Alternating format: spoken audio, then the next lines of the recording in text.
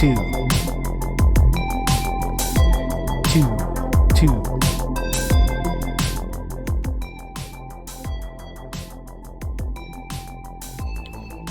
Fresh out of the shower, baby.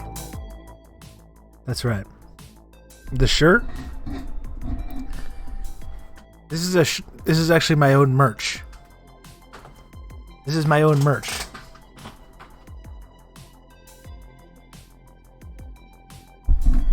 The flags are meant to be all distorted and fucked up with like pictures of symbols of nationalism, cheeseburgers.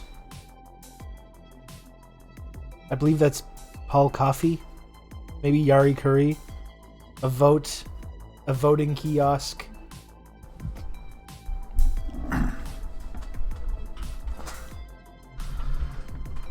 The nationalist symbols are meant to be kind of like ironic or subversive, if you will.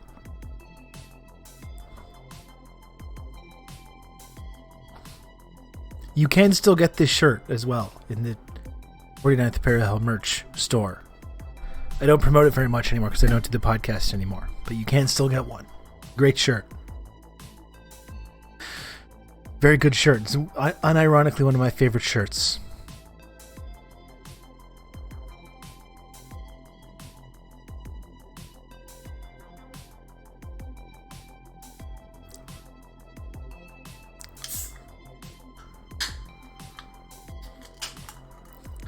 Paul Korea, that's right.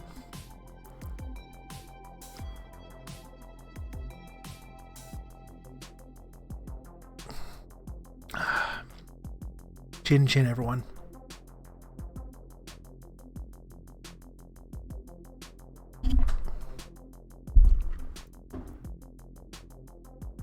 Oh, you have it in black on cream, Old Dutch. Very nice. Hell yeah. One of my favorite shirts. I was thinking I could, because I like the design so much, I should just see if I should just repurpose it for this show. Or I could sell merch for my old podcast, couldn't I? I could do that.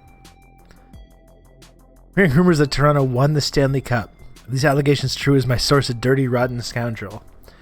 You may have fallen victim to some kind of misinformation there, Eric, unfortunately. It's crazy, like I don't even watch hockey. I don't watch hockey. I'm not a Maple Leafs fan.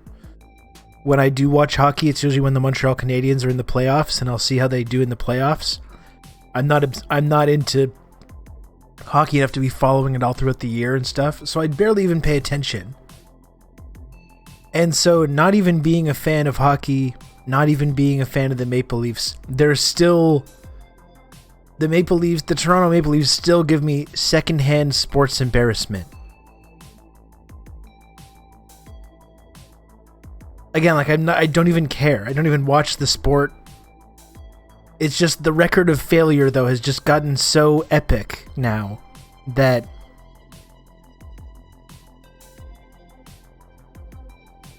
it's almost like it's painful for me. It's painful for me when they go through these annual collapses, even though I don't care. You gotta follow Montreal Canadiens in the playoffs if you live in Montreal. It's the best way to know when the next riot's gonna happen. Yeah, we haven't had a good one of those for a while, though. Isn't that a cardinal sin as a Canadian? Maybe, I don't know. It depends on who you ask. We've got whole communities in Toronto even that don't really pay attention to hockey because they're not, you know, their families aren't really from here. They don't have the same level of cultural attachment to it. There's a whole class thing in hockey in this country too, where a lot of people that play hockey growing up have access to kind of generational wealth and a kind of the ability to play that a lot of like immigrant communities just don't have. That's why you see there's this big difference between Toronto Raptors fandom and Maple Leafs fandom. There's like not a ton of crossover there. It's very white and suburban, yeah. And I am white and grew up in the suburbs, but was just never part of that world. Never really watched hockey, never played hockey, never had much interest in it. A lot of my friends did, though.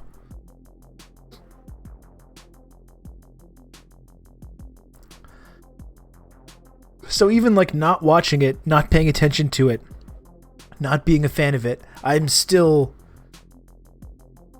I want them to win just so they can like... Because the record of consistent annual collapses and failures now, it's just like, it's painful just to be even in the proximity of it.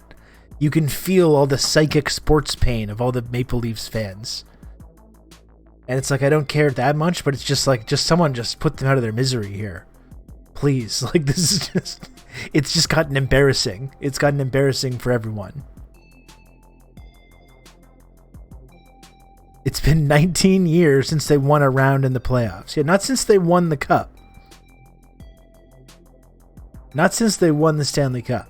Since they won a playoff round. And I think that was the team with like Curtis Joseph and Matt Sundin and those guys.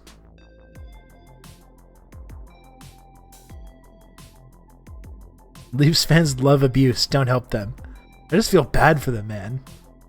You gotta move on. You gotta move on with your life. You know, it's an abuse. It's honestly an abusive relationship at this point.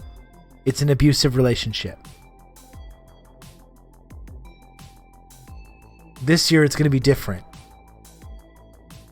No, this isn't like last year. No, this isn't like our last... This isn't like our last epic collapse. This time it's going to be different.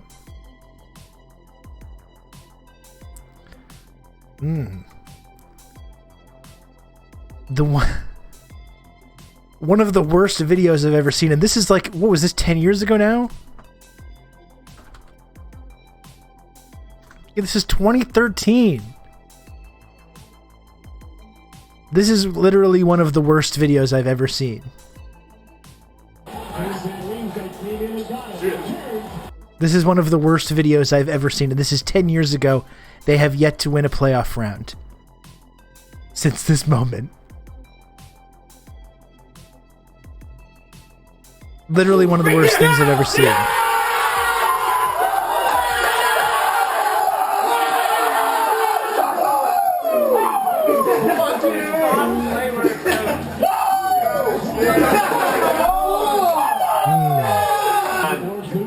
Towards the net, turns a couple of times. Van Riemsdyk is back up the board. Charles, no nice. 2-on-1. Come on. Moving it under the fence. Careful shoots. We got you.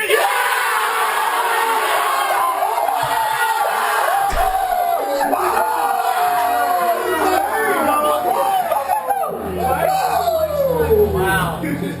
Knowing what's coming makes it even worse, doesn't it?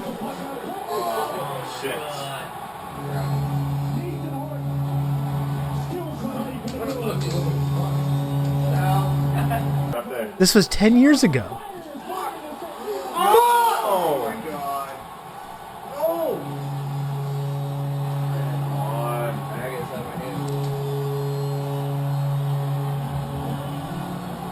This guy's being dudes. You got the Lay's, salt and vinegar.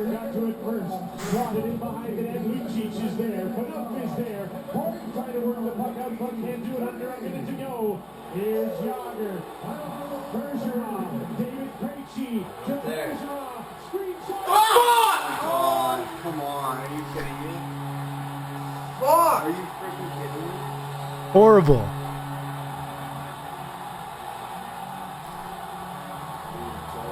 How are they letting Fuck, get put up on... They still have yet to win a playoff series. It's really remarkable. It's like a scientific experiment. Like a mass psychological experiment to torture people. No! No! Fuck! No! How?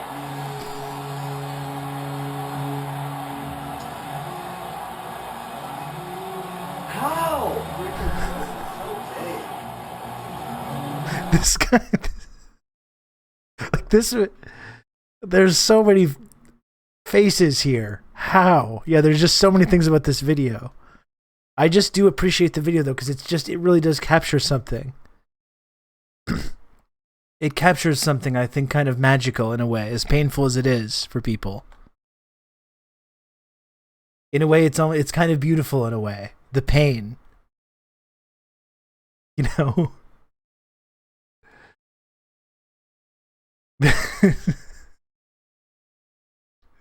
It's 10 years, 1 decade later from this moment. Imagine going into this room. Imagine going into this room at this moment and saying to these people in the room, saying, 10 years from now, 10 years from now, the Toronto Maple Leafs still will have not won a playoff series. And how do you think they would react? Oh, they must not be very good. They must be rebuilding. No, they rebuilt. They got a bunch of high draft picks, and they're actually good.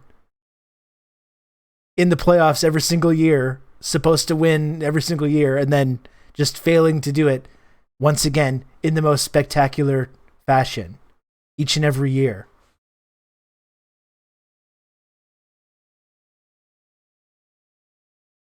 Yeah, they in 2021 they blow a 3-1 lead to the Montreal Canadiens, and then in 2022 they blow a 3-2 lead to the Tampa Bay Lightning.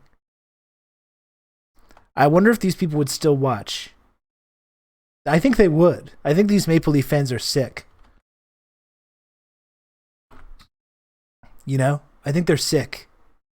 That's what I mean. It's like this sadistic psychological experiment.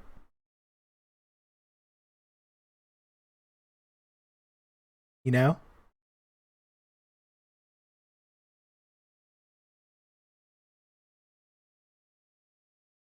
They were all watching 100%. Absolutely. I would love to do, if someone could catch up with some of these folks. I would love to do an interview hear an interview from one of these guys who no doubt they were all watching the game. What was it, 2 nights ago? Watching the Canucks year after year. But like most of the time you follow sports, it's going to end in pain. Most of the time. There's very, very rare exceptions. But at least the Canucks have like won a playoff series. At least the Canucks have like done some stuff. This is the issue. They love having their hope crushed. It does kind of feel like that, doesn't it?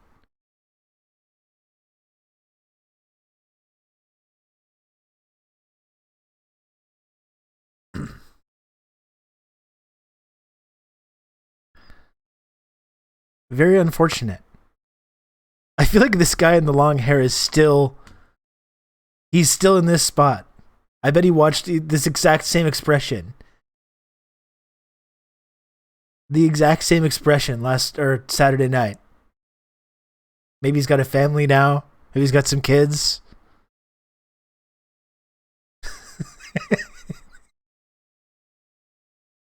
And he just still found himself Saturday night going, watching his beloved Toronto Maple Leafs. They're on that couch like it's Pompeii. That's right. They've just been frozen in place. Some say the Maple Leaf fans still remain there to this day. All my friends are deep in the just wait until next year.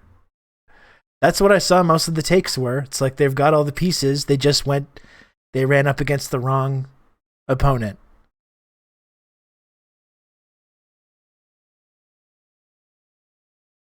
What's up, Maxie? Go Habs, that's right. Go Habs, but I'm also emotionally detached from it, from the Habs' success.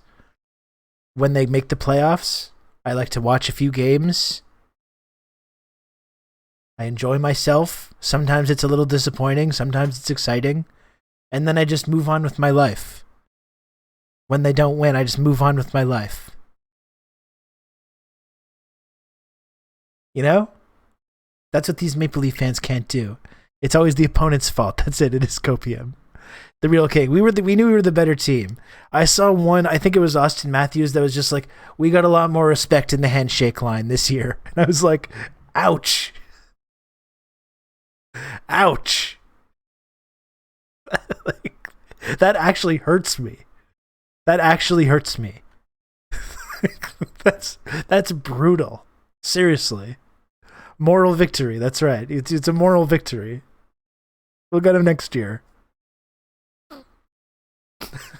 They just lost for the 5th year in a row in the first round. How unlucky can you be?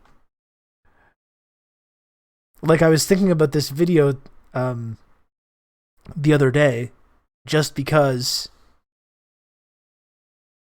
I was like, oh yeah, they collapsed again. And that was 2013, that video. We love putting our trophy up on the mountain with a moral victory. That's right. The polar opposite, and I'll tell you as a sports fan, the polar opposite of this is being on the other side of the sports pain. There was just the anniversary, the 2-year anniversary of Kawhi Leonard's shot to beat the 76ers in the second round in 2019. Which led to a similar video.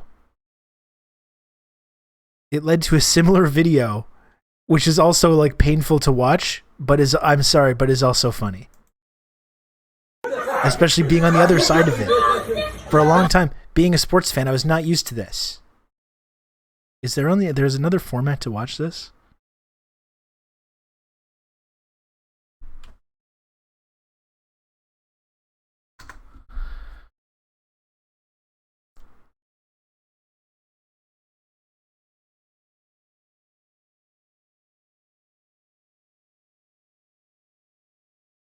Let me see if I can find it on Twitter. Just to get the full effect, the full screen version.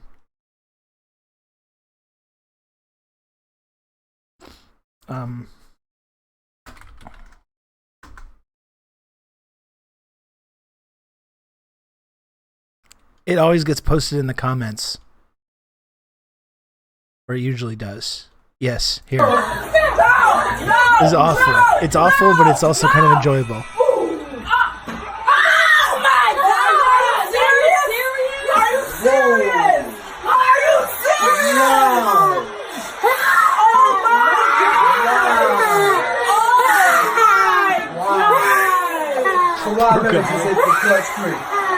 Wow, son. Wow,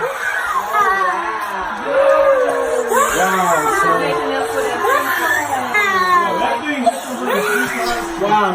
The uncle there is just like stunned. He was getting a drink. He was like getting ready for overtime. He was getting ready for. I'm sorry.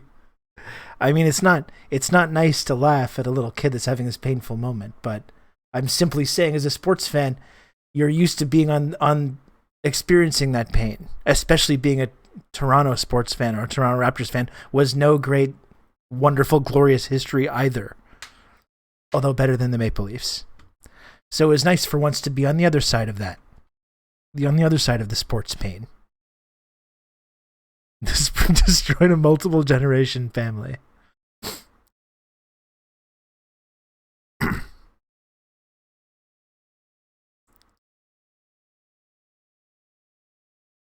I remember the Billy Cundiff kick that kept us out of the AFC Championship with arguably our best team ever. What team was that? There's been a couple of horrible. I think one of the worst things ever was that Minnesota Vikings loss, where they had a really good team. They were headed to the Super Bowl, and I believe it was Gary Anderson, who had not missed a field goal the entire year, missed the winning field goal, and they lost. Anyone remember that one? Are you getting your kid into sports or sparing them the pain? I mean, I am trying to. I watch it, so I don't try to force anything on him. I don't try to force anything on him, but he, sometimes especially this year, he was getting more into watching it with me. The Patriots' imperfect season made everyone happy. You know what? I found that kind of painful. I found that kind of the Patriots spoiled perfect season. I have a weird relationship with the Patriots because I was growing up for a long time and they were horrible, terrible team. And I kind of appreciated that they were able to go from being terrible to be this like all-time dynasty. For it to be Eli too, and to lose in that painful of a fashion after that entire season. I wasn't super emotionally invested in it, but I found that painful. Painful to watch. Now, I've not tweeted Outrun, but thanks for the reminder. I will soon. I'll tweet soon. For it to be Eli, too. That's it.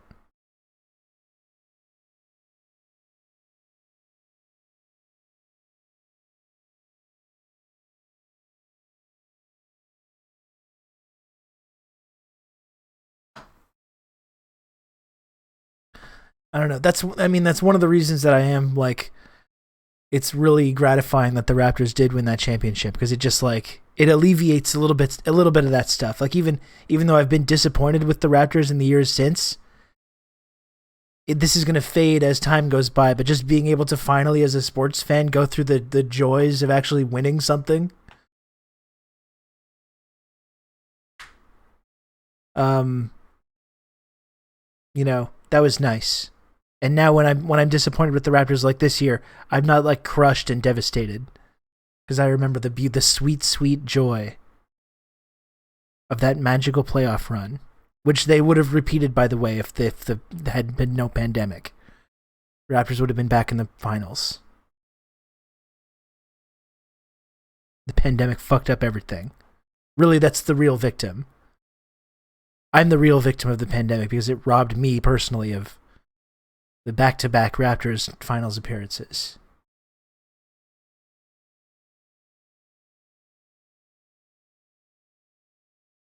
It's weird when the team you like does good things. This is why I don't have respect for like the fair weather sports fans who just go to whoever is good. It's just like, you know nothing. You don't know what it's like.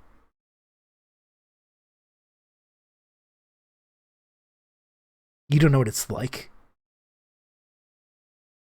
You know nothing of suffering.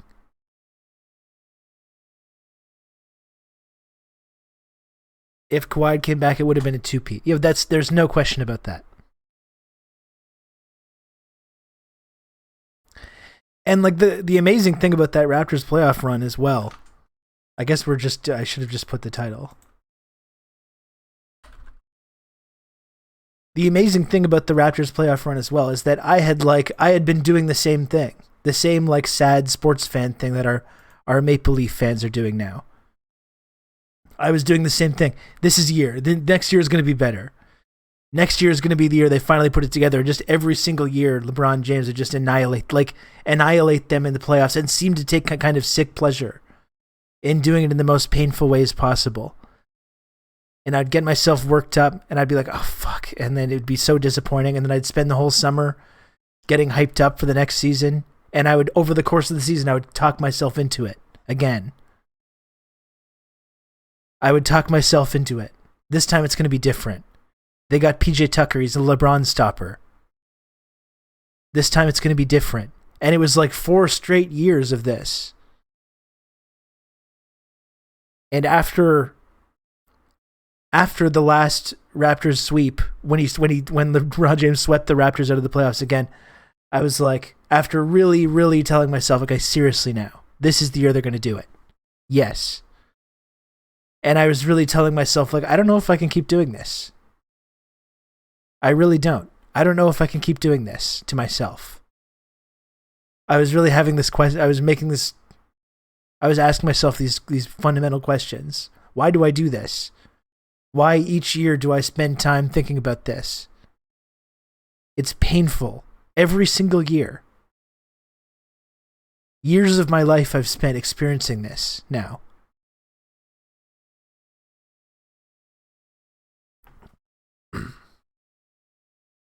And then that's why it was really magical that the next season, after really getting to that point, it was a horrible depression. After that last Raptors sweep, when the Cavs swept the Raptors out of the playoffs, after they spent all year preparing for that moment and being like, we're going to beat the Cavs in the playoffs.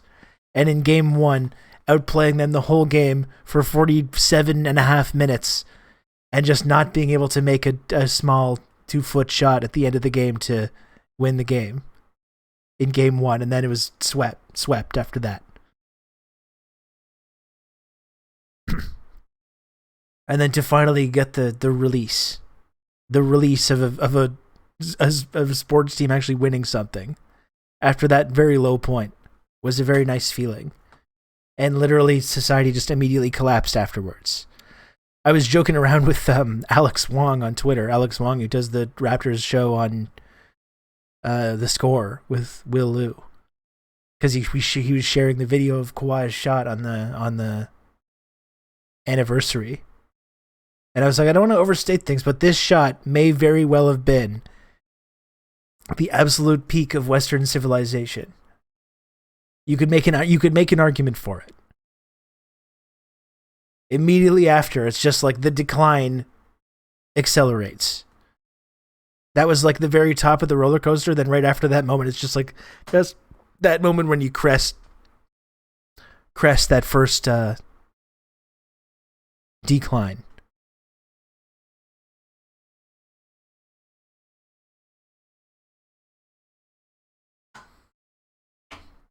It's all downhill from there.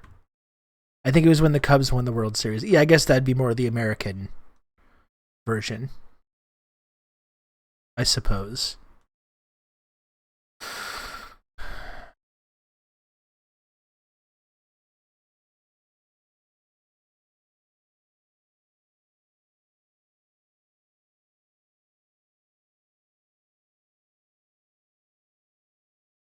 They haven't hit the same since. Maybe this year a little bit, but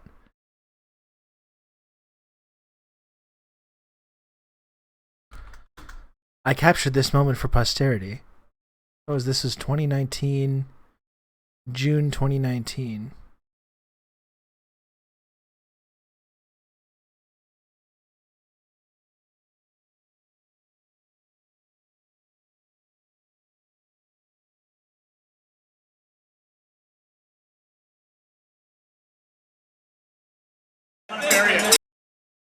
June 2019. Oh, shit. Don't look at this. Fuck.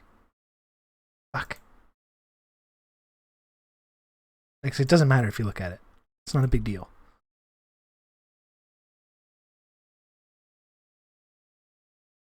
I messed up the window thing. Sorry, one sec. Here we go. Here it is. Look at this. I captured it for posterity.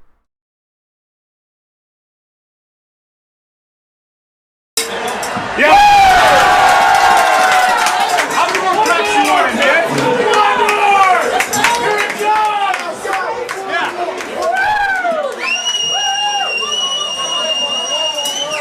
One more cross we have to hide after, right?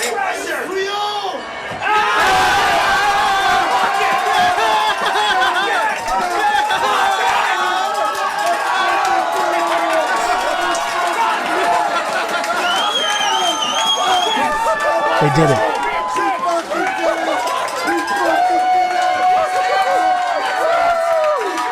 They did it. No one can take that away from me. You know? No one can ever take that away from me.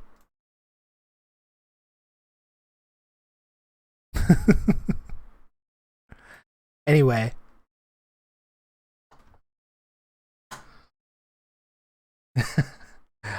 I kind of feel bad for the Maple Leaf fans, but I'm also kind of like just like morbidly curious. I'm like morbidly curious about what makes them like tick psychologically.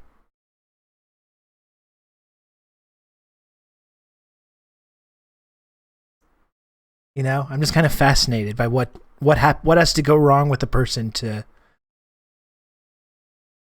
make them want to do that to themselves year after year. Is there like a Leaf fan? How are they reacting to this?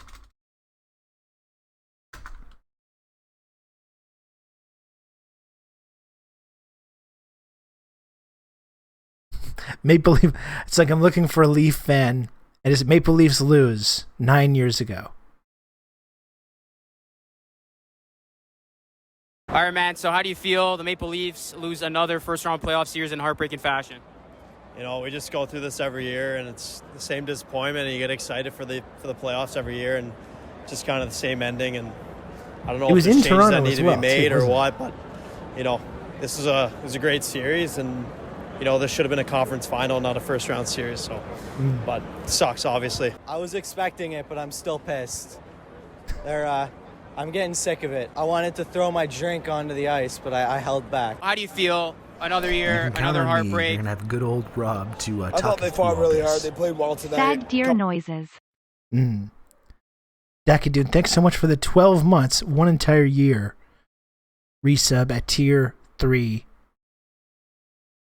Thank you, Dacky, dude. I'm sorry about the Bucks. Okay, I would never cheer for the Celtics. So, you know, I'm not happy about this. I'm not happy about it either. But again, you got the the sports victory. You got to know that feeling of release, of finally winning something. So it numbs the pain of that, doesn't it? It doesn't mean that it's perfect, but it numbs the pain of it. Couple tough breaks, you know, a couple bad calls, and what can you do? I mean, I feel more bad for them than I do for me, so it was a good season. Why do you feel bad for them? I think as usual, we lost, but I supported this team all year, and I'll continue to. They played great. They played their asses off tonight, and it was a 2-1 game against the best team in the league, I think. So, I don't know. A lot of people are going to rip on them and say that it's typical, and they're going to rip on the Leafs, but I'm going to be there next year, and I think they gave everything they had. Brother, it's been 18 years. All of us, we were babies. 18 years since this fucking team has made it past the first round. It's disgusting. It's not fucking right. It's not nice. We deserve a little bit more. Every year I believe if they get the fans back, the passion, man, it was there. You can't really blame them this year. You can't blame Dubas, but you can blame fucking Justin Hall, man. Why is Liljegren not in the lineup? Way better than Justin Hall. Takes that pick penalty, that interference penalty, and he's been turning the puck over a lot, man. I don't know. I'm not even a Leafs fan. I just grew up in the Leafs families. So all I got to say is This guy's smart. I'm a Flyers fan, but they should have Wayne Simmons in the lineup.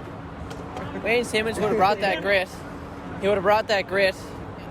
A lot of that third line that dominated the Leafs throughout the whole series would not have done much this game. Nick Paul probably wouldn't even have had 2 goals if Simmons would have taken it. It kind of sounds like you are a Leafs fan, sir. I don't even know what to say. It kind of seems like you are a Leafs fan. I'm sobbing right now. Seasonal depression kicks in right now. How are you guys gonna cope? Crying. Gonna go drink some alcohol. Gotta feel better after the loss. It's pretty embarrassing. I mean, they almost had it how many times, and then they blew it once again. So, I mean, well. Yes, they did. What are you gonna do now to cope with the pain? I'll probably drink away all my problems, so I'll see you there.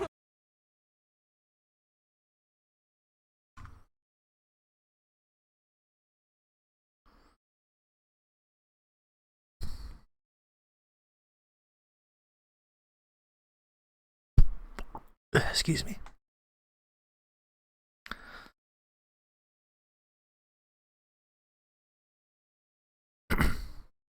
Ouch. It's funny because there's the one from Global News here. Maple Leafs lose 9 years ago. And then 3 days ago. Leafs fans... Leafs had disappointing in Thursday's loss, hoping for a Game 7 win.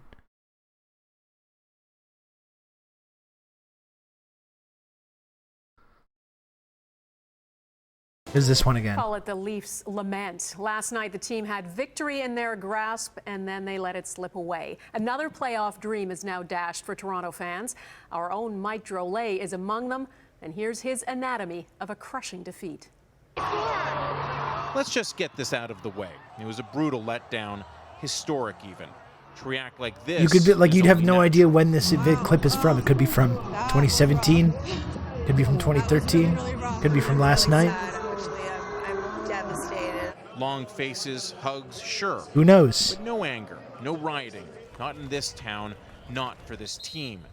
It was only minutes before this overtime goal. Rebound is loose. Sagan can't get it. Score! The Leaf faithful were intoxicated with the thought of victory. I keep posting this link. It deserves to be shared. They were playing a heavily favored team, had forced a Game 7 that few had thought possible, and held a 4-2 lead with 90 seconds to play. With 90 The seconds. bubble burst so... I didn't even realize that. I knew they blew I knew that in this series they blew that 3-1 lead. And they had a 4-1 lead in this game. Yeah, this is from 2013. I did not know that with 90 seconds left in the game,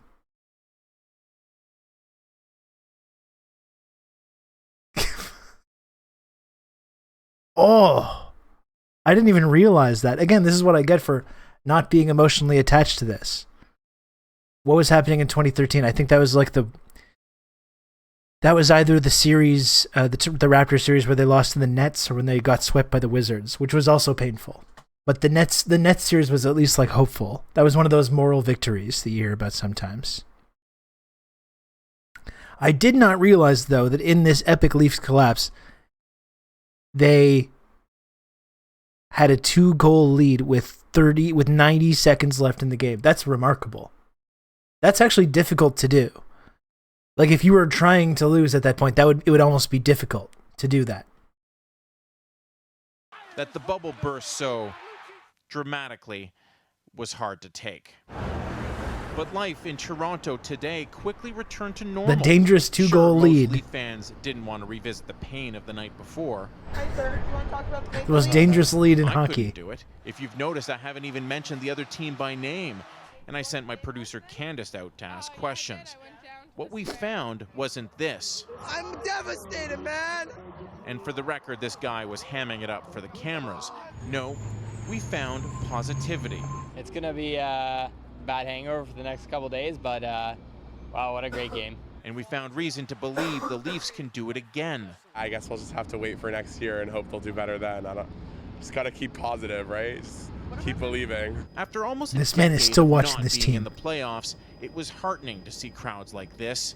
Next year, that's when the expectations start to rise. Next Mike year. Troley, Global News Toronto. Next year is when it's going to be better.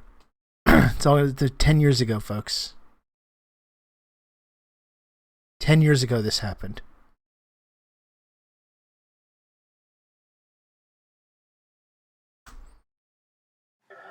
After all of that, really, bro? Come on! Come on! Come on, man! After all that fight, after all that resilience, now we lose. Come on, man! I'm devastated, man! After all that fight, after all the effort we put in... This is 10 years after the clip we were just watching.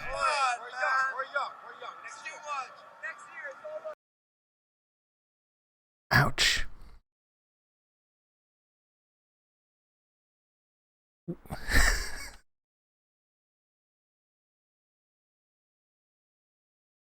We had so much grit. It's the Maple Leaf slogan is next year. You'll kick that football one day. Oh, God. Painful. Painful stuff.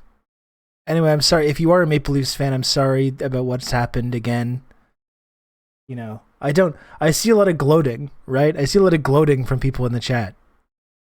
I seriously want them to just win. I want someone to just let them. At one point, isn't it better sportsmanship to just to be like, okay, we made it to the playoffs. We did it. We're playing the Leafs. We have to just just not play a goalie or something. Because it's just almost mean now. It's mean to play them normally and to beat them. We know for sure that if we were to play, we would beat this team in the most horrifying fashion. We all know this. So let's take that energy into next year. We'll give them this one. Because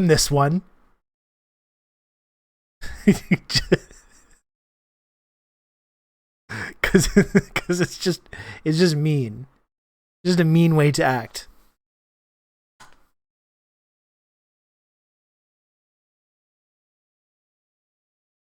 You can count on me. You're going to have good old Rob to talk you through all this. Well, my name's 10,000 Sandwiches and I'm here to say, I wish death to bourgeoisie in a major way. In Minecraft. That's non-actionable. That's non-actionable. 10,000 sandwiches. Thank you very much for the 18 months resub at tier 2. Thank you, 10,000 sandwiches. Thank you.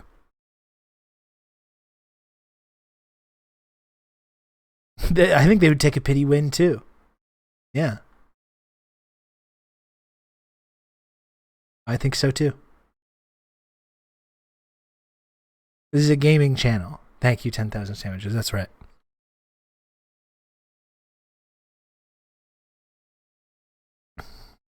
You're gaming right now. Very nice. I played a little Fortnite this morning as well.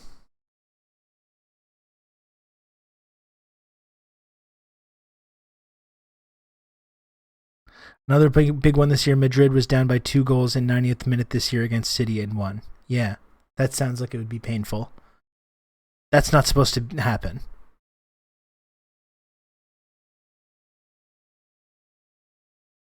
I really didn't know that they were 90 seconds away from winning that series. With a 2-goal lead. That's really bad.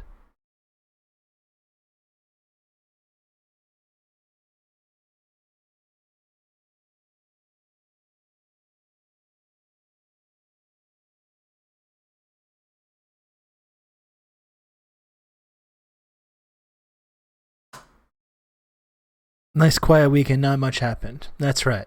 That's right. That's why we're spending this time talking about sports. We're doing sports chat. Just to, not a lot going on in the old news cycle. So, just focusing on this for a little while.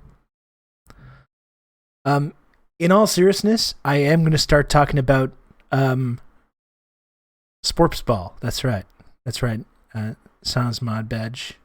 We love sports ball. Luka Doncic had a great weekend. Oh, talk about sports pain. That's the Suns fans. I am going to talk about right-wing violence today. Okay? We are going to talk about that.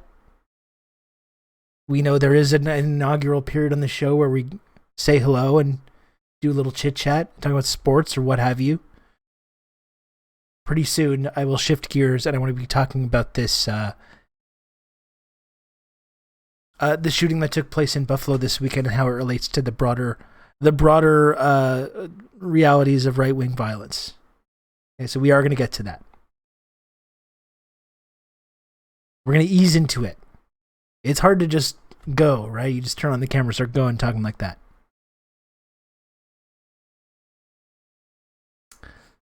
We are going to get into that, though.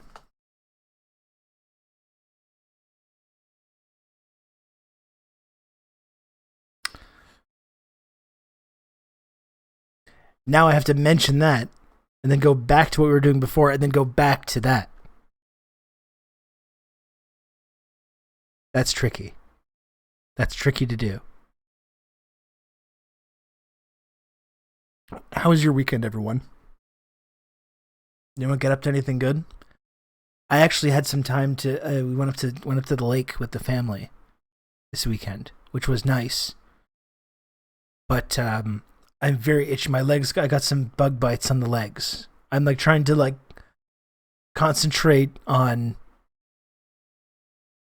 not thinking about the itching sensation on various parts of my legs and my elbow. We need lunch, food chat, sports talk, accent hour, then you dive in. Yeah, then you have a good 10-15 minutes to talk about something serious after.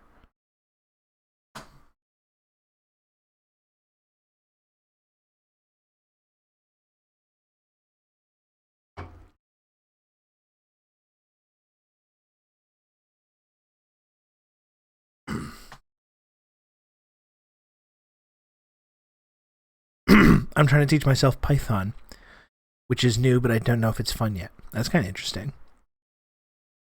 Don't know much about coding. I do know a lot about Pythons, though. I got some of the biggest Pythons in this entire platform.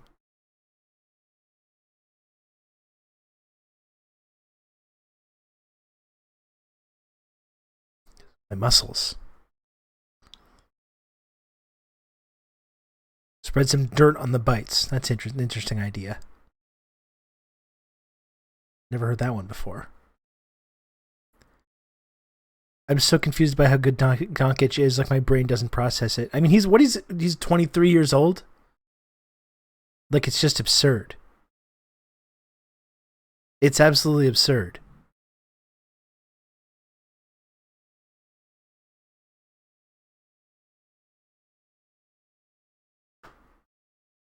If I wasn't consciously setting up for that, I subconsciously was. Well, I appreciate it nonetheless. 10,000 sandwiches.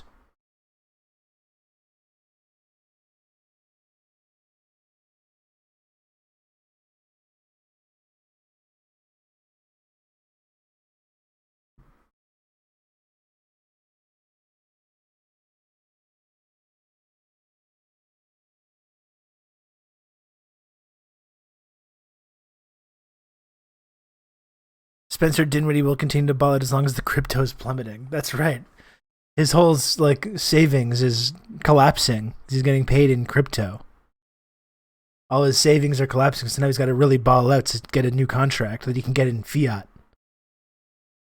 Gonna have to sign a fiat contract. Buff guy, that's correct, Maxie.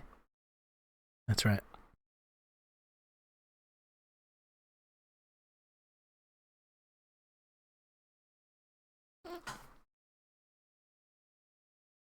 Tomorrow I'm going on a little field trip. I don't know if there's going to be a stream tomorrow. Now I'm scratching the parts of my legs, and it feels good in the moment, but it's like when you're scratching and you know that it's just going to cause it to start itching more, and you enjoy the sensation of the scratching, but it's like, this is only going to, in 30 seconds, it's going to come back, and it's going to need to be scratched again. And then where am I going to be? I don't know if there's going to be a stream tomorrow. I'm going on a little field trip with my kid's school. This is the struggle. He was supposed to go to the swimming pool, but I guess the swimming pool got closed. So that's a little disappointing. But we're going to go tomorrow to do more like sports and like fun activities and stuff. I'm going with the class.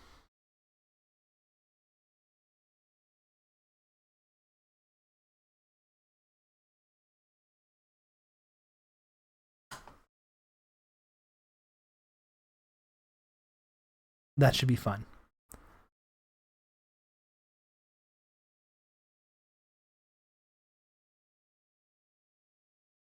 Oh, man. Big mistake. Get it in ruples. That's right. Spencer Dinwiddie should be demanding he gets paid in ruples now. Hello, Chaotic Kitten. What's up? Did they know you're a Twitch celeb? I should probably find some way of signaling this to them. All the other parents and teachers and stuff. I should get one of those Twitch partner t-shirts so I can just start wearing it around so everyone knows what's up. No, I've talked about it before. Like I've heard from my kids, friends, dads sometimes. And they're like, "Oh yeah, I saw you." I've talked about this before, but it was like, "Yeah, because I mentioned at his birthday party that I was on Twitch or whatever." And he was like, "Oh yeah, I went and checked out your Twitch thing." And I was like,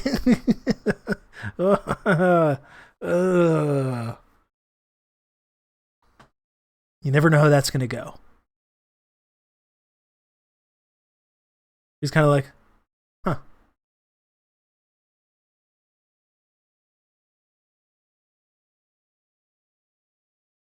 Oh, you're that worm god guy. That's right. They're gonna. These people are gonna tune in.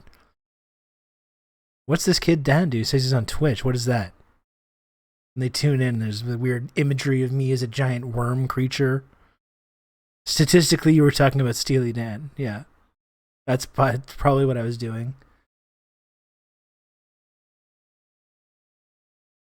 What's all this slub business? We don't need to get into that. We do not need to get into that.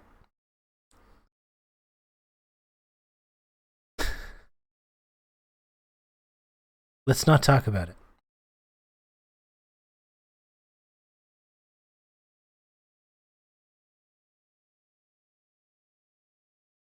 What is Fall of the Hot Dog?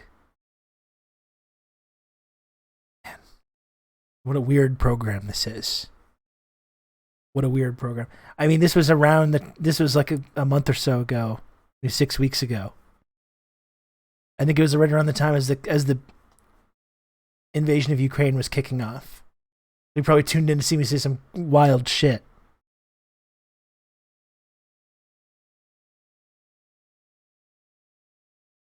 Going to his friend later, like, my honey, our son's friend's dad is like a tanky. You heard one of these tankies? He's one of these. He loves Putin. This guy. They tuned in for the sports segment. Yeah, I know he had a thing on the screen while he was talking that said Putin bad, but I felt like it was kind of a joke. I felt like he was just doing that to prevent people from asking him these questions, but it seemed, from what he was saying, it seemed like he kind of liked him.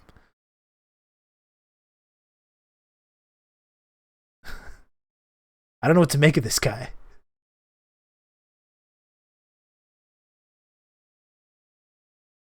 No shot they know the word tanky. I don't know, it's getting into the mainstream now. The New York Times is writing about tankies. The Atlantic is writing about tankies. I'm afraid our son's friend's dad is a red fash deer. He was talking about the beautiful Michaels and he was laughing.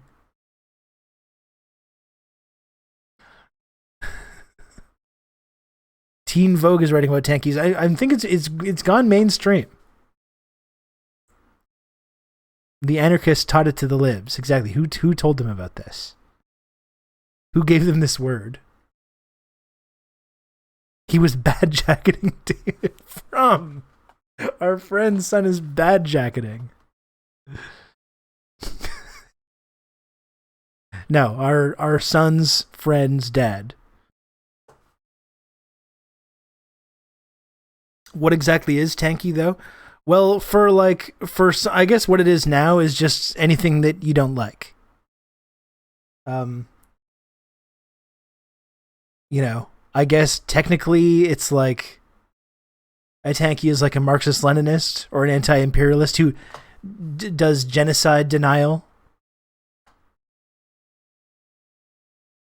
I guess is like the way they're Assadists. They're Assadists. They do war crime denial. Authoritarian Stalinists. Yeah, whatever. When there's a contentious foreign policy issue going on, and you take the side, and it's like it's not an easy, it's a complicated issue, and you take the side that goes on the opposite side of the United States of America, that's called being a tanky.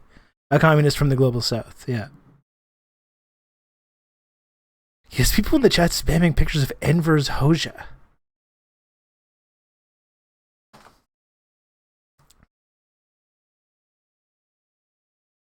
And I mean, like, look at me. Do I look like an authoritarian Stalinist? To anybody? Of course not.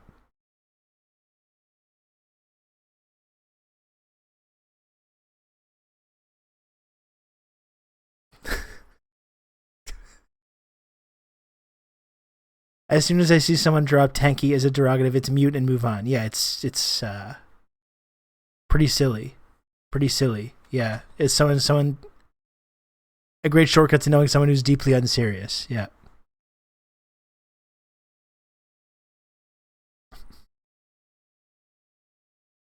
I don't know what's going on with her son's friend's dad. The people seem very interested in his toes. The mustache combined with the glasses is sus. I'm only here for the authoritarianism. Put on the leather jacket with the aviators, and yes, you do. That is a good look, isn't it?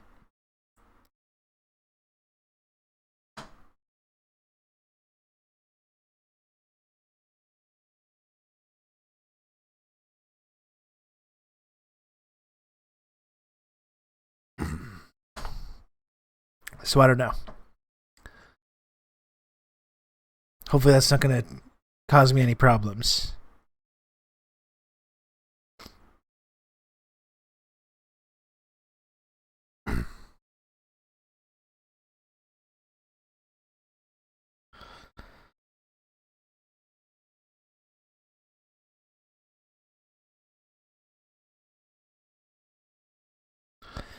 Yeah, it is true, especially in the context of this of this Russia-Ukraine thing.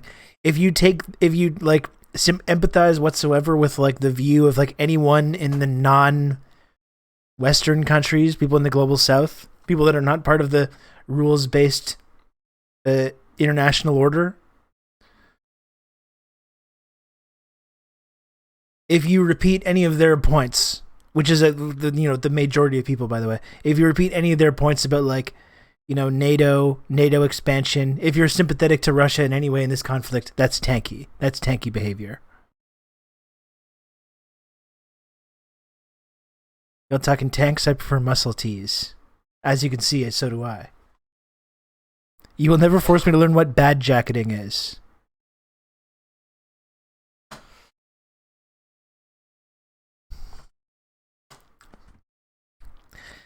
Folks, the point is, though, when these like big foreign policy events happen, we have to take the side of the experts, okay?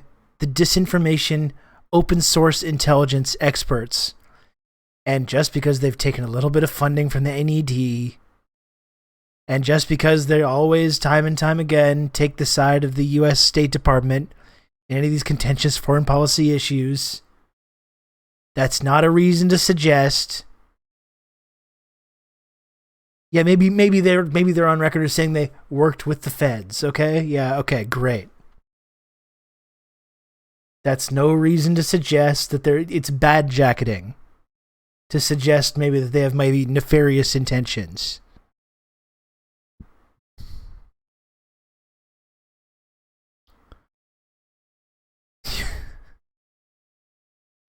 Ukraine flag in the bio or STFU. That's right.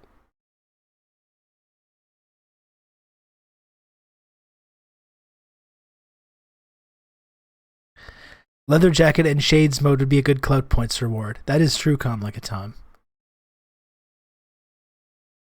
That is absolutely true. I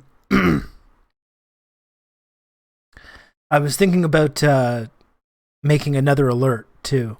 I'm sorry I haven't done the alerts.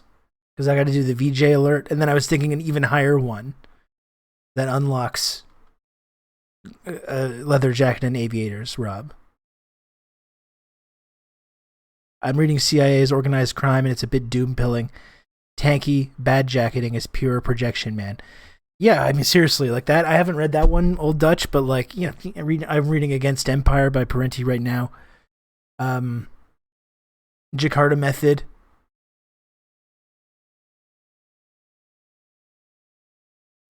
It's hard. I mean, I have this guy that's obsessed with me now. That's like he's always in Ken Klippenstein's mentions because Ken Klippenstein sometimes works with me on the Insurgents podcast. And now every time Ken Klippenstein tweets, this random guy is like, "Oh, but you work with Rod Rousseau, Uyghur genocide denier," and he has all the receipts from my egregious statements that I've made denying the Uyghur genocide. And this is doing politics to this guy, I guess. And he just shows up now all the time. I'm reading the Jakarta Method right now. I don't know, it's staggering how little people care for another. And this is like, eventually this is gonna come to a head. This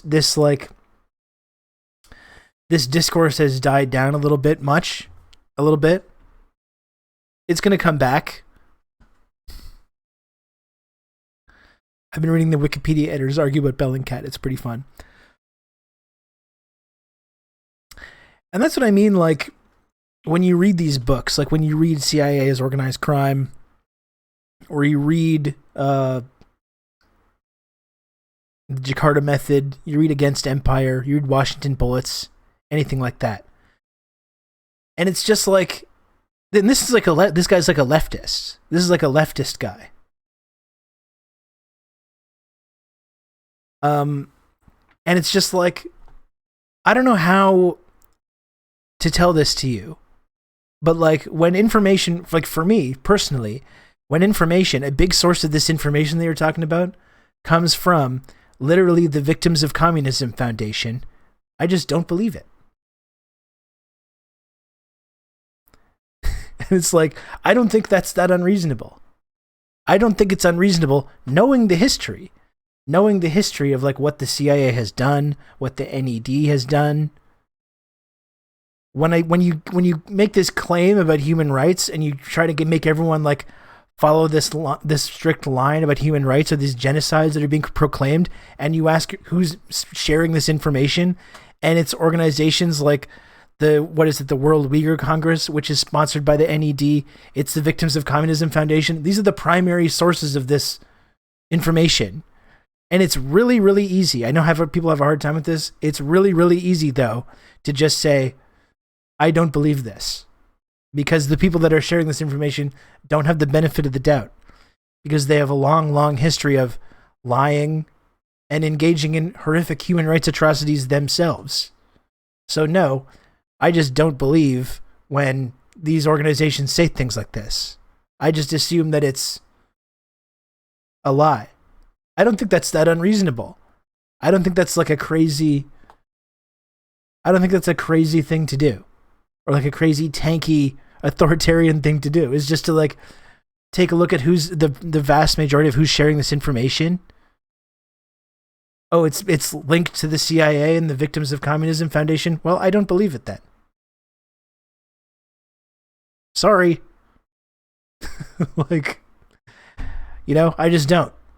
If there's this narrative that's being built and there's any degree of association with any of these organizations, even a small one, if they're involved in any way, which the NED and the CIA and the Victims of Communism Foundation are, in this case, heavily, I just don't believe it.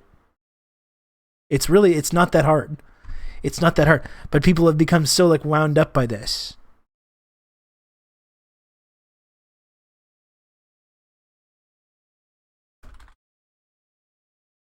People get so wound up by this that they just go on these crusades.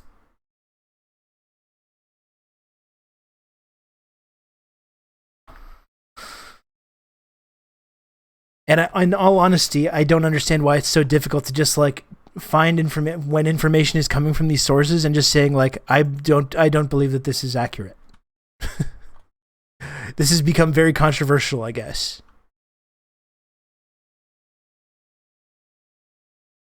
What are your thoughts on communism? Loaded question, I know. Trying to get some clarity here. I think it's cool and good, and I support it.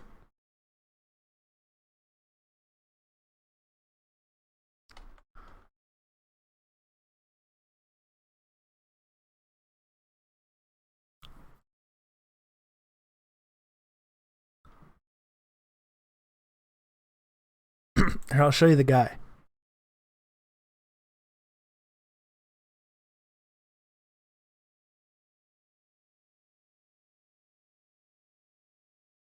Again, he's trying to snitch on me. It's this guy. Joe Rogan is a groomer.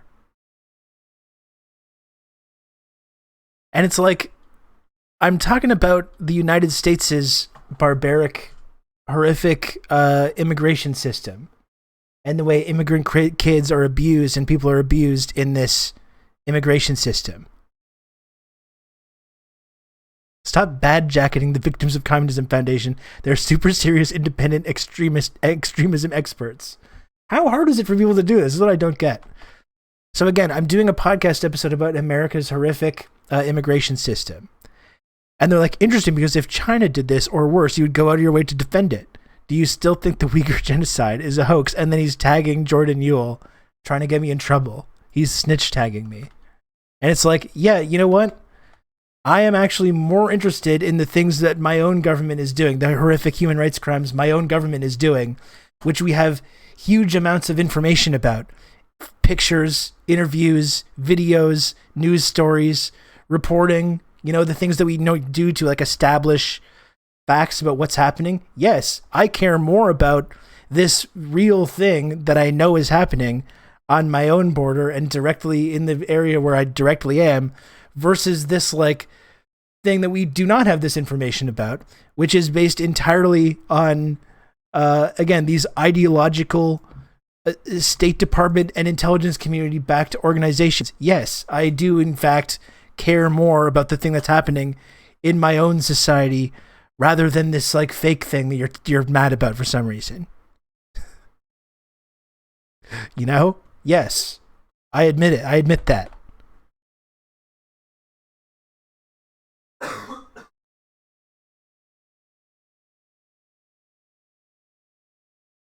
So there we go. He says, literal shit for brains tanky. Maybe stop with the moralizing when you can't even condemn an actual genocide. And again, even, first of all, even the United States State Department has said there's not a genocide. So let's clear that up. If China were the U.S., it would be so smart then, huh? So even the U.S. State Department, who has said that there's a genocide happening? Mike Pompeo. Again, you want to talk about fucking these like shady journalist outlets, or like the Victims of Communism Foundation, or, you know, the NED, or this kind of like the nefarious ways that the intelligence community has of like influencing discourse through think tanks. How about Mike Pompeo, the former head of the CIA, being the main person that says this? Is that enough to make you doubt this kind of thing? When literally the former head of the CIA is saying that that's what's happening? Shouldn't you maybe doubt something when the former head of the CIA says, oh yeah, this bad thing is happening in this enemy country? Shouldn't that have some gears start turning in your head where you're like, maybe this isn't the whole story? Maybe this isn't the story here. Maybe we need to dig into this a little bit more. Because you're doubting literally the former head of the CIA.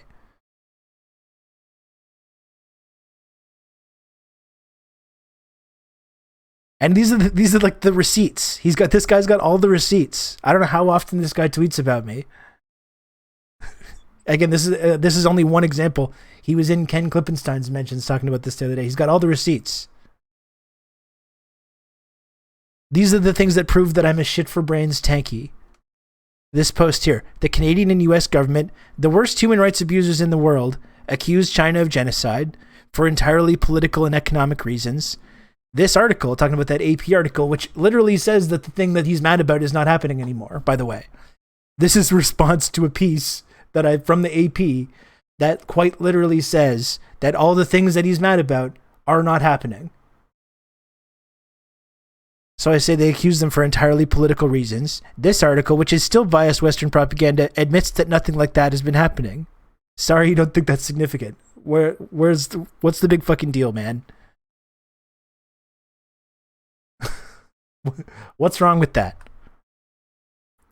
Yeah, because this is me sharing this piece from the AP. We read this piece many times, which is still written like everything's very sinister, but is like, literally the whole article is like, all that stuff that we were saying isn't really happening anymore, by the way. And so all I say is, I would like to think that maybe in the future people will be slightly more skeptical about sensationalist claims about human rights in official enemy countries, but that's probably being optimistic. And this was very upsetting to this guy that he had to take this screenshot, and he's got some folder on his phone, Rob Rousseau genocide denial takes.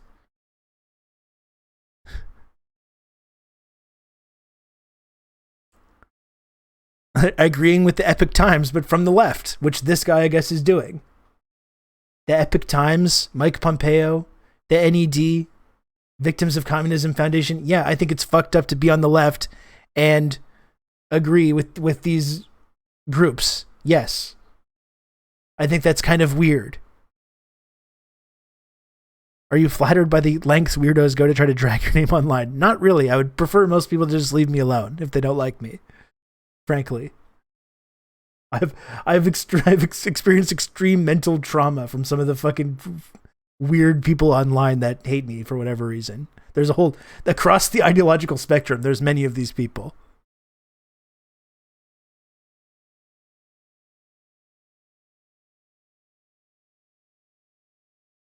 And then he shares the piece at the end about birthrights.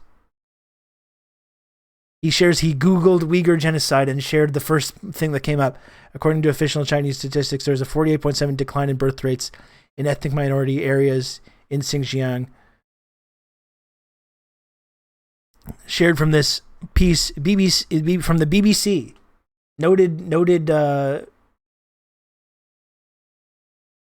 non-ideological journalist outlet, the BBC, who would never ever lies about targets of Western imperialism. Of course, Chinese birth control policy could cut millions of Uyghur births.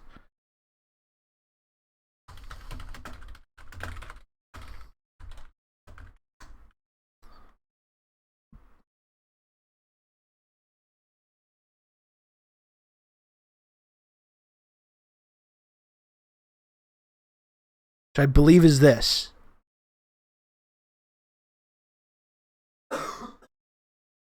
From the BBC. Control F.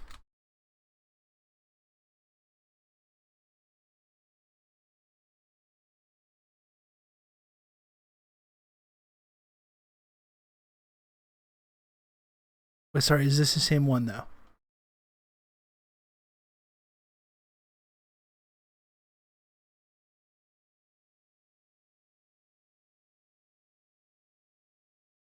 This is not the one that he was sharing.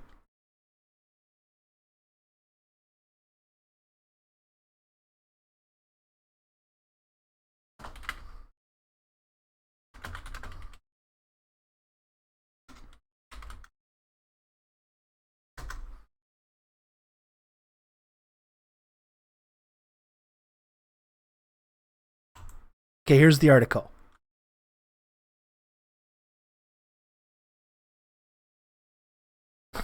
Control F, Adrian Zenz. The new study by researcher Adrian Zenz is the first such peer-reviewed academic paper on the long-term population impact of China's crackdown on the Uyghurs and other minority groups in Xinjiang. And yeah, I'm sorry, when I see this guy's name on any bit of information that comes out about this, I don't believe that it's accurate. Yes. I automatically discard it. When it's connected to the Victims of Communism Foundation, it is ideological in nature.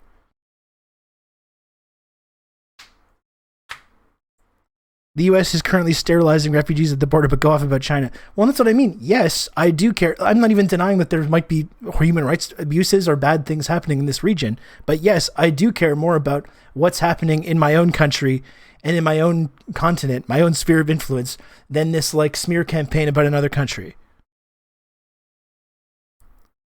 I'm Indigenous, I live in Canada, and a survivor of genocide. This fake genocide shit is horrible. It takes away from real genocide. Well, and that's exactly what I mean, Chaotic Kitten. I live in Canada. Why would I be proclaiming genocides in some faraway country, some official state enemy country, rather than confronting the very real genocide in the country that I live in, which we know has happened, which there's ample evidence for, and we know has happened. And these people want me to have the same amount of outrage and concern for this story, which is coming from organizations and think tanks linked to the CIA. And they think that I'm some horrible genocide denier because I take these, when I see this information and I see that there's links to the Victims of Communism Foundation, the NED, the CIA, and I say, well, this seems like it's probably bullshit. Yes, and that's very upsetting to some people. That's really very upsetting to some people like this guy.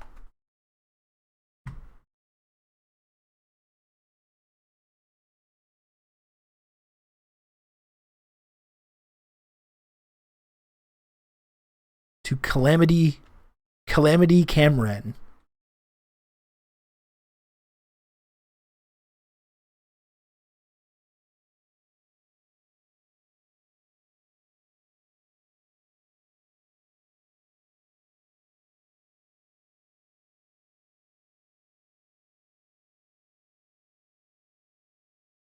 Retweeting Beto O'Rourke.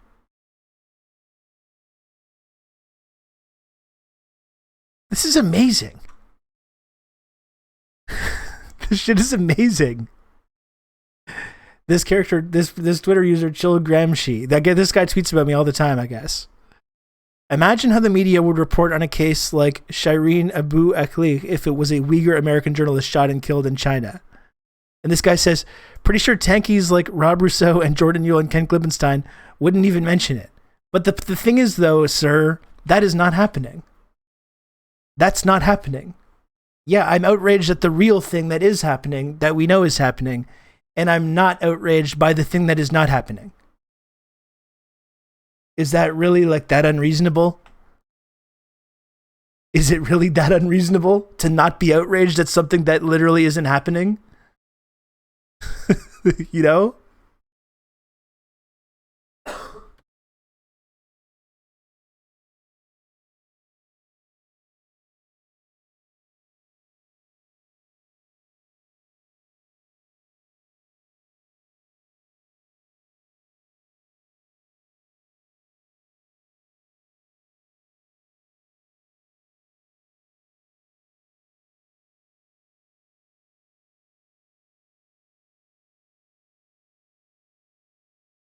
Again, what is it, every day this guy has to do a tweet about me because of this stuff? Weird seeing brain dead tankies like Rob Rousseau up in arms about Palestine while simultaneously supporting a blatant genocide of Muslims in Xinjiang. And like we talked about this last time, where are the refugee camps getting bombed in Xinjiang? Where are the stormtroopers going into communities and assassinating journalists and shooting kids and blowing up kids on the beach with drones? Where is this happening? This is like this is a heavily populated area of the world.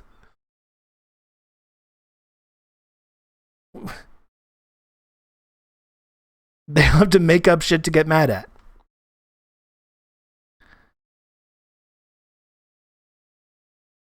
The biggest open air prison in the world. Where is this going on? Literally that AP article that I was talking about, even in that article, which is still trying to like get people outraged about this, people are still, even in that article, it's like, oh yeah, they've taken down the barbed wire, and like even the system that was in place of putting people in these vocational schools, as they called them, doesn't even seem to be happening anymore. And this guy is a blatant genocide. And again, all the accusations of genocide have come from the CIA itself or organizations linked with the CIA. So yeah, no, I don't believe it. Nope. He RT's Robbie Martin too. Yeah. The Ukrainian flag and bio voices because Israel has freedom of the press and China doesn't. Wonder if all these sovereignty defenders are up in arms about the U.S. basically invading Somalia today. Well, frankly, most of these people, I don't know what this guy's politics are. I mean, he seems to be like he ostensibly thinks he's like a leftist. All these fucking anarchists and liberals that are freaking out about like Chinese colonialism in Africa, from like because they build ports and schools and stuff and roads and power stations and stuff, so they can get access to the minerals, the natural resources. All these people are going to be like, well, we have to do this. The U.S. has to do this to disrupt the Chinese colonialism. It's anti-colonial to support the new endless war in Africa on the part of the U.S. It's anti-colonial because you're defending Africa from evil Chinese colonialism. Not to mention how Wahhabism got to Xinjiang in the first place. Now we're talking, Matt. That's right. Why was the extremism going on in the first place, which was leading to terrorist attacks in Urumqi and other places? Who were the victims of these terrorist attacks? Predominantly Uyghur people. That's exactly why this whole system was put in place, to try and deal with this extremism issue. And like I've talked about endlessly on the show, you don't have to support that, or you don't have to think it's great, or that all human rights were respected in this process. You know, we don't know.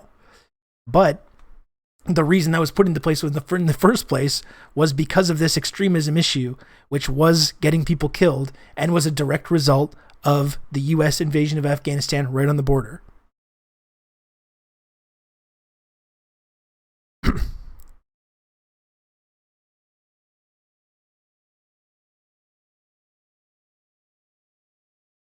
He's gotten more receipts.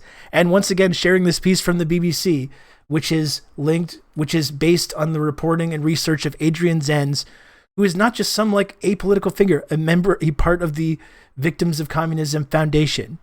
I'm sorry.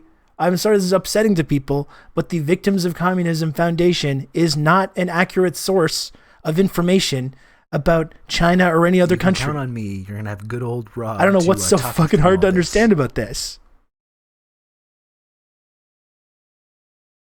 Also on record with CIA cutouts funding the extremists in the first place. Funding the extremists in the first place and then funding the separatists that come out of this movement of after the crackdown on these things. Comrade Social Distancing, thank you very much for the 3 gifted subs. 604 gifted subs in this channel, my word.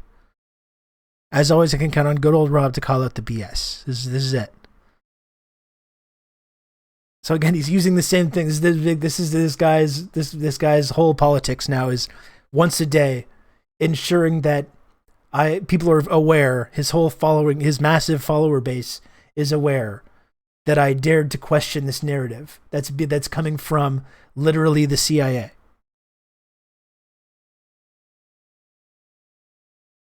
And these are reasonable takes. Like when the Canadian government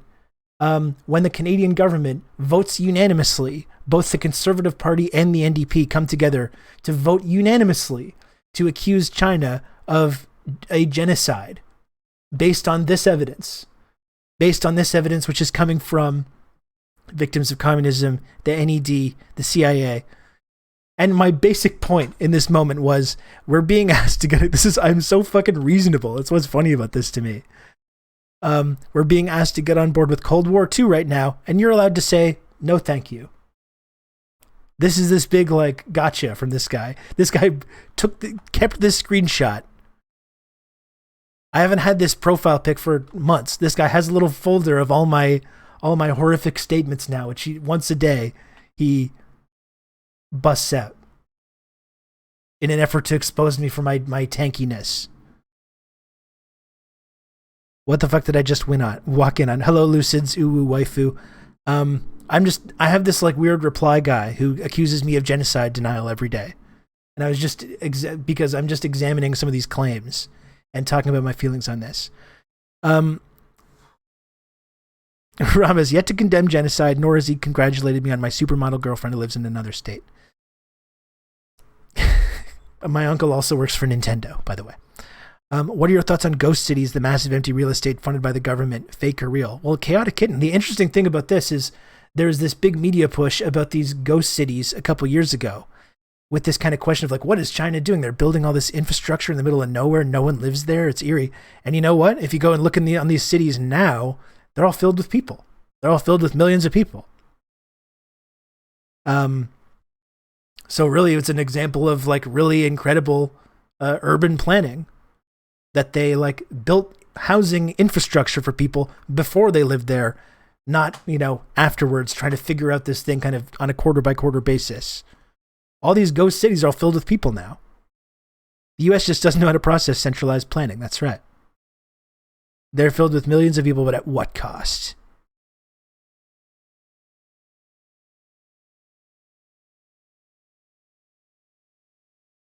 Hey guys, friendly reminder, you should always question the State Department and Western hegemony. Look, another tank, he loves genocide. He's fucking smooth brain. This is what this guy is. A ghost city would be fucking bomb as hell right now. We should probably be building more ghost cities in the temperate parts of the planet that we know 100 years from now are still going to be able to support human life. We should probably be building more of these ghost cities so people can go live there when large swaths of North America become uninhabitable over the next generation. We should probably be doing that. That's actually a pretty smart thing to do. We're all worried about ghost cities when our cities are full of ghost buildings and almost no one can ever hope to live in. Yeah, they're great for the stock portfolios of whoever owns them, though.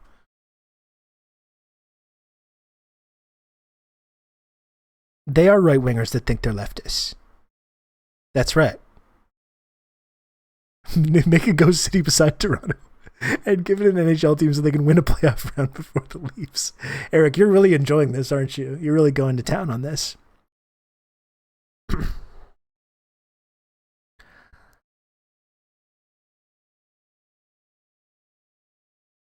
Turns out it's racist propaganda. That's right. And no, and gone wrong. You're right. This guy wants the genocide to be real. He wants it to be real.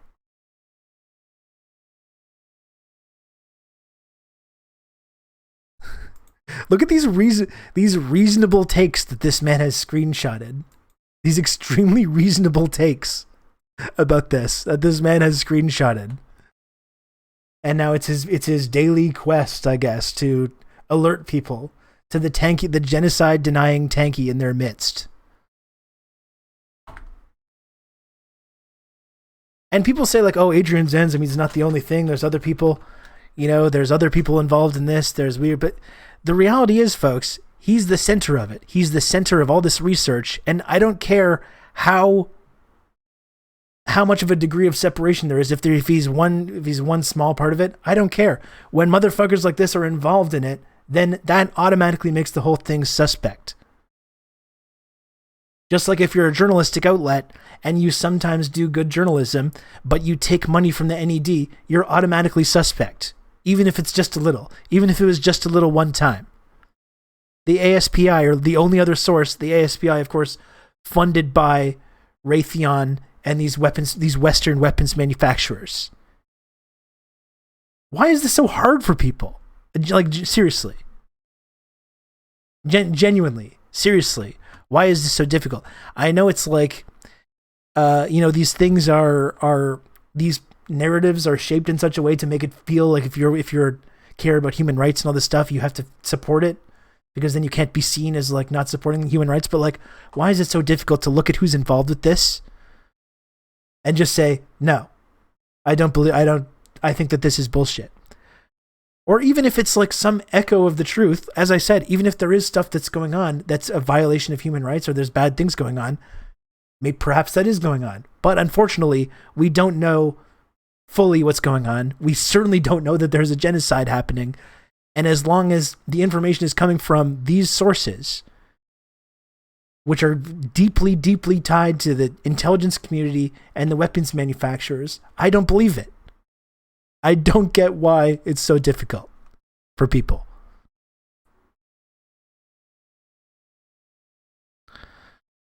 I'm trying to convince my roommate that the ghost cities are now full. He keeps going back to, what about all the videos and pictures? I'm asking him, how old are these pics and videos? Yeah, Chaotic Kitten, there was a whole propaganda push about this a couple years ago. And yeah, there was tons of footage and pictures of these ghost cities, and there are people living in there now.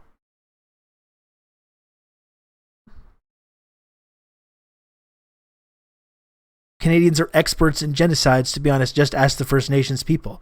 Well, this is my whole point, Lince. Like, this guy wants me to care more about this accusation that's coming from these highly ideological sources tied to the intelligence community and the weapons manufacturing community. And he wants me to care more, or even equally, about this thing that's coming from these sources, for which there's not this big swath of evidence. There's not videos and pictures and millions of things. They have literally one picture that they share every time this conversation comes up, which I believe is of a picture in a prison that's not even in China, if I remember correctly. And so this guy wants me to care more about that than like the ethnic cleansing happening in Palestine, which we know is happening, which there's a constant source of videos and pictures and reporting coming out on. That's not funded by the CIA. They want me to care more about these accusations about China than the genocide that's happening in the country that I live in. Yeah, I care more about what my own government is doing. And that's why when my own government starts hurling around accusations about genocide, my first instinct is to think that it's bullshit, considering my government is currently overseeing an ongoing genocide in this country where I live.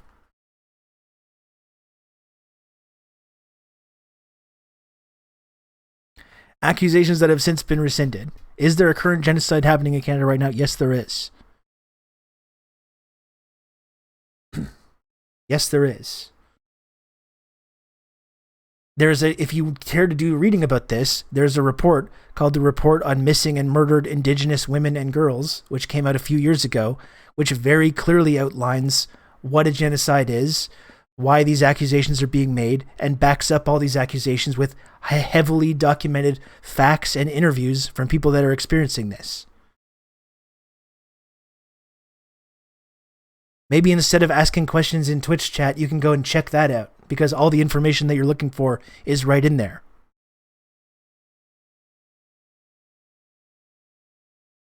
I am not engaging with you any further on this. Read the fucking report on missing and murdered Indigenous women and girls, or shut up.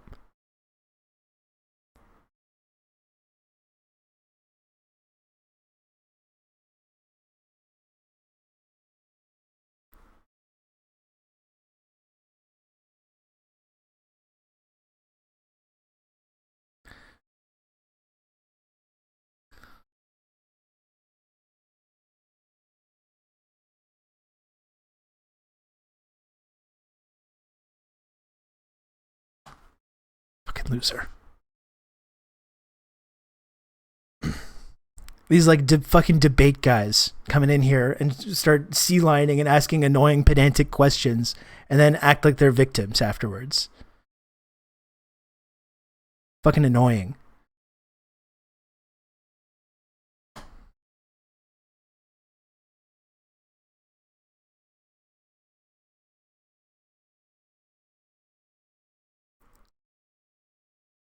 Fucking annoying. So yeah, finally, yes, I do indeed care more about the genocide that's happening in my own country where I live versus these accusations that are coming from literally the CIA. Yes. And it certainly took me a while to sort of get comfortable talking about that. That's kind of what I've been doing on the show, is talking about this a little bit more and more and getting comfortable with making these arguments. But yes, I do care more about the very real human rights crimes that Canada commits itself or subsidizes, like in Israel or Saudi Arabia, versus these accusations that are coming from literally the worst people imaginable. The CIA, who have been arming and training and funding the most horrific death squads around the world and have committed untold mass murder campaigns on the part of Western imperialism. Yes, I don't believe things when they make these accusations.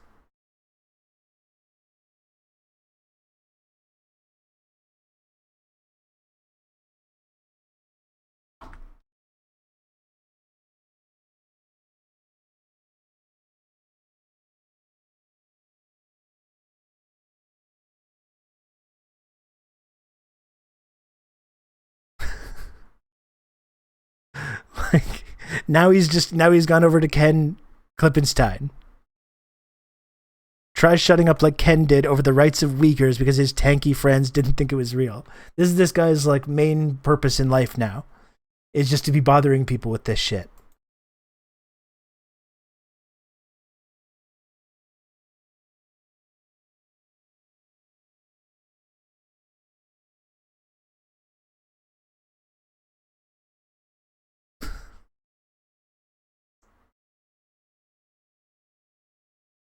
Imagine having free time and this is what you do with it. What is it? Almost 2 PM. Have I tweeted to Twitter user Rob Rousseau today, or one of his like acquaintances, to accuse them of like genocide denial by association? It could be work time, that is true, which I would actually support reluctantly.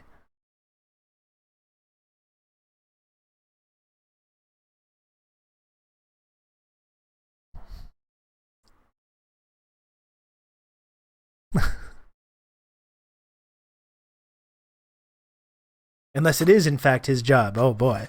Is that what you were getting at? I think that's what John was getting at. I guess it's possible. Not doing too good with the old engagement, though. Not getting a lot of engagement on these. Unfortunately.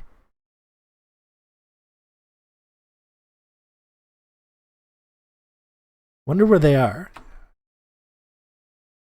And is this a real profile pic, is the other question.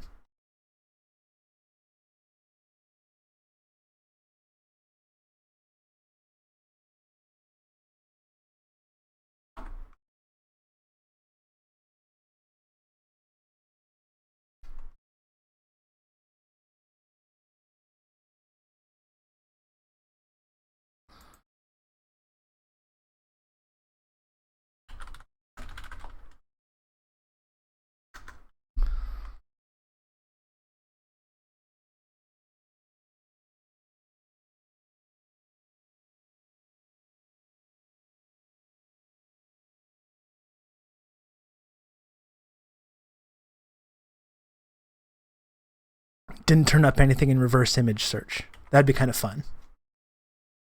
That'd be kind of fun. I assume every anti-Rob account is Red Scary. No way, because I know Red Scary has the correct line on this, on all this stuff. It looks like a random person's red carpet snapshot. This is what I mean.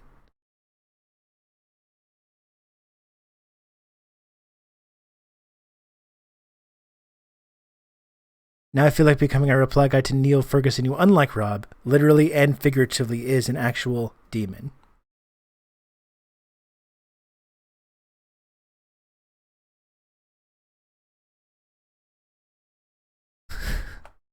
I just laugh at the reasonableness of this take. Just say no. When your government is telling you to get on board with their new Cold War, you can just say no. I am not ashamed of tweeting that. I'm not ashamed of tweeting that or talking about that on Twitch. When your government is demanding that you acknowledge that there's a genocide happening in the official evil bad guy country, which America just so happens to be allying against, yes, you're allowed to just say, no, thank you. I don't take it back.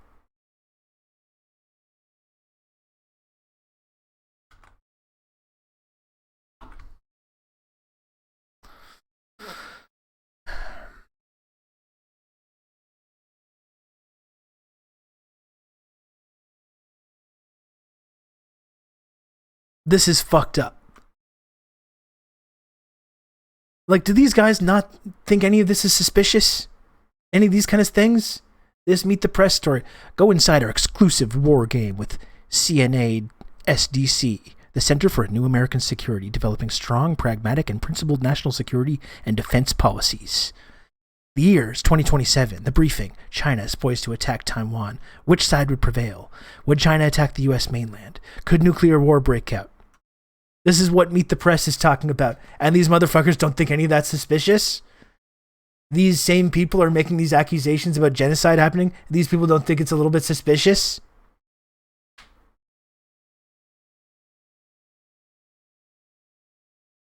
There's a recession looming. They're looking for a way to make money. Who doesn't love war? Like, what needs to happen for these people to start asking questions like, maybe I've been misled about some of this stuff? And guess who funds that think tank? I wonder who funds the Center for New American Security. Well, you can check that out in 1 second, but I do want to see this clip. Welcome back. In our final episode of this season's Meet the Press Reports, we put together a remarkable war game simulation of how the U.S. might react if China. This is, by the way, this Taiwan. is the non-ideological. You know those like evil authoritarian countries like China that have state media? They have state media. This is like, of course, America and Canada. We have freedom of the press, right? This is our very non-ideological, balanced journalism that we have here in the West. Fortunately for us, not like one of these terrible countries. The National Security Think Tank Center for a New American Security, or CNAS, convened two teams. The blue team representing the United States and the red team representing China. Which side would prevail? Would China attack the U.S. mainland? Could nuclear war break out? The conflict takes place in 2027. There are 3 rounds of strategy, and I spoke to the game master after each round to see where the conflict stood. Here's a look. As you can see here on the map is a very large concentration of Chinese People's Liberation Army forces at potential ports of debarkation for an invasion. We want to focus on a last-ditch effort to deter. This is a time to be sending the strongest possible message to Beijing, both privately and publicly, that there will be very severe costs. Does anyone else find this a little weird? China has sort of seen our reaction to Ukraine, and we want to make sure that we're surprising them with how we react here. Hit the Americans as hard as we possibly can in the Western Pacific, keep them out of the fight while we move on Taiwan. I would support an early knockout punch against Guam. The priority for the first 24 hours is to try to go as fast as possible against Taipei, right? I think it matters to deter United States, Japan, Australia, and other countries from intervening. All right, Stacey, high level here. What just happened with Move 1? China's invaded Taiwan. It began by attacking Taiwan's outlying islands near the mainland. Then it followed it with a large air and missile strike on Taiwan. Cool. And on U.S. Yeah. bases in Japan, and on U.S. I love bases the in news. Guam and the Northern Marianas. In I response love to the that, the news. United States followed The up dang with news. bomber attacks on on Chinese ships in port, and there was an air We battle love the over goddamn Taiwan, news, folks. where American aircraft flying from the Philippines came in and engaged in Why would they attack combat Japan? with I don't know, Chinese why not? aircraft that were trying to bomb Taiwan. So after move We one, got some old scores to settle, I can you guess. assess which team is winning? If you want to find out what the winning move was, and I'm sure you do, check out Meet the Press reports. I bet the good old wherever US of you A get was able to pull it out at the last moment. The heroes. Thank you, Chuck. Thank you, sir. Coming up in the next hour of Warhammer 40K.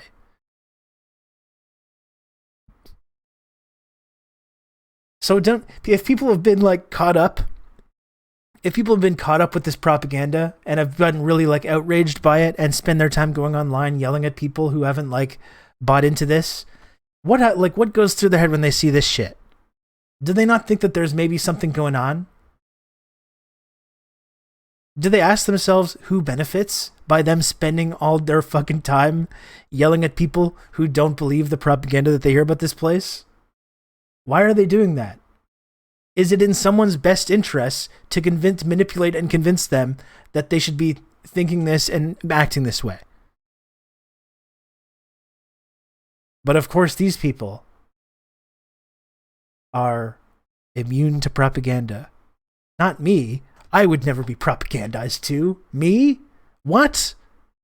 I'm one of these I'm not one of these like brainwashed right-wing guys. I'm a free thinker and I would never be propagandized to. And if someone did try to do propaganda to me, I would say, no, thank you, sir.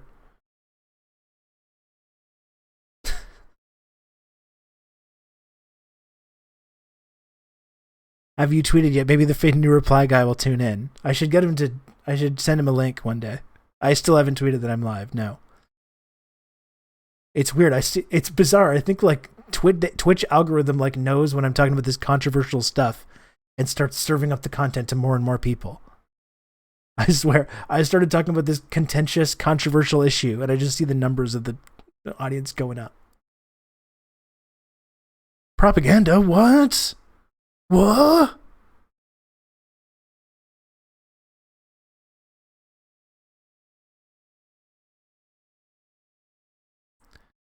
Yeah, the Millennium Challenge is always funny to talk about, Matt, because they got owned so badly they had to restart the game and give the team that was controlling Iran like a specific rules and things that they could and couldn't do.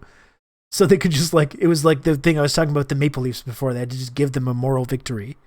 Just give them a pity victory. That's how much they were going to get owned by Iran in any possible conflict.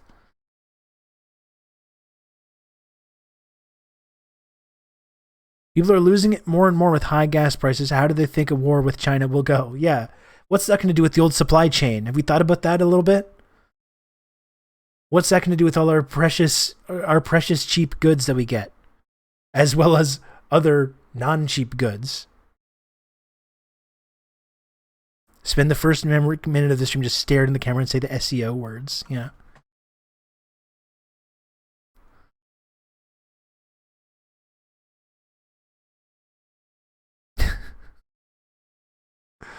It's amazing, though. It's amazing to me that people get so fucking up in arms about this, about my very reasonable takes on this.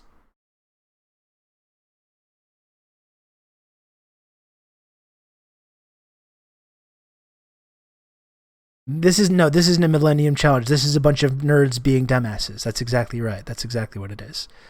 So this was conducted by the Center for a New American Security. CNAS.org.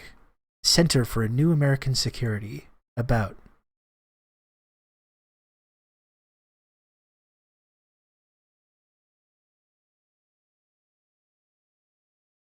Who we are. Contributions from October 1, 2020 to September 30th, 2021. Northrop Grumman Systems Corporation. The United States Department of Defense, Secretary of the Air Force Concepts Development and Management, Office of Commercial and Economic Analysis.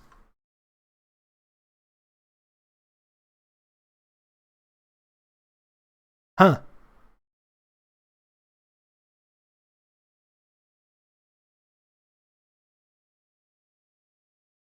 The desire of the West to have a open war with Russia but still get gas from them, and have an open war with China and still get manufactured everything from them, it's completely insane. I mean, you talk about chauvinism, right? That's like the definition of Western chauvinism. You still have to keep making everything for us, even when we're constantly antagonizing and trying to balkanize and overthrow your country and accusing you of human rights crimes. The fucking United States. The fucking gall of the United States government accusing China or anyone else of human rights abuses. Give me a fucking break. We did a UN sim in our international conflict res class, and our team was North Korea, and we didn't make a single concession until the US team withdrew from South Korea and Japan while removing all sanctions, and we kept the nukes. Hell yeah. Hell yeah.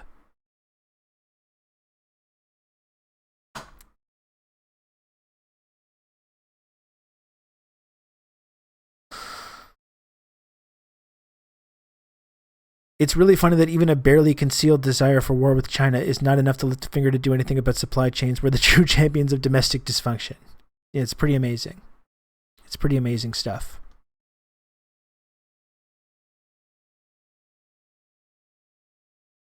The John and D. Catherine T. MacArthur Foundation, Neil Blue Open Philanthropy, Smith Richardson Foundation.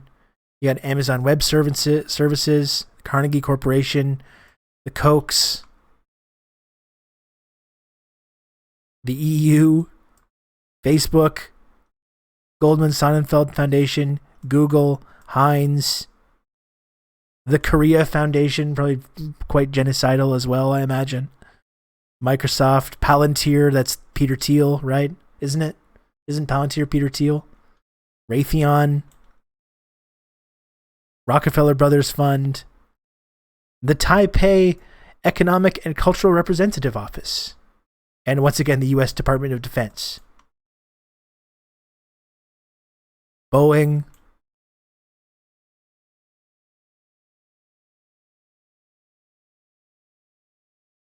Lockheed Martin, Open Society Foundations, that's Soros, the Semiconductor Industry Association. Why is the Semiconductor Industry Association funding research into a possible war with China? I wonder why. The United Kingdom Ministry of Defense, U.S. National Intelligence Council. I mean,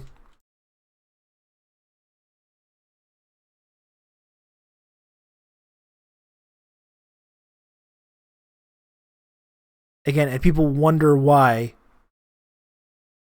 People wonder why I'm skeptical about these things. And they accuse me of being a smooth-brained tanky for being skeptical of this.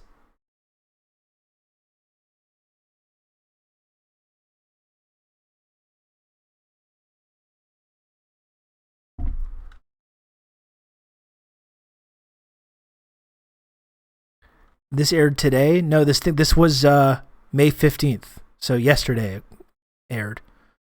I'm not going to watch the full episode on Peacock TV, certainly, but this is what Western media is up to about this.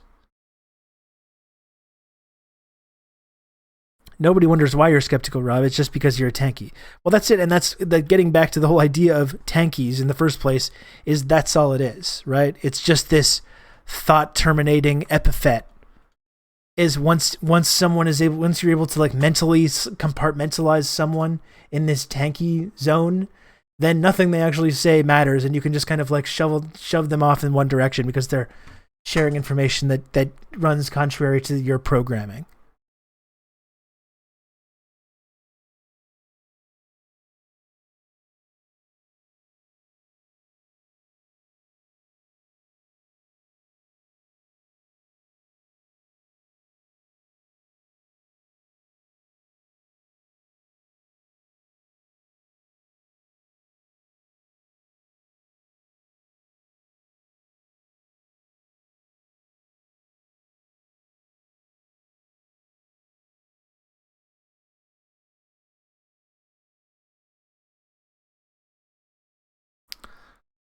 I already despise Chuck Todd for his journalism, but his name is stupid as fuck. Yes, it is. Yes, it is. And Meet the Press is just like a news program which just platforms fucking austerity obsessed neoliberals and like crypto fascist conservatives. That's the whole like spectrum of debate that happens on Meet the Press.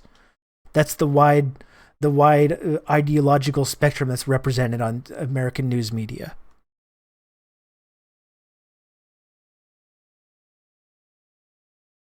In our wonderful free press and free exchange of ideas that we have.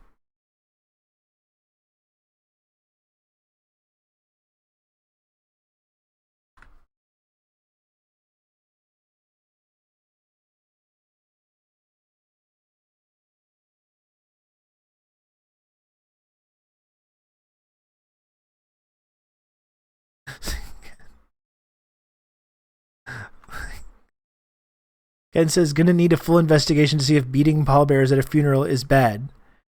And it says, hey, Ken Clemens says, stop warmongering. This is just as fake as the Uyghur genocide, right, Rob Rousseau? Like, this is May 3rd. This is every fucking day this guy does this now. And again, when we talk about Israel and Palestine, we have overwhelming amounts of evidence and information about this. Videos, real journalism, eyewitness testimonies. This has been going on for generations.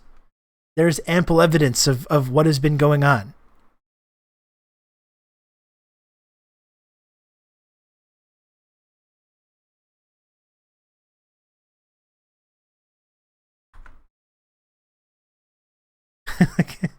Ken was just like, what the hell are you talking about? And then I got Ken in the evil tanky list. Nothing that you care about. And it's all the same screenshots again. This man has a Rob Rousseau screenshot folder, and he likes to tweet. He tweets out these screenshots. It looks like once per day.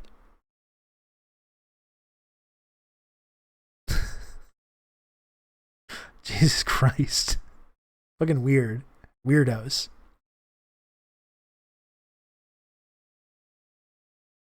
Don't we all have a Rob folder? I'm sure you all do. I'm sure you all do have Rob folders.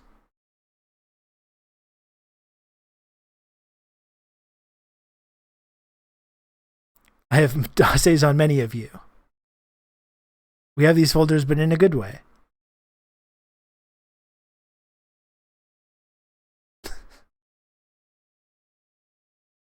Bizarre. Bizarre people.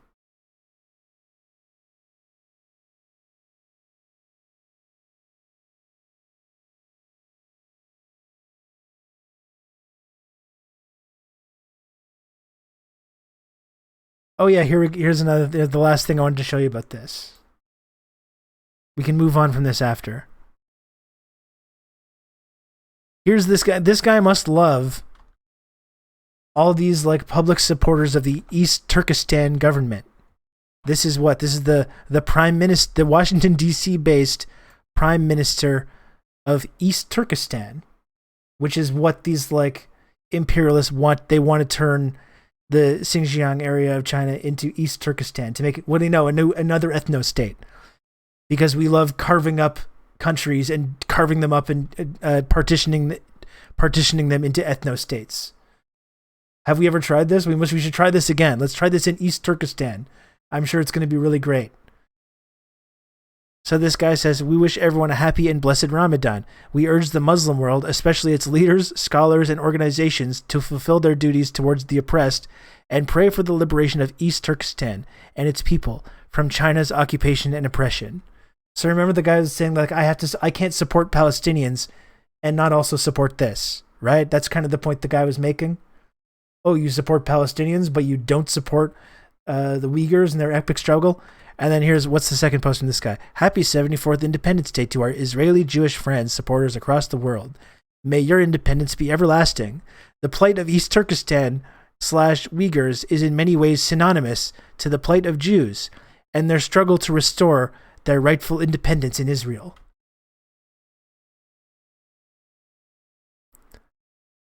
Cool.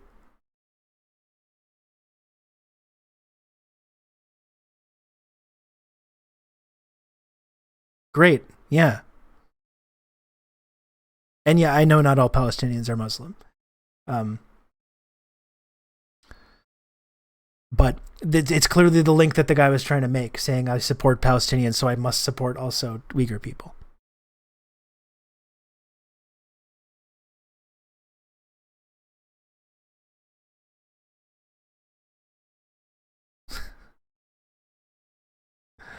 Don't waste more time on this pathetic reply guy. It's not worth your or our time. No, I mean, I don't want to focus too much on this guy, but I think it's part of a broader issue where there's a lot of people that have been pulled into this like camp, and have taken anyone that doesn't believe this narrative that's being shared, and you call them tankies and genocide deniers or genocide apologists or authoritarians or Stalinists or whatever. You know, it's not just this guy. This is a widespread phenomenon. And this is the kind of basic question that I'm trying to ask when it comes to these things is why do these organizations, whether it's the World Uyghur Congress, whether it's the Victims of Communism Foundation, the ASPI, why do these places get the benefit of the doubt? Why is it so hard to just be like, I don't believe you? I don't believe you. When this information is coming from people that are tied to the weapons manufacturing industry or the intelligence community. Why is that so tricky for people to do? That's what I don't get.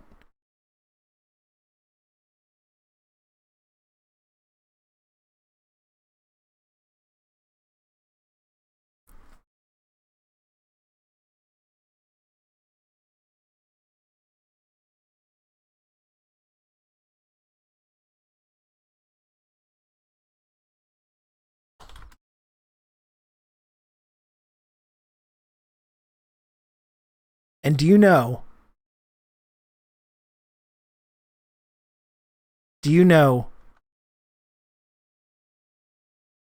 when you go to these like organizations that are linked with the NED, that are linked to these think tanks, like the ASPI, funded by the arms manufacturing industry, when it's linked to the Victims of Communism Foundation, and when they make accusations about other countries, about human rights atrocities that we're supposed to get all up in arms at, I'm sorry, and I'm sorry if this is insensitive, but I take a look at the sources of where that's coming from, where that funding is coming from, and I say this.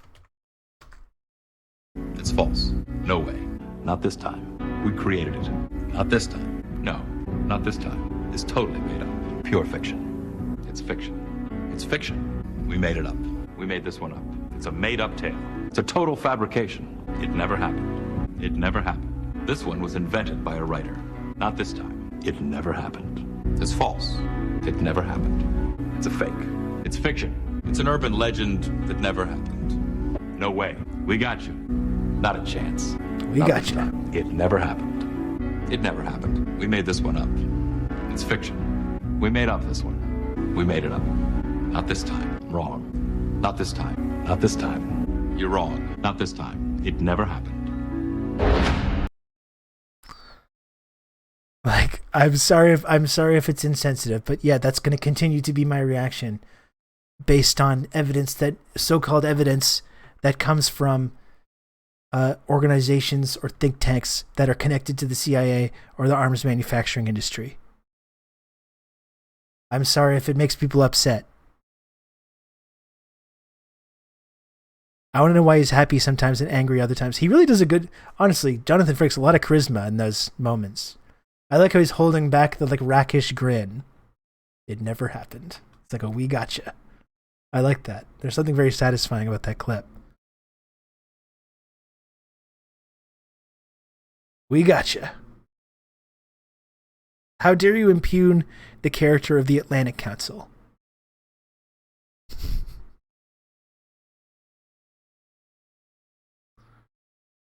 Wouldn't it be cool if all your haters had to get interrogated by the guy in LA Noire with them making lying faces while the player picks doubt and stuff like that as they try to explain the Uyghur genocide? Just, yeah, explain why we should care as much about this as we do about Palestinians or indigenous people in Canada or migrants on the southern US border without using evidence that's linked to the CIA or the arms manufacturing industry. It should be easy. It should be simple. Nope. Nuh-uh. It never happened. We gotcha. You fool. Yeah, the Gilbert Gottfried. It also reminds me of the Billy Madison scene with Chris Farley as the bus driver bragging about his fake sexual escapades. Adam Sandler keeps telling him that never happened. Yeah, no, you didn't. Well, not me personally, but a guy I know. Him and her got it on. Woo-wee. No, they didn't. No, they didn't. But you can imagine what it'd be like if they did, right? That's what these guys are. No, that's not happening. But you can imagine what it'd be like if it was, right?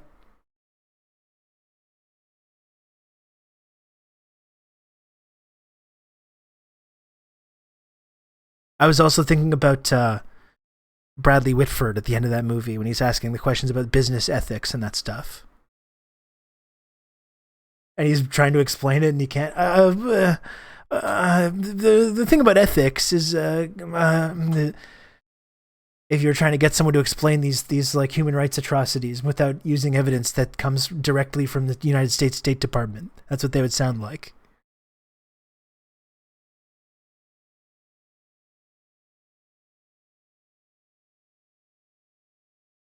I miss Chris too. Yeah.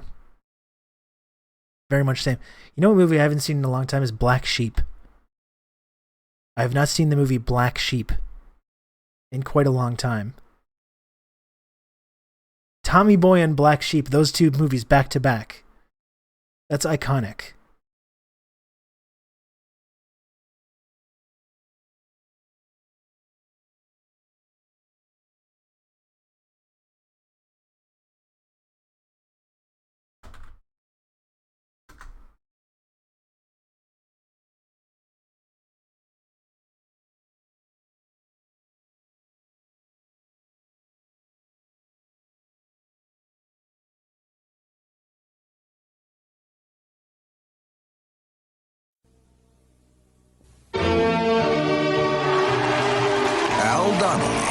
Might just be the next governor of Washington State. All the way to the Capitol!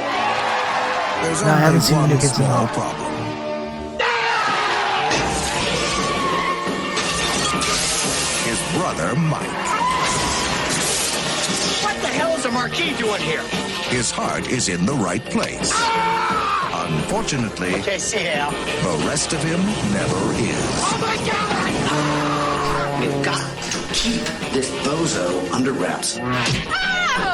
So now they have to find someone Then I am your man. to keep him under control. Okay, good first day. I want you to do exactly as I tell you. Yeah, okay, keep talking. I know a place way outside of town. Bunk beds. I got dibs on tap. Okay. I got dibs on top, bug. Shut up! So what do you want to do today? No! What's that black thing? Whoa! What are you doing? Give these gone to my belt! Boy, I feel like a horse's patoot. Paramount Pictures presents Are you or are you not the Black Angel of Death? Chris Farley, Power to the people! Oh, God, I'm a dead man. David Spade, Hey, gang. Is there an Opie convention in town? The nitrous oxide's leaking into the car. in a new comedy from the director of Wayne's World. Check this out. This whole fridge is held up here just by this plug. Black Sheep. You okay? I'm just dandy. I got a bowl of chocolate pudding in my underpants. We didn't have any pudding in there, buddy. There's one in every family.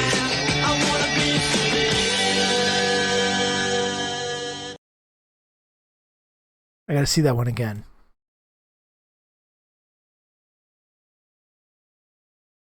Classic. The kill Whitey is a great moment, yeah. great moment in not just this film, but cinematic history, really.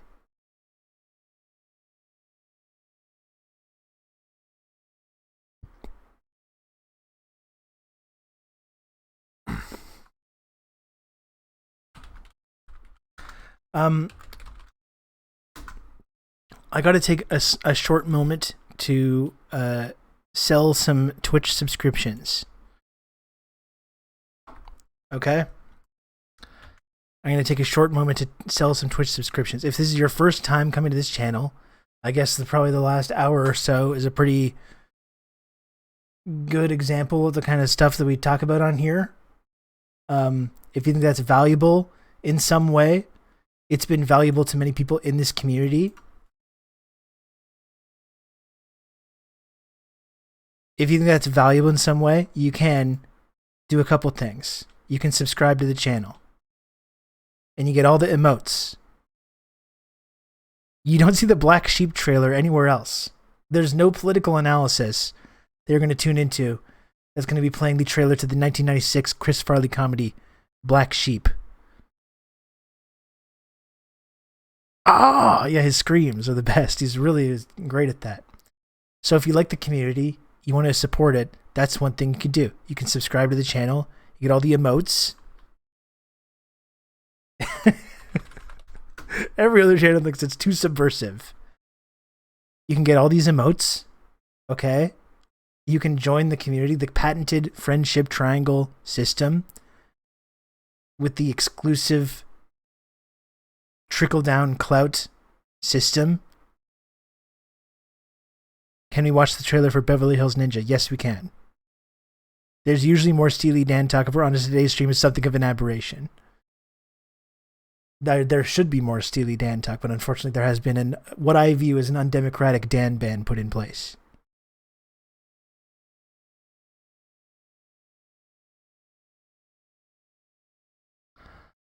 I like it here. Wish I wasn't broke. Well, Chaotic Kitten, I imagine some generous community member will gift a sub. You can count on me. You're going to have good old Rob to talk you through all this. Have you seen the new ad for the Army's PSYOP division? Actually, I have seen it, but that's something we can take a look at. And in fact, I probably should have looked at it as part of the segment that I was doing previously. Thank you, Banana Grabber, for gifting a sub. The Banana Grabber, everyone.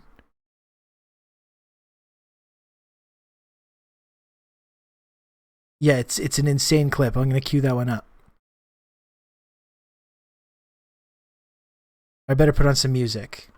Because clearly it's a tough crowd already over here. I gotta move some units here. I gotta move some subs before I carry on with my day.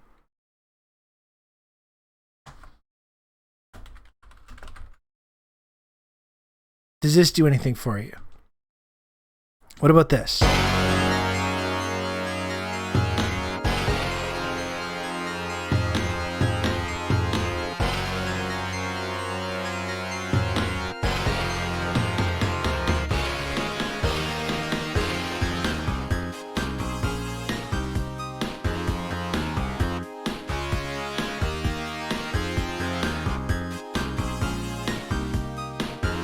I'm just going to get through this part and then we'll watch the PSYOP video.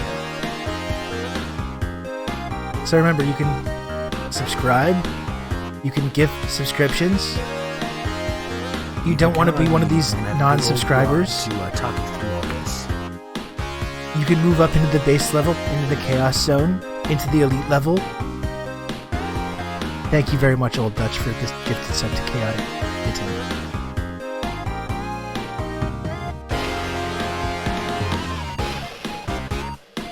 There goes Beverly Hills Ninja trailer. No, we can do that too. You can count on me and have good old Rob to talk you through all this. We can do that as well. You can count on me. You're gonna have good old Rob. Thank you very to, much, Gen talk X you through all Pushy, this. for gifting a sub, and thanks also to Kijiji Jean for gifting a sub to I Like Lennon. He's someone that I also like.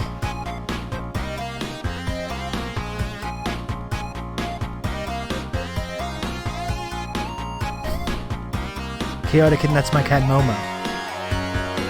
That emote there. Can you watch the Chippendale skit? Then I think we're going to go too deep into Farley World. If we just start, we're just going to look at Chris Farley videos for the rest of this day.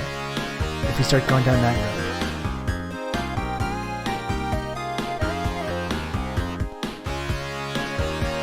Do we hear level 2? 6% of the way from level 2, folks.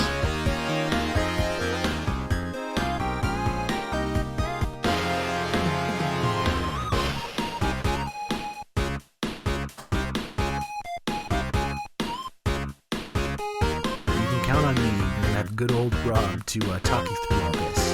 Thank you very much, Weenus. Weenus of lore. Thank you for the gifted sub. You can count on me. You're gonna have good old Rob to talk you through all this.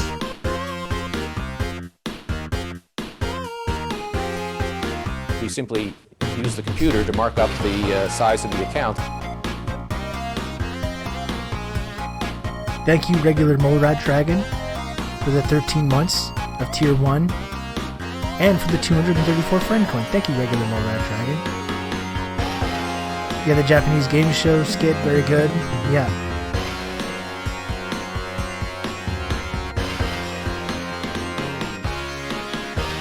The Folgers Instant Coffee skit, that's top tier. That's maybe the best one. You never tell Farley's drinking the coffee crystals instead of the ground coffee beans. You never want to do that.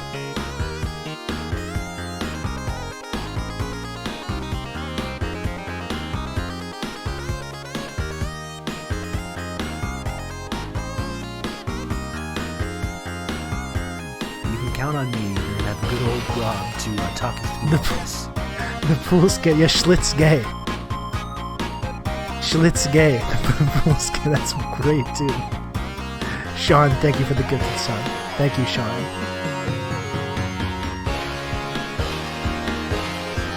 The Chris Farley show, where he talks to like Paul McCartney and all these people. Remember when you were in the Beatles? When people thought you were dead? I wasn't really dead. No, I know. Stupid.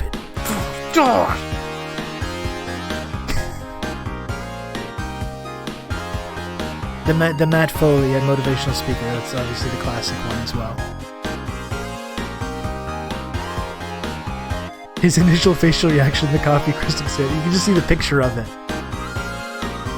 You just see the picture of it and you know it's coming. What?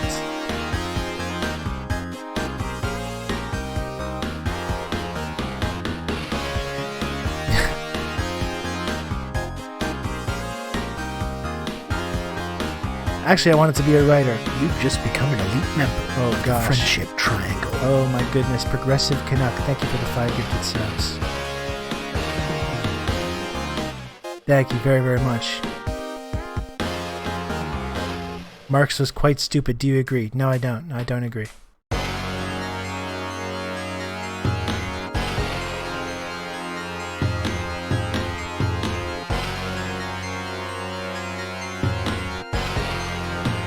Actually, I kind of wanted to be a writer.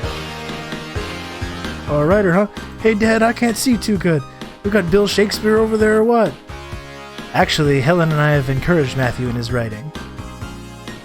Dad, I wish you would just shut your big yapper!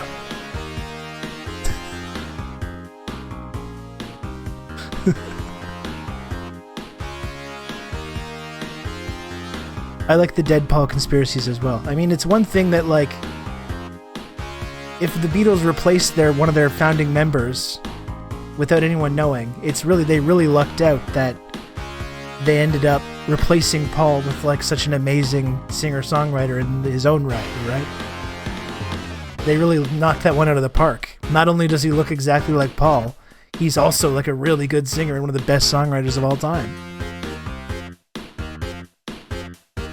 He really came through.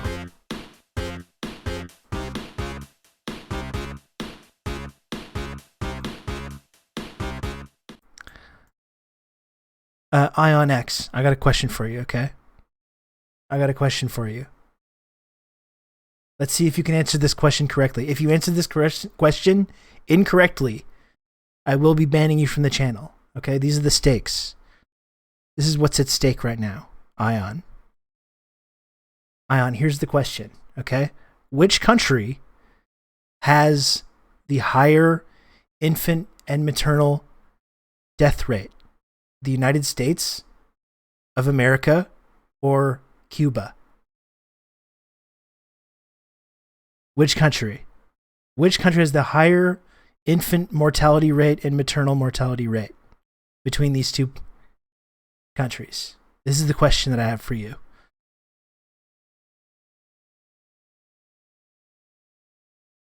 What's the answer? If you answer the question incorrectly, I'm going to ban you from the channel.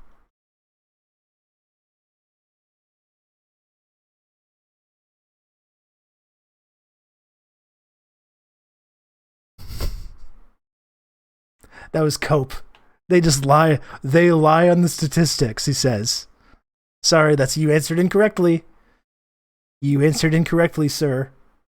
The answer is Cuba without this bullshit fake addendum that you tried to add there. That was the wrong answer. You have failed.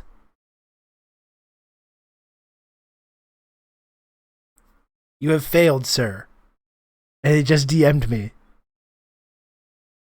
Why did you ban me? I answered the question correctly. No, you didn't. You didn't, Ion.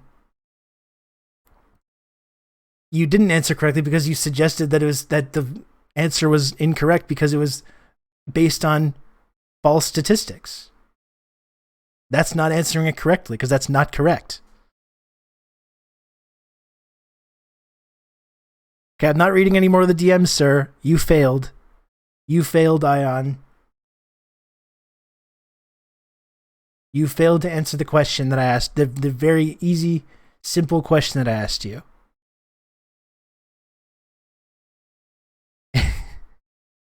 No, I'm not reading any of the DMs. Sorry, Ion. No, I see it popping up, the whispers. I see them continuing to pop up. Sorry, sir. I'm not going to be doing that. I'm not going to be reading any of those. Here's what I don't get. Like, I don't have enough time in my day to watch all the Twitch streams that I like. You know, there's all kinds of Twitch streamers that I enjoy, that I like watching. I don't even have time in my day to watch all those people. Who are these people that are just showing up in Twitch streams of people that they don't like? To just, like, be annoying and to have the person on the screen yell at them. What is up with that? That's the question to me.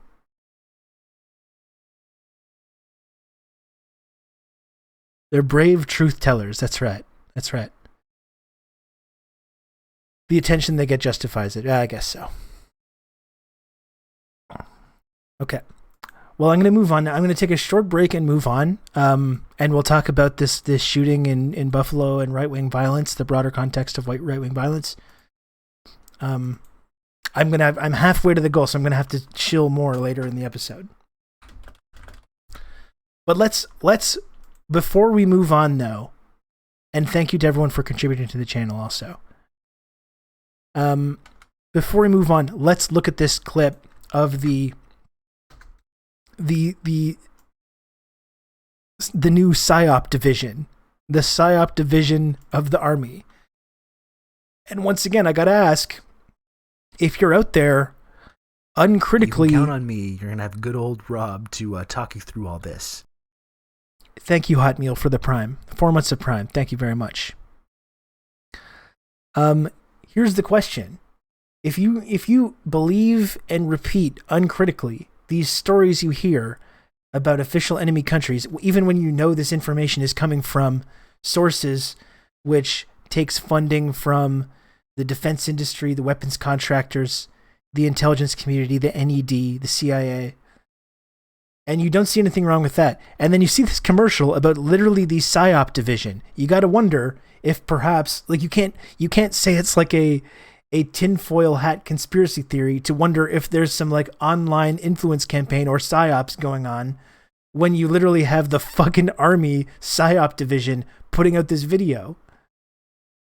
So it's not, then I don't think you can be credibly accused of bad jacketing, quote unquote, bad jacketing journalists or journalism outlets or think tanks that take this kind of funding when you know beyond a shadow of a doubt, because they're literally telling you. What rule of PSYOP is that when you actually tell people that you're doing a PSYOP? Isn't it supposed to be a fucking secret? I guess I'm not the genius running these campaigns though. But yeah, you know this stuff is out there, and you still don't believe, you think it's some conspiracy theory that there's PSYOPs going on right now, right this very second.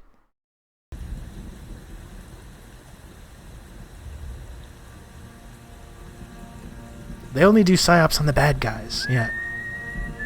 This commercial is messed up.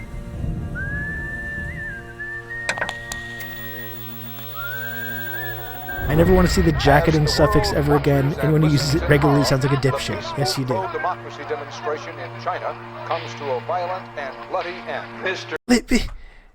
Okay. This is a commercial, a propaganda commercial for the Army PSYOP division. And in the opening clip, there's a clip about Tiananmen Square. In the opening clip, that's part of this propaganda video about the Army PSYOP division. Isn't that in and of itself kind of evidence that maybe we shouldn't take as God's truth every single fucking thing we hear about official enemy countries of the US, especially when they're connected to these intelligence, when they're connected to the intelligence community or the weapons manufacturers? I am Rob jacketed, to be fair. That's okay. That's okay to be doing. It's okay to be Rob jacketed.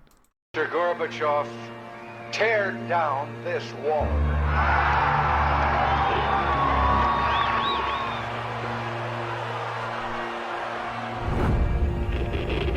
Wolves hiding nearby, whispering. No, there's no PSYOPs going on, though. How could you say that? That's a weird conspiracy theory, tanky thing to believe. They literally have a disinformation department director lady who goes on TikTok to sing songs about how color revolutions aren't real.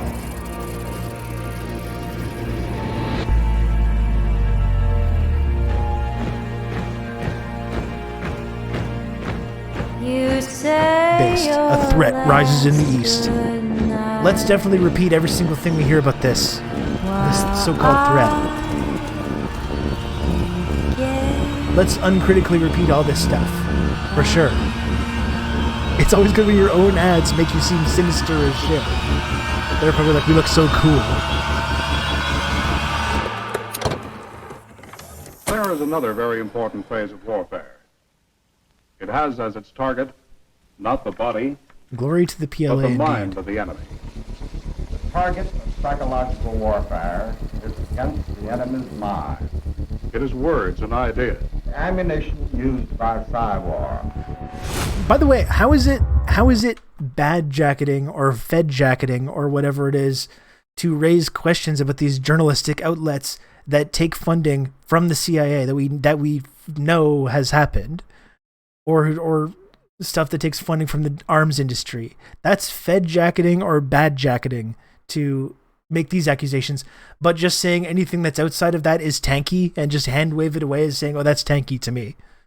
How is that different or worse? Different or any better, I mean, because it is worse.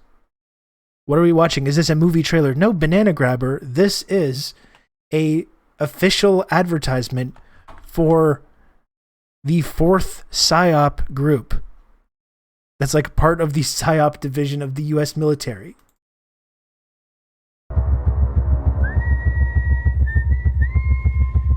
Its mission is to influence the thoughts of the enemy soldiers, and at the same time is expected and encouraged to study foreign languages and the social sciences such as history, unfortunately, I'm deadly and serious. Sociology.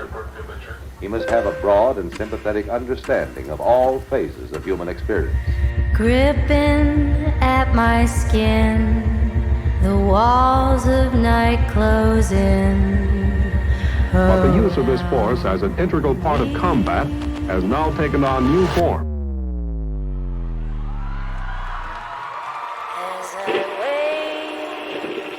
If you're like a singer and your agent comes to you and says, "Oh, they want to do an ad placement for your song," wouldn't it be weird if you did the song and then you see it show up in this shit?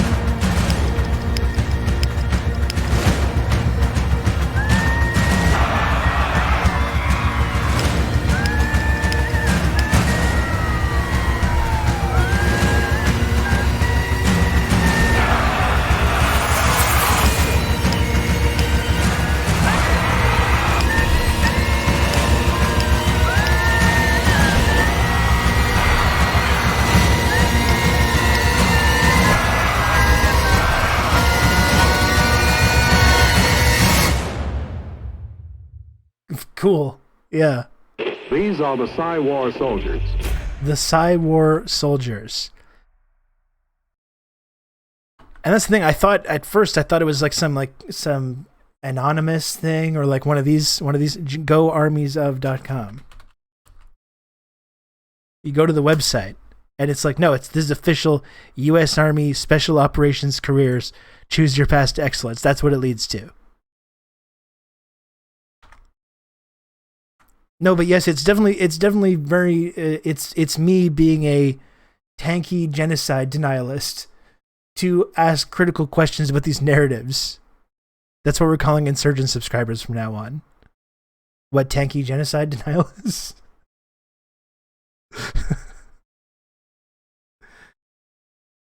Right? Yeah, these people seem trustworthy. Let's trust these people.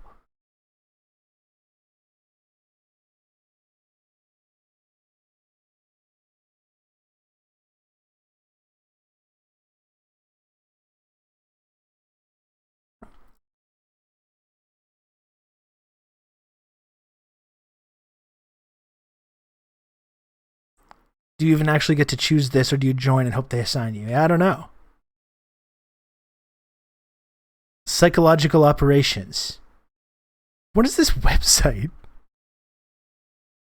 They blew all their budget on this fascist ad. They don't have the left. They have like a GeoCities ass website after. All this.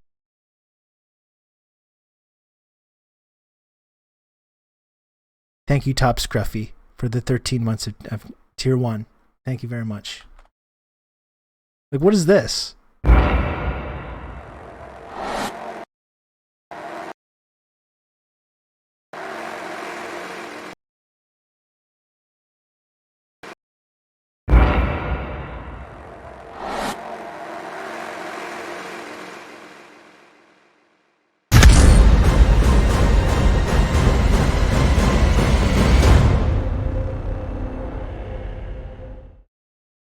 Psychological operations. This is when you learn to, like, when you're occupying a Middle Eastern country or any other country, to go and gather the kids around and you teach them how to do the Macarena. When you're like blowing up their villages and stuff and they're upset with you, they show up and you teach them how to do the Macarena. And it's a little fun little game you can do together. You can throw them little candies and sweets as well. This is what they teach you. Winning hearts and minds, that's right. The origin of PsyOps is faking a vampire in the Philippines. Yeah, I remember reading about that as well. Literally faking vampire attacks.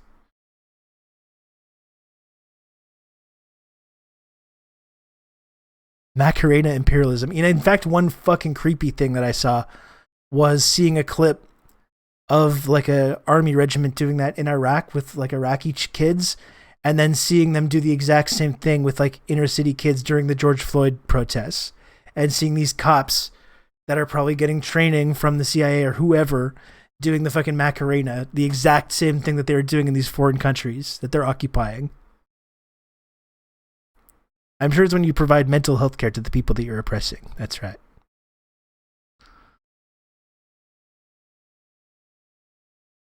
Hey, Reedy Prospero. Trying to justify the billions spent on defense after learning the U.S. would get rolled by Russia using conventional arms. Yeah. And seriously, this is a wild vid to watch while reading CIA as organized crime. Yeah, don't doubt it. My recruiter said I could join the cool PsyOps, but instead I'm stationed in the middle of the Sonora Desert, learning how to drink water and kill brown people. They stuck on my Dodge Charger, though.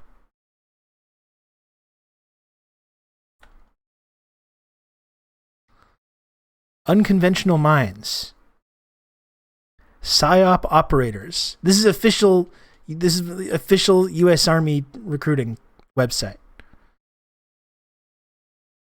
PSYOP operators are adaptive thinkers who specialize in unconventional capabilities, cultural expertise, language proficiency, military deception, cyber warfare, and advanced communications techniques across all forms of media.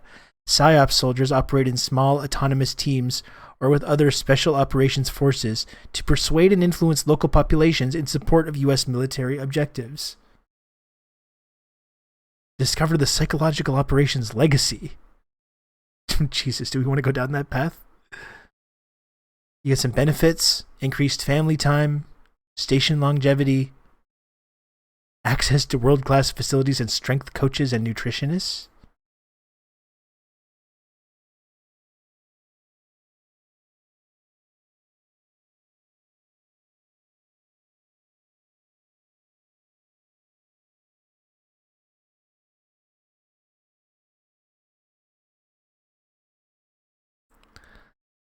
A clearer view of Psy-War, this is from the official website, a clearer view of Psy-War at Fort Riley and Fort Bragg. Gee, what's been going on at Fort Bragg lately?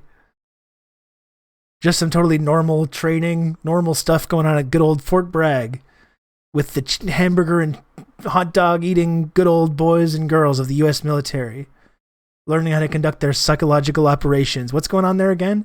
How many people have died in Fort Bragg over the last 2 years? Several dozen, something like that? Yeah.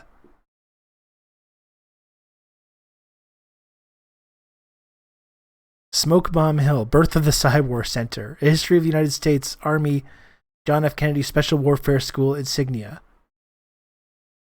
Psy-War Center Commander, Brigadier General Charles H. Karlstad, Major General Robert A. McClure, Army Chief of Psychological Warfare.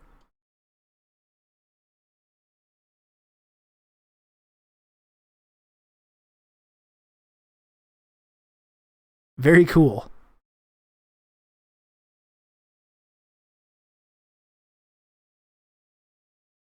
Very cool. No, but definitely let's call it a tinfoil hat conspiracy for anyone that asks questions about whether or not these kind of psychological operations are going on. To this day.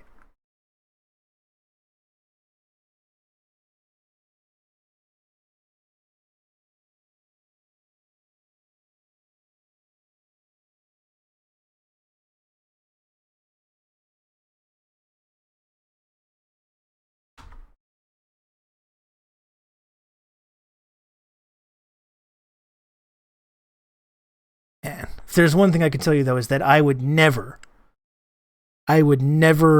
dream of engaging in any kind of psychological operation on anyone watching this channel. I'll tell you that much. I'm happy to be here to talk you through all this, as the saying goes. That would be super messed up if this was all part of a big psyop as well, right? Imagine how crazy that would be. It is insulting they named it after JFK. Just imagine. Oh my goodness. Uncle Sam needs you to tank the Italian election for the communists. Yeah.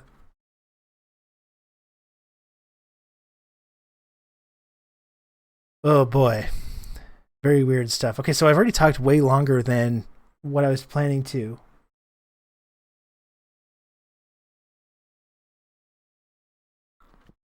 Let me just take a 5-minute break. I'll come back and we'll talk about this shooting in Buffalo and right-wing violence.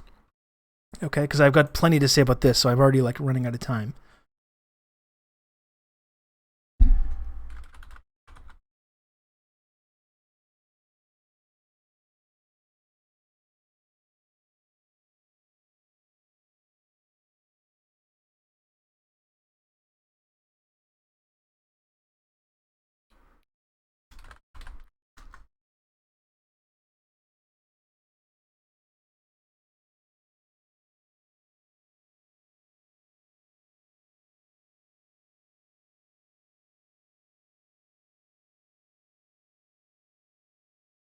Okay, I'll be back in like 5 minutes, okay? And we'll talk about more stuff.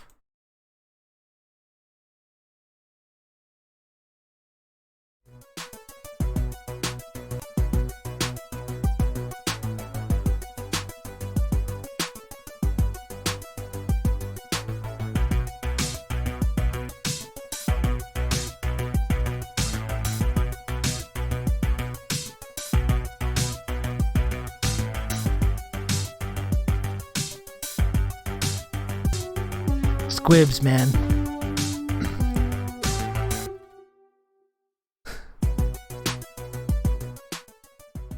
Love those squibs. Fucking great movie.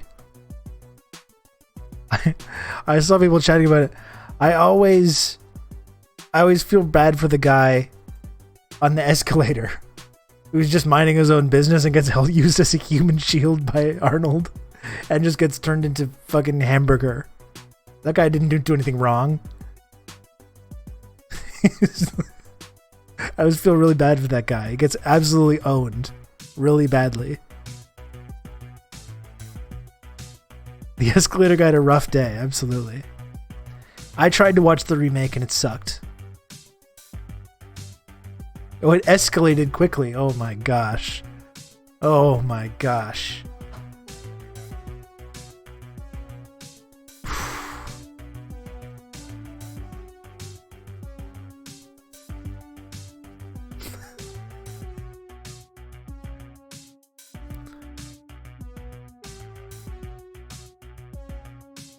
I'm just trying to go home from work or whatever, and this guy has had his memory erased.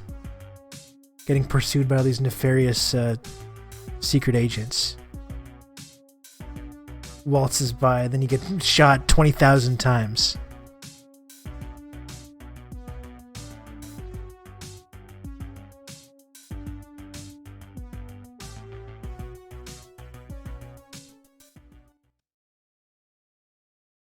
Hey, hey, Ambrick, what's up? So I'd like to talk about this this shooting that happened in Buffalo, and talk about right-wing violence.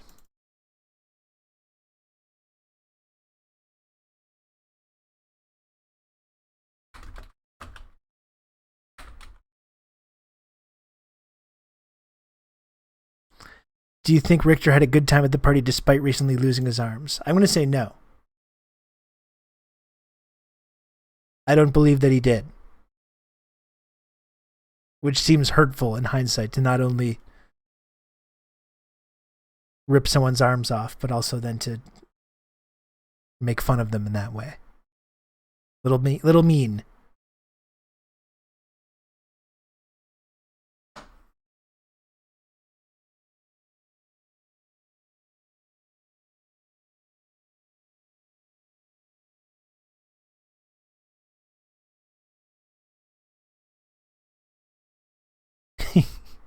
He gave the arms back afterwards.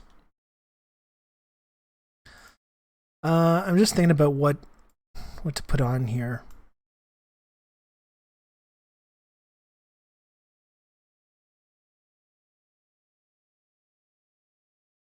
Start over here, I suppose.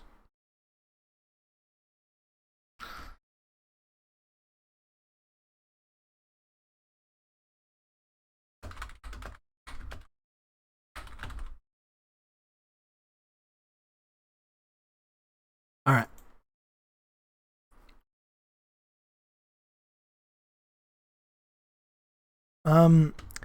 So of course this weekend, in Buffalo, there was the really, really horrific incident of the mass shooting that took place at the, I believe it was the Topsy grocery store, where this 18-year-old, like, right-wing gunman went in and murdered 10 people.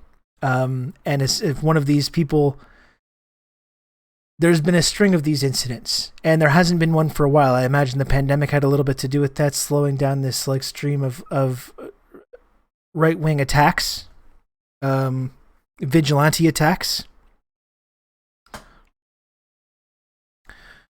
But of course, he's someone that was very much radicalized by these like online right-wing communities. He left this detailed manifesto about his beliefs. And he's another one of these like right-wing weirdos who is obsessed with white birth rates and the Great Replacement theory and all these kind of right-wing conspiracy theories. Who, of course, has to take out his fucking aggression on a bunch of innocent people that are out there trying to buy groceries. You know, the least harmless people. I mean, the thing that's so sickening, I think, about this incident, but I think all right-wing ideology in a way, but like this incident is like really an example of this. It's evil, and it's just like, it's so coward. These people are so fucking cowardly. These people who I think somewhat, like, you understand why any young person some right guy, now. Rob Russo, some leftist based in Canada. I was turned on to this sick individual, and I found this. There's going to be a cascading wave of this that's going to get worse over the next few years. I can't wait for American Azov paramilitary units. Yeah. I wonder if there's going to be any blowback from this. We're going to get to this. Thank you, Clueless, for the raid. Welcome, Clueless. Thank you for the raid. I hope you had a good time on your little girls trip with the other friend of the stream, Marina. I hope you had fun. Thanks for the raid. But it's cowardly because, like, I think if you're 18 years old, no matter what socioeconomic bracket you belong to, I think it's normal to feel this sense of like alienation, right? It's normal to feel like there's powerful people that are taking away your future from you. That's a very real phenomenon. And I think the fucking disgusting thing about these like these radicalized right-wing terrorists is that they've taken these feelings of alienation, and rather than take any of that anger that inspires and actually turn it towards the powerful people in society that are, you know, that are destroying your future. Oil company CEOs, the military industrial complex, powerful people.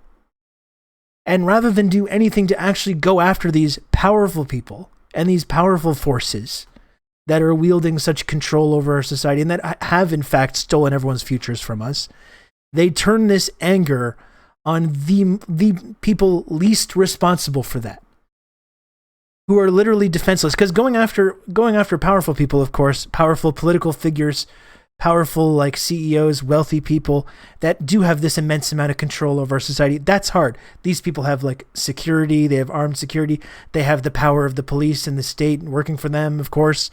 So going after them is really difficult and dangerous. What's not dangerous, though, is to attack a bunch of innocent people buying groceries who have contributed nothing to these problems that you've developed, these problems that you're talking about. It's so pathetic, these people that just upset with all the things going wrong in society, they're become so fixated and obsessed on white birth rates. And rather than taking that extremely foolish concern with everything going on, you're concerned about white birth rates. You know what? If you're actually that concerned about white birth rates, what you should do is go and get a girlfriend and start a family. Why don't you do that if you're so concerned about white birth rates? But instead what they do is they go and buy assault weapons, and they carry the assault weapons into grocery stores, Walmarts, mosques, synagogues, and take out this aggression that they have on the people least responsible for this, who are completely defenseless, completely unarmed, who are civilians. They're not soldiers. It's so sick and evil, and it's pathetic that these right-wing people take out this anger they have on the people that they have done the least to actually deserve it and who can't defend themselves. We're talking about middle-aged people at the fucking grocery store. I choose to get mad at 5 Afghan refugees moving to my state who might vote for a Democrat, possibly. And of course, like, that's in the wake of this incident, it's become, you know, this discourse has come around once again about how this conspiracy theory about the Great Replacement and about these declining white birth rates, you realize that this is not some like niche conspiracy in these like radicalized online communities. This is like a very popular mainstream belief, which is repeated night after night by elected officials, by powerful media celebrities like Tucker Carlson. The beliefs that are motivating these people are extremely mainstream on the right. And why we can point that out, one thing I think also we should point out, yes, the right openly engages in this kind of rhetoric about white birth rates and replacement and Democrats smuggling immigrants into the country to replace the white race and to vote for Democrats. Yes, all this is true.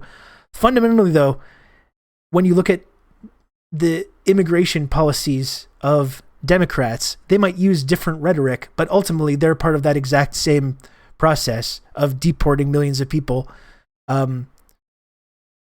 predominantly black and brown people, and putting them in the concentration camps, sending them back to destabilized countries, which they've destabilized with their own political actions. So Democrats and liberals they don't have clean hands on this either, because they're part of this process of dehumanizing immigrants, even if they might use like rhetoric sometimes that suggests that they support these things. They don't actually support increasing immigration. They don't actually support giving rights to these people, to refugees, to immigrants, or any of this stuff. You know, they agree with the same framework that these people are criminals that need to be kicked out of the country. And that's exactly how they act when they actually have power. Do not come. There you go. Yeah, do not come. So while I think we should point out the ways that this is completely mainstream on the right, I don't think anyone should let liberals or Democrats off the hook either for the ways that they've contributed to this dehumanization of people, which leads to these really horrific incidents. But to talk about how it is popular on the right, obviously Tucker Carlson is at the center of that, center of that criticism. Let's see a clip. This is the most watched media figure in America. Now, I know that the left and all the little gatekeepers on Twitter become literally hysterical if you use the term replacement, if you suggest that the Democratic Party is trying to replace the current electorate, the voters now casting ballots, with new people, more obedient voters from the third world. But they become hysterical because that's what's happening, actually. Let's just say it. That's true. Let's say that again for emphasis. It is not true, first of all, but okay. Or sickos like Matt Iglesias suggesting we pump out 1 billion babies to compete, giving way to that same replacement theory shit. Or Matt Iglesias, who this weekend is like, look at these Nordic countries where the left is making gains by throwing immigrants under the bus. Maybe we should be doing the same thing. We should be talking about this stuff as well so we get right-wing votes. The same fucking thing. I think liberals are very happy with fascism as long as they don't have to do any of the dirty work themselves. They can just enable it elsewhere and then disavow it when it hits their own backyard. Yeah, well, and that's the weird doublethink that's happening with liberals right now, Lana, right? Is that they see incidents like this and they're like, I'm against this. This is horrible. This is fascism. This is right-wing violence, and we need to do something about this. But then when their own government is like, hey, we want to send $40 billion worth of weapons to people that literally believe in all the same stuff. And these liberals say, yes, yeah, good, because Putin bad. So let's definitely do that. Let's definitely transfer as many weapons as we can to these right-wing militias in Europe and not ask any questions about who's on the other side of these massive weapons transfers. I hate Tucker and it's easy to blame him, but this is deep inside American culture. Yeah, and I want to be able to talk about the role Carlson plays in outlining these ideas without suggesting that this is a uniquely right-wing thing or that this is not just part of American culture in general. Emphasis because it is the secret to the entire immigration debate. Demographic change is the key to the Democratic Party's political ambitions. In other words, you're being replaced and there's nothing you can do about it. So shut up. I mean, they're trying to change the population of the United States. And they hate it when you say that because it's true. Our country's being invaded by the rest of the world. Want me to state unequivocally, the country's being stolen from American citizens as we watch. In political terms, this policy is called the Great Replacement, the replacement of legacy Americans with more obedient people from faraway countries.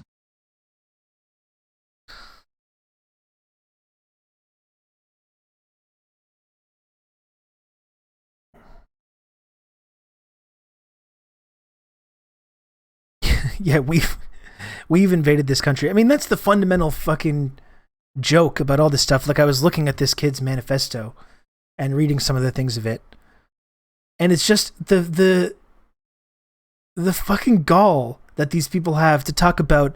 We need to like defend our people's lands from this invasion.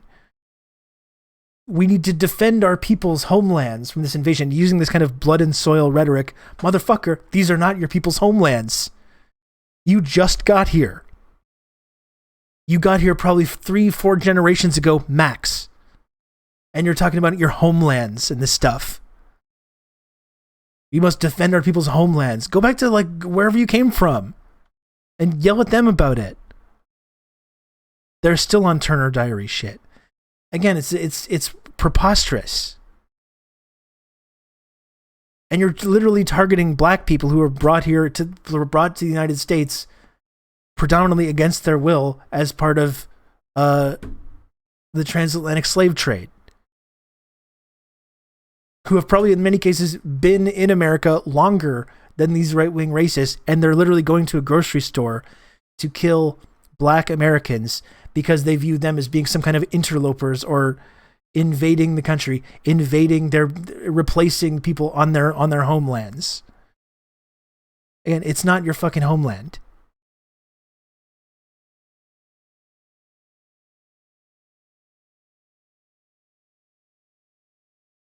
Aren't immigrants more likely to vote conservative? I know second generation is almost all liberal, but I think conservative immigrants are a well-established statistical group.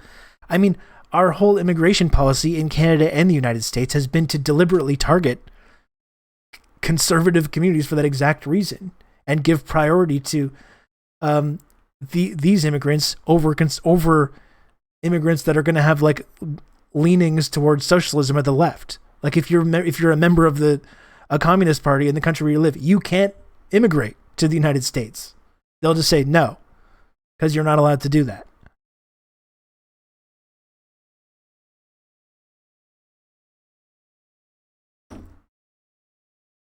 But yeah, that's the really sick thing. They're so concerned about replacing my people's homelands.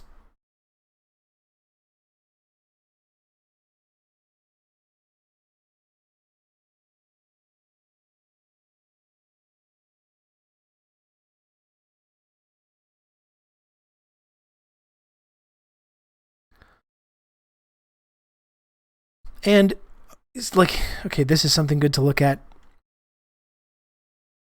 Let me just get this off the screen.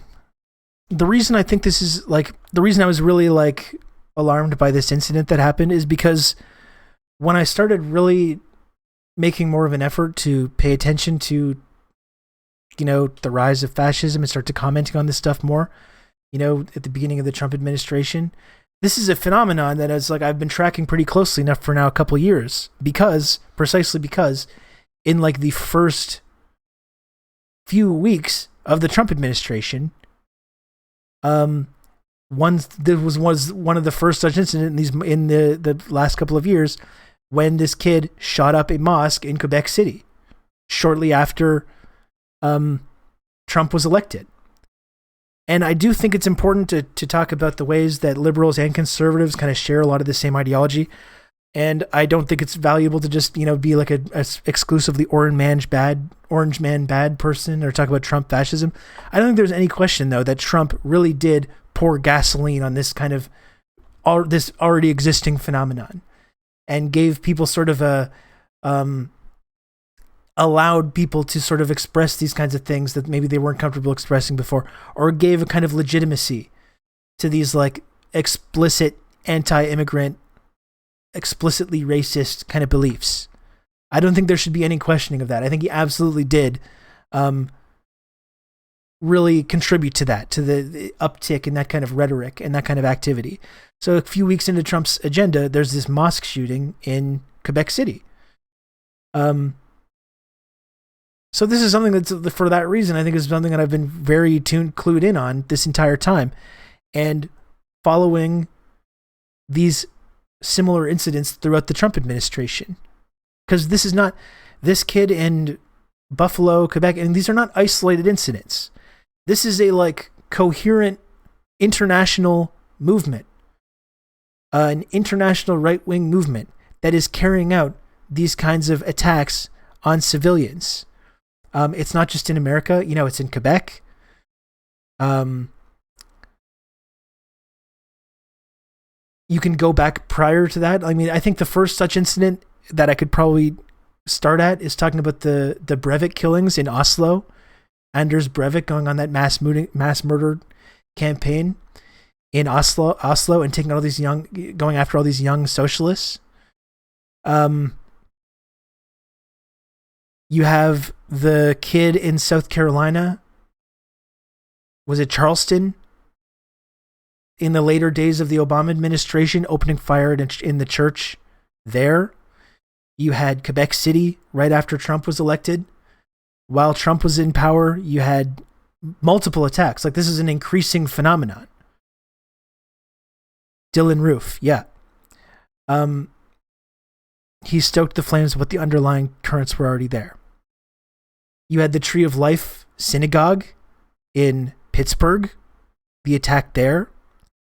You had the attack on the Walmart in El Paso. You had Christchurch in New Zealand, the absolutely horrific attack. Also, and these are all connected with one another, right? All these incidents are connected. It's ideologically coherent. All these killers are like inspiring one another. And there's this whole online community of right-wing sympathizers that treat these people as heroes. And there's this whole community now where, everyone understands implicitly that they can become this kind of right-wing martyr if they commit the same kind of atrocity. And it does go back even further. It goes back to Oklahoma City, definitely. I mean, even the Parkland school shooting was done by like a MAGA teenager. You can decide whether that fits into this like pattern of killings.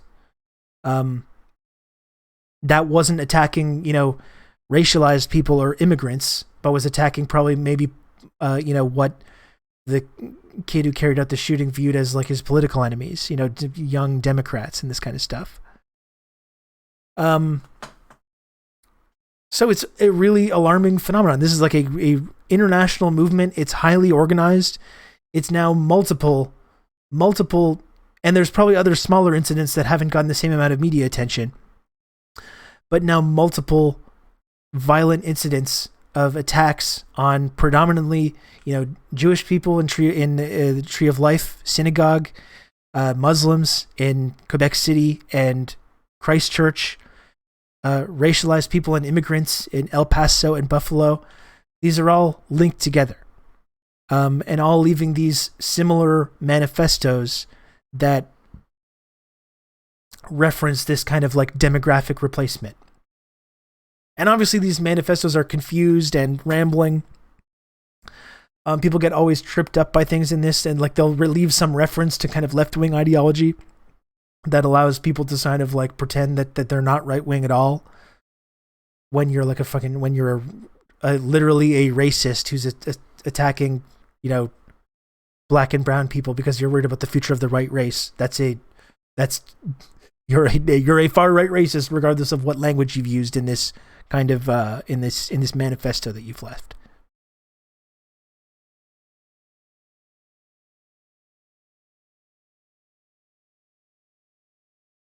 Jesus Christ, Doc. Yeah, I always go back to the OKC bombing. My mom was a survivor. I was almost put in that daycare in the Murrah building because it was right next to my mom's office. And the OKC bombing is a really good example of this as well, because I think all of the political motivations of that were completely swept under the rug, right? The fact that I didn't even know for years, because this happened when I was pretty young, I didn't even know for years that McVeigh was one of these like right-wing militia types who believed in all the same stuff. That his political motivations for the OKC bombing got completely whitewashed and ignored in a way that's becoming a little bit more difficult to do now in this, like, in the online world.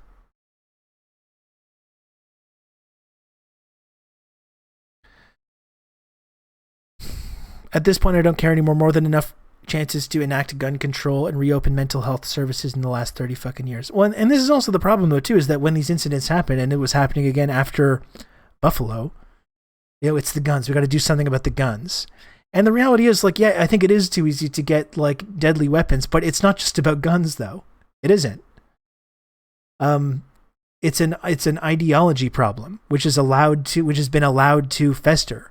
There's a big multi-billion-dollar right-wing media establishment that spreads these exact theories that radicalizes these people.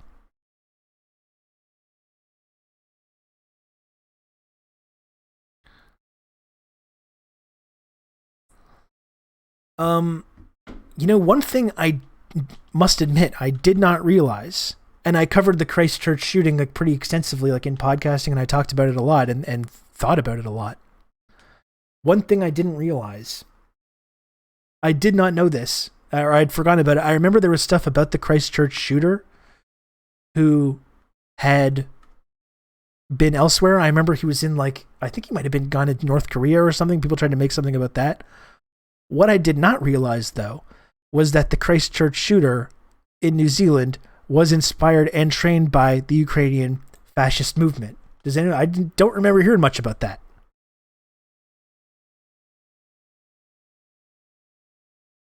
It's not just guns and ideology, material conditions need to be addressed. That is true to an extent, but also you see a lot of these right-wing killers are coming from, like, affluent backgrounds, though. It's not their material conditions that are leading them down this path of, like, hate and murder and violence. Like I said, there's plenty of things for people to be really radicalized about when it comes to young people, no matter what your economic background is.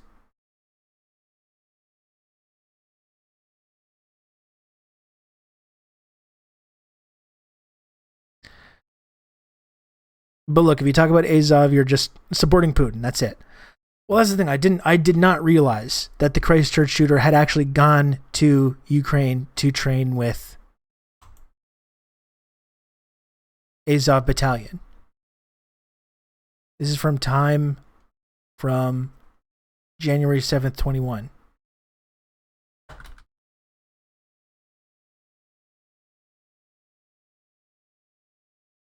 After the worst such attack in recent years,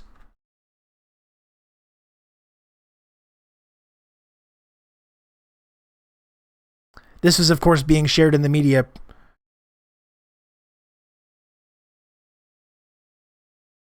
before the invasion of Ukraine, when they were actually talking about this kind of stuff.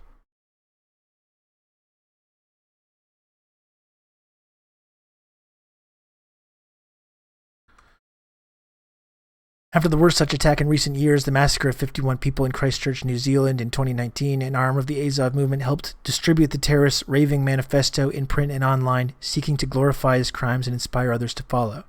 In the 16 years that followed the attacks of 9/11, far-right groups were responsible for nearly 3/4 of the 85 deadly extremist incidents that took place on American soil.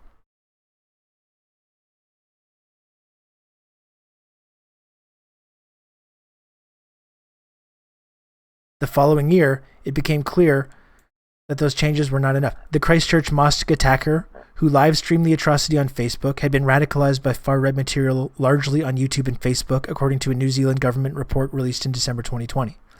He had spent time in Ukraine in 2015. And mentioned plans to move to the country permanently. Which is, right around the time that John McCain and Lindsey Graham were visiting to tell these Ukrainian militias that they would be getting any resources that they needed to take the fight to the Russians. It's maddening because we all said that this would happen. We all said fueling these Nazis overseas would give inspiration to homegrown fascists. We were proven right within a couple months. Yet if you go to the peanut gallery, they're dismissing this obvious Russian propaganda. Yeah. We know that when he was in that part of the world, he was making contact with far-right groups. Says Andrew Little, the minister responsible for the New Zealand Security Intelligence Service. Little says he does not know if those groups included Azov, but during the attack, the shooter wore a flak jacket bearing a black sun, the symbol commonly used by the Azov battalion. And you saw this black sun as well or the sun in rad, in the manifesto left by this killer in Buffalo. And like, a lot of people have been kind of bending themselves into ideological pretzels to be like, well, what does Azov have to do with this thing in Buffalo? Just because it's the same symbol, doesn't mean that they're connected in any way, or that there's any connection to Ukraine. And I think it is actually very, very relevant to talk about the ways that this global far-right movement is connected. And the way that their ideology is connected, and the way they're all informing each other and being inspired by each other. I already saw people racing to deny the connection. Oh, that was the first thing that people were doing. That's the first thing people were doing.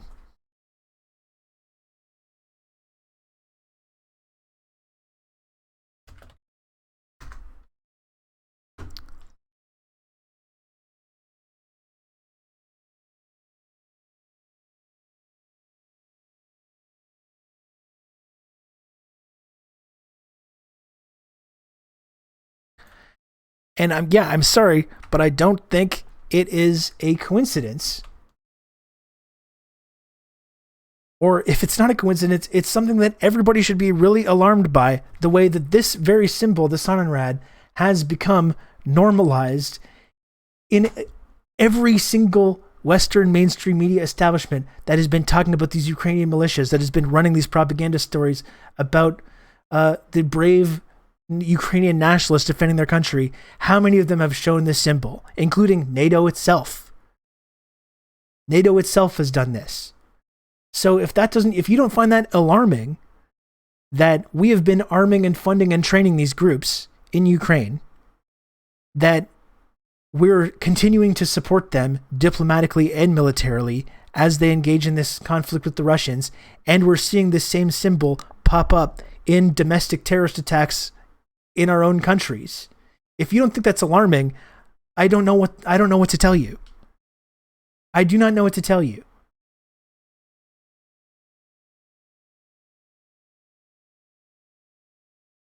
I live near, sorry, feminist critique, I've been meaning to get to your comment. I live near Charleston, South Carolina, and when the Charleston church shooting happened, the powers that be washed away the white supremacist ties of Dylann Roof and astroturfed it into being just a lone wolf. Despite the waving of the Confederate flag, his association with reading white supremacist online material, watching white supremacist YouTube channels, it's been ramping up for years and years. There's a lot of these right-wing lone wolf guys, isn't there? Isn't that interesting? There's quite a few of these right-wing lone wolves. How many fucking lone wolves are there out there? Turns out there's a couple dozen at least, and probably more coming on the horizon. And as we know, if anyone if there was people, a bunch of lone wolf assassins going into like police headquarters, for example, and carrying out mass shootings independently of one another, killing dozens and dozens of people over several years, and posting manifestos referencing Black Lives Matter, referencing Antifa or any one of these things, would they be portrayed as lone wolves by the media, by the political class? Of course, we all know that they would not. You know, again, this is all these attacks are all linked together. This is like a highly organized global movement that is carrying out these attacks. Stealing this is partially related when it comes to shooter manifestos and the way, like feminist critique mentioned, they get painted as a lone wolf. I've sincerely come to the opinion that liberals push the don't give it any oxygen line because of how embarrassing the proximity of their anti-communism is to the anti-communism of fascists. That's a good point, Outrun. And that's the thing. There was a number of people in the wake of this attack immediately being like, don't talk about this. Don't talk about the manifesto. Don't share any of the images. Don't share any of the symbols. Leave it to like the disinformation experts to really look at this. And yeah, I think we do need to examine why that's the first instinct people have. I don't know if the idea that like, oh, if you share segments of this shooter's manifesto, you're going to get it, you're going to radicalize more people. No, the people we're sharing, like, they're already getting it, right? The people that have the propensity to be radicalized by this, they're all sharing it already. They're all reading it and sharing it and talking about it and commenting on it already. Nothing that we are going to do is going to contribute to that in any way. They are already doing that. The people that want to see these manifestos, they see them already. We're not contributing to that in any way when we share these things or we start to ask questions about how these things are connected. You know, that's preposterous. And I get a little alarmed when I see these like think tank backed disinformation experts start to like lecture people about who's allowed to comment on this stuff and who isn't.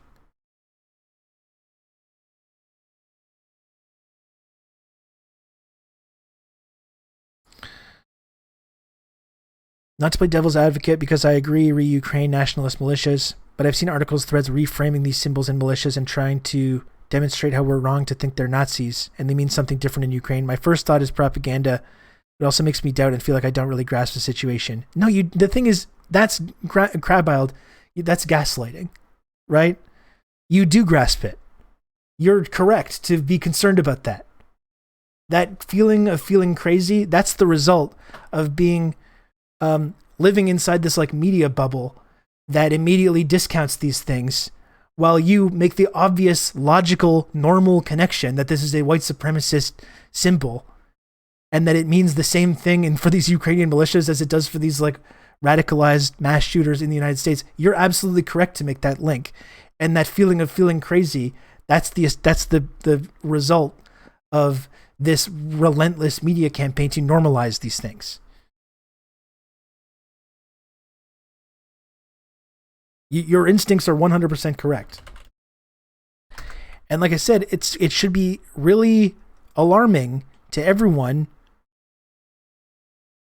when you literally have NATO.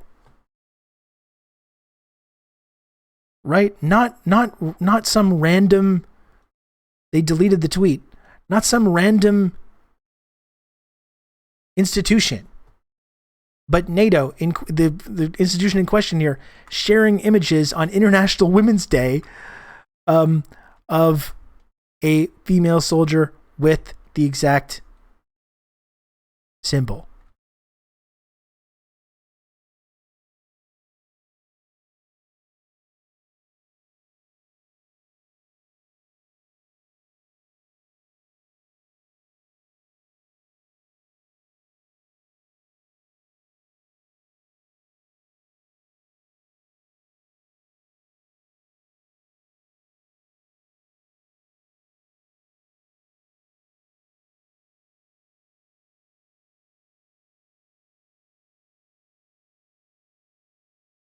I'm sorry, I'm just trying to find the proper tweet. It's been kind of blurred out in this.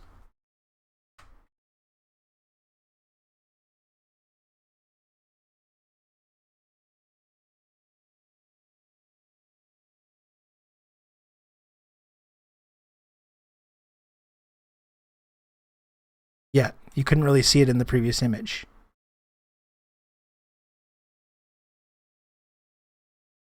Jesus.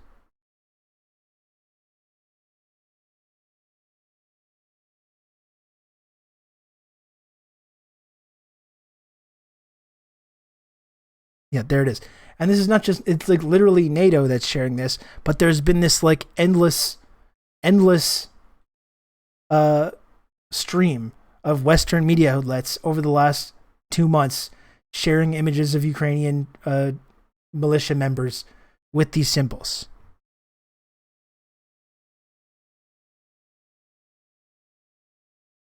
Honestly, a big reason why this community has been so useful. Most of what is passed off as reality makes me feel like I'm insane.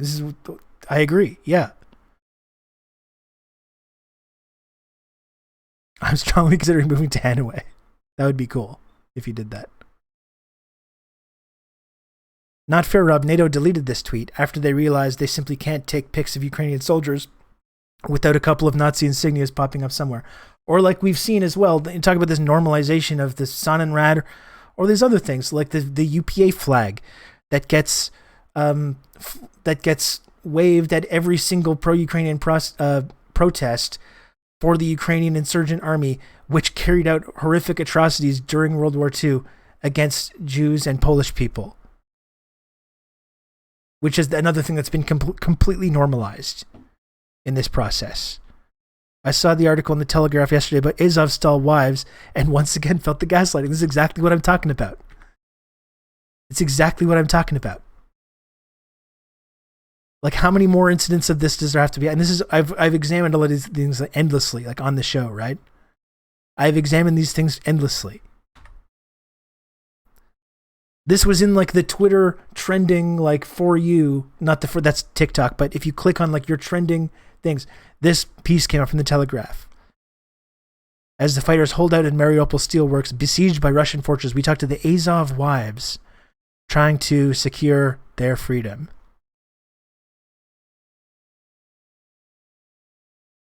The Azov wives trying to secure their freedom. And that's the question too. It's like, does this just like mean something different?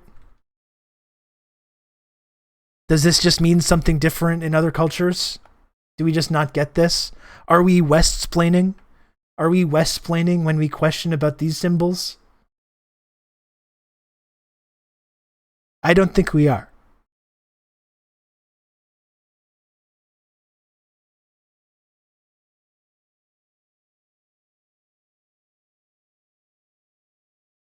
You can't find the enhanced tweet that incrementally zooms in closer and closer to the Black Sun badge because the OP lost their account. Well, that's because our hard-working disinformation experts are hard at work ensuring that anyone else that's pointing this out is ensuring this kind of devious Russian propaganda is immediately removed from social media. I have actual socialists telling me they were freedom fighters fighting against their Soviet oppressors for self-determination. Motherfucker, how much of a rube do you want to be? Like the things we've been talking about today, Sam, it's like this should not be that difficult. It should not be that hard to ask. But this is the question, is if you're alarmed by this trend of right-wing violence, you know, and there's a direct link from Oslo to Charleston to Quebec City to Pittsburgh to El Paso to Buffalo, and again, I'm probably leaving some out. If you're alarmed by this kind of thing, you should be even more alarmed by the way these fascist symbols and ideas have been normalized in our mainstream media over the last couple of months, and you should be really, really alarmed at who is on the other side of these massive weapons transfers where we're sending billions and billions of dollars worth of weapons to these groups. And what do you think is going to happen years from now when this conflict is winding down? What do you think all these fascists that we've been arming and training now for years, because this didn't just start 6 weeks ago. We've been training these groups for years. What the fuck do you think is going to happen with all these weapons and training? Do you think they're just going to go on, be the brave Ukrainian defenders and be the obedient NATO soldiers to fight the Russians? No, this is going to lead to blowback, and we're going to get more incidents, just like we saw this weekend in Buffalo. All these people are going to be going back to their own communities with their new sense of like weapons and training that they've been doing, that they've been engaging in, just like the Christchurch shooter. And they're going to carry out more terrorist attacks against civilians in our own communities. Luckily, none of the groups we've armed and empowered in the past have had blowback. That's right. Trying to get to the chat's really popping off. I'm trying to get to all of it. Also, what's so annoying here is that the original Nazis also pretended their dumb fucking symbols and gestures were just historical tradition. They famously did this with the Heil and with the swastika. There's a good Ugopnik video about this called The Aesthetics of Fascism. It's just a repetition of OG Nazism. I'm going insane. Yes. Me too. Me too. That's the feeling you get when you are ensconced in this environment, this media environment. Thought I saw Lauren Southern for a second. No, but Lauren Southern is someone who has propagated this exact conspiracy theory, who has been allowed to do this on social media, and has been rehabilitated in the last couple of months, including by apparently well-intentioned people on the left who have agreed to like debate this fucking freak and ensure that she has more of a platform. And I'm sorry, I don't feel too much sympathy now for these people when they start talking about how Lauren Southern has expressed these dangerous ideas that are leading to these solutions. Well, don't fucking platform her on your Twitch channel then, I would say, would be my response to that. No matter how much of a good thing you think you're doing, you're only contributing to allowing this person to rehabilitate her image. Especially in a debate that you lost also.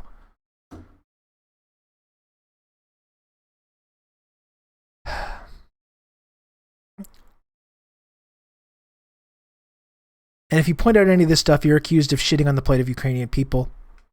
It has to be black or white for the discourse and feels impossible to hold these two things, that the Russian attacks are horrible, but also that it's very worrying that we're arming Nazis. Yes. Yes.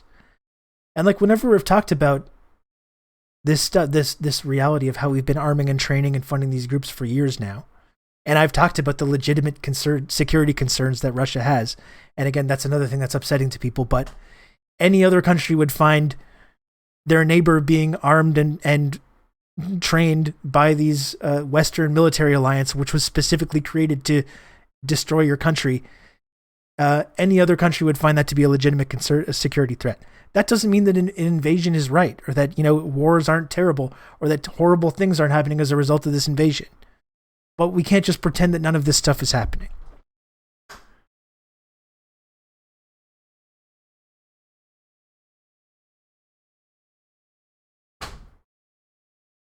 The lib internet sleuths combed through every utterance of the Trump administration to find secret messages to fascists, yet they can't seem to notice the proudly displayed patches on these brave freedom fighters they keep gushing about. Yeah. And it's a good thing no leftist streamers platform Lawrence. What? I'm getting an update from my producer. Sorry.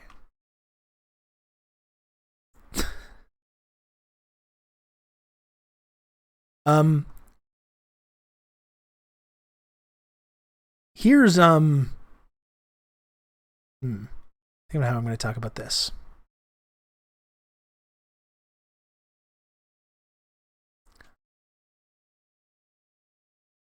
A tweet about Christchurch again.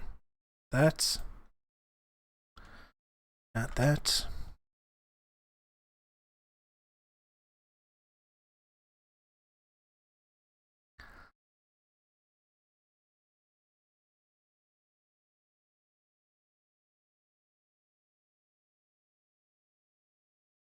But when you think about,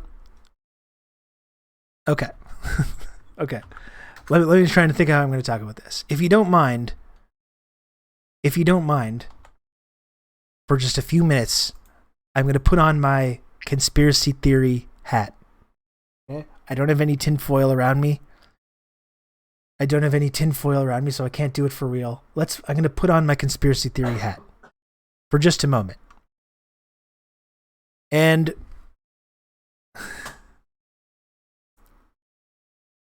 so,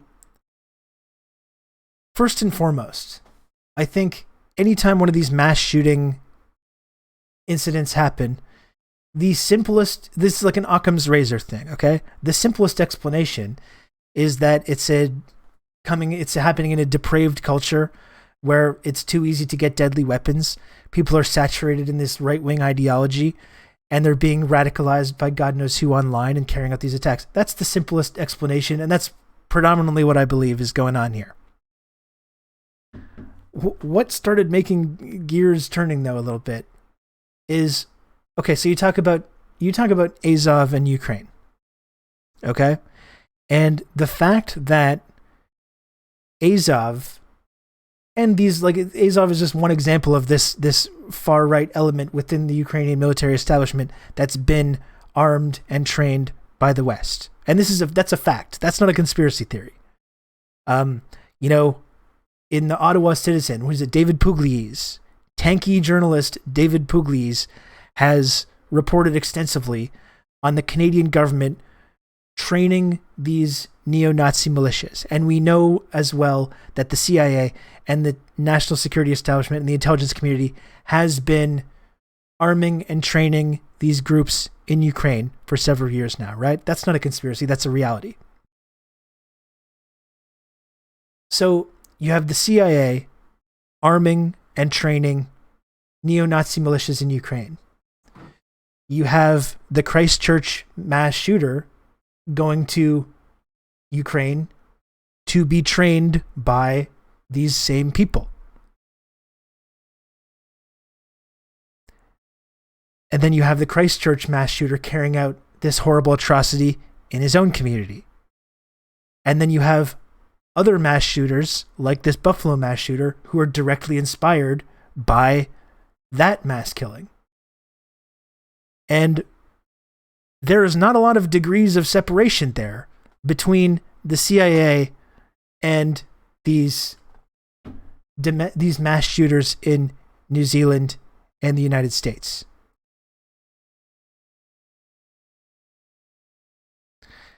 And what have CIA death squads been responsible for throughout the last couple of decades? We can read the CIA's organized crime, like Old Dutch has been saying.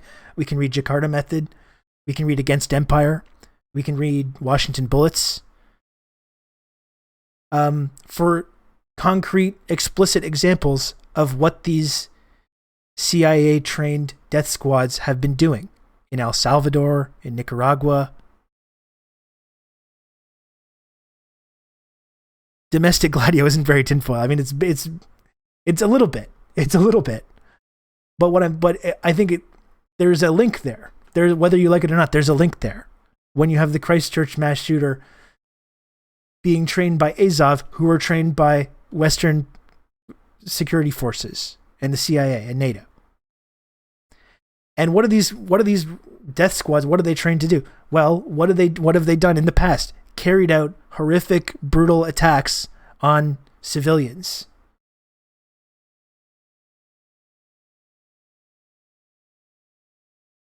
That's like that's one of the primary things that these groups are known for, in order to terrorize local populations. Stephen Paddock is a part of this Bristol board red string thing as well. Absolutely. We still don't even have any idea why Paddock carried out the attack that he did.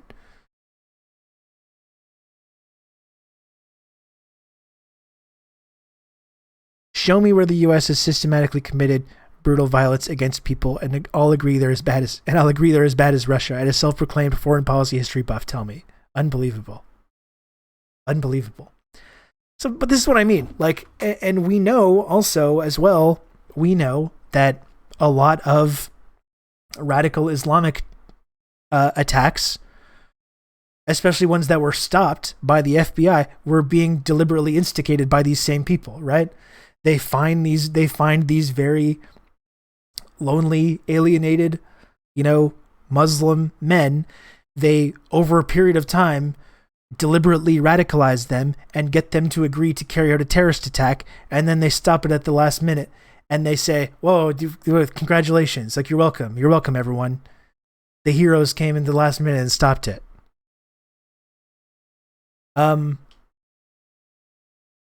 I don't know if any of these incidents are part of some kind of Gladio operation, or whether it's connected to the intelligence community, but I do think it's worthwhile exploring this history and exploring whether there's any connections or any similarities. They usually stop it, or they don't, in the case of the Boston Marathon, for example.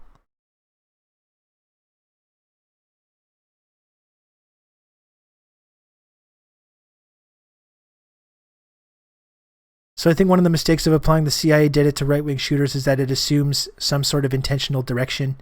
I think the CIA has learned a lot about decentralized terror networks and are now just facilitating the useful ones, no direct contact required. I don't know if that makes sense. I'd been smoking and the tinfoil is on too tight. Or 9/11, that's right, James. Well, no, like I said, River and Ravens too. I think the easiest solution when it comes to any of these like domestic right-wing terrorist attacks is the simplest solution is the most likely solution. That these people are fucking depraved. It's a sick culture, a sick racist culture where people have too easy access to deadly weapons and they're carrying out these attacks. That's the simplest explanation. That's most likely what's happening. When I was thinking about the Christchurch shooter training training under these Azov guys who we know have been armed and trained by the CIA, and thinking about the degrees of separation between these Western powers and these mass shooters in New Zealand and elsewhere, and thinking about the long history of CIA trained death squads carrying out brutal attacks against civilians. And I guess that's the thing. It's like we know that they've been doing this in other countries in the global south, for decades and decades. And then I think sometimes we stop ourselves and say, but of course they would never do the same thing domestically. But it's like, this is they some guy, would, Rob Russo, they some would do that. leftist based in Canada. I was turned on to this sick individual, and I found this. Hey, TYT, thanks for the raid. Thank you for the raid, TYT.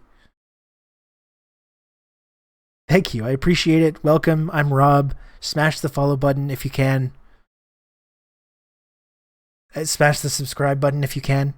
I'm just talking about this wave of right-wing terrorist attacks that have been going on for several years now. This,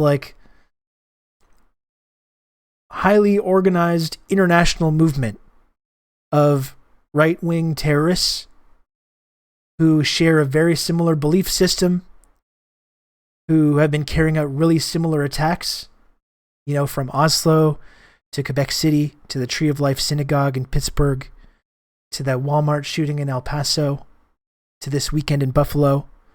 This is like an ongoing series of violent pogroms, essentially, that are all influenced by one another.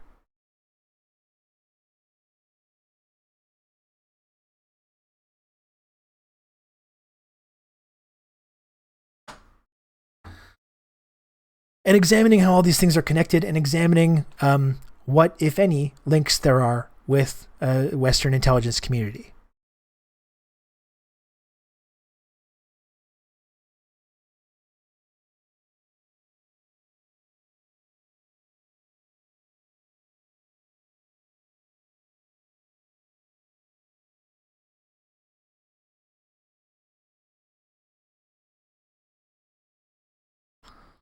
I do like the elite rejoinder. It's not the CIA. We're merely a sick culture. No, we're not going to be addressing that either. No, we're not.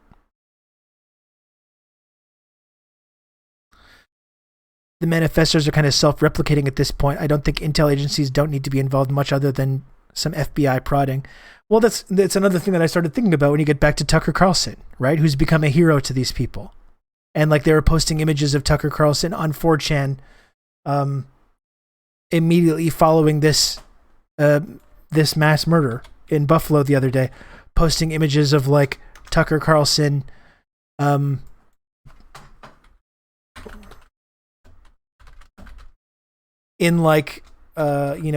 right-wing militia gear, doing Day of the Rope stuff. I'm trying to find the image.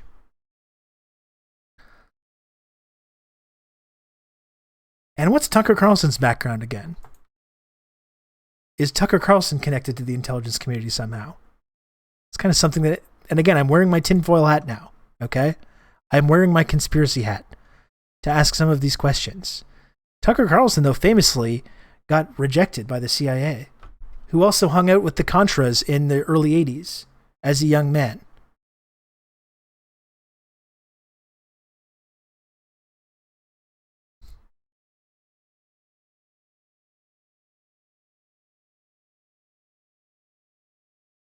Let me see if I can find. I'm trying to find that image of them that got posted on 4chan. It's really hard right now though because there's a lot of people talking about Tucker.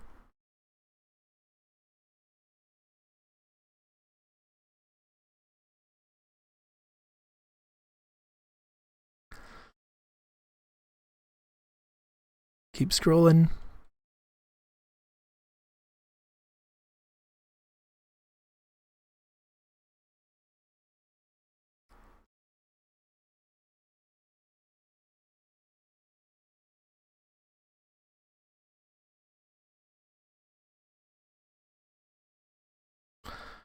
Of course, you have this image of Tucker just from, 2 weeks ago?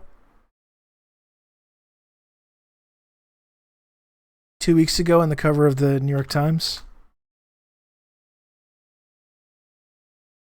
when they're literally doing a story about, his role in all this kind of stuff, this kind of rhetoric.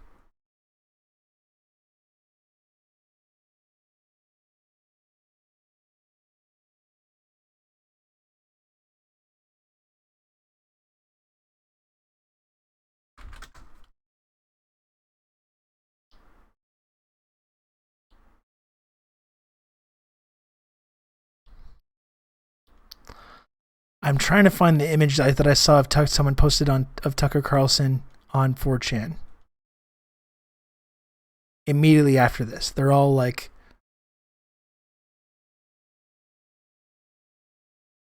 going crazy about this stuff.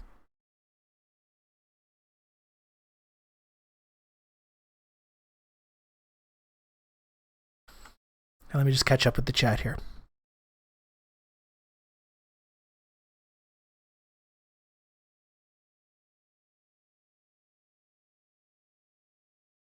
As with self-described socialists in the West parroting State Department talking points, the CIA, etc., don't have to have an active role in organizing this stuff. They just plant the seeds, and people organically work their own way to the desired conclusion.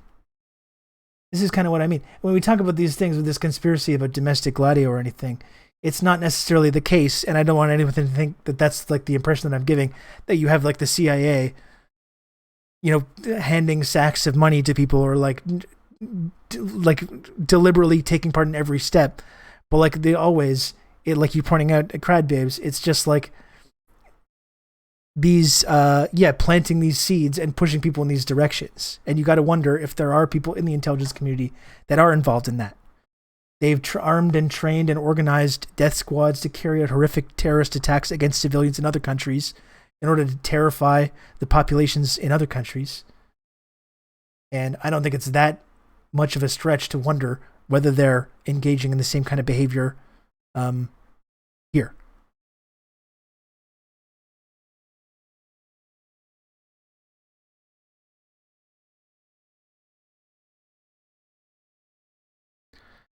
Audio only, thought you were free scrolling a chan. No, I was not doing that. I saw it on Telegram with the skull mask. Yeah, that's what I was looking for. And in fact, I thought of something else to look at, to talk about. It's one of the worst things about doing streaming is when a thought comes to your head and you're like, oh, that's a good point. You got to mention that right after this thing you talk about. And then you finish the thing that you're saying and then it goes away. It's gone. Just like that, it's gone.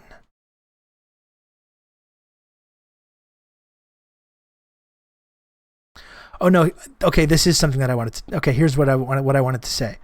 Because like Glenn Greenwald and others, who of course Glenn immediately leaps to the defense of his friend Tucker. In this case. And one of the things that Glenn mentions as well, as does everyone whenever you bring up this like right-wing rhetoric inciting violence and stuff like that, they'll all bring up the congressional shooting, the shooting at the congressional baseball game. And they're like, well, should we hold people to account for the statement comments they've made that inspired the congressional baseball shooting? And it's like, number one, that's one incident. If you can find 2 or 3 more incidents that maybe fit in that pattern, we can talk about why that's similar. I don't think we should have to explain to anyone what the difference is between a bunch of powerful elected officials playing baseball and a bunch of, immigrants or racialized people getting their groceries at a Tops or a Walmart, or people going to a synagogue or a mosque. Yes, that's a big fucking difference when you talk about these two things. Number one. But yes, that is one incident. And when you talk about this spree of right-wing terrorist attacks, you're talking about now multiple incidents over several years with a very clear ideological connection and a very clear similarity in terms of the MO and the way these things happen.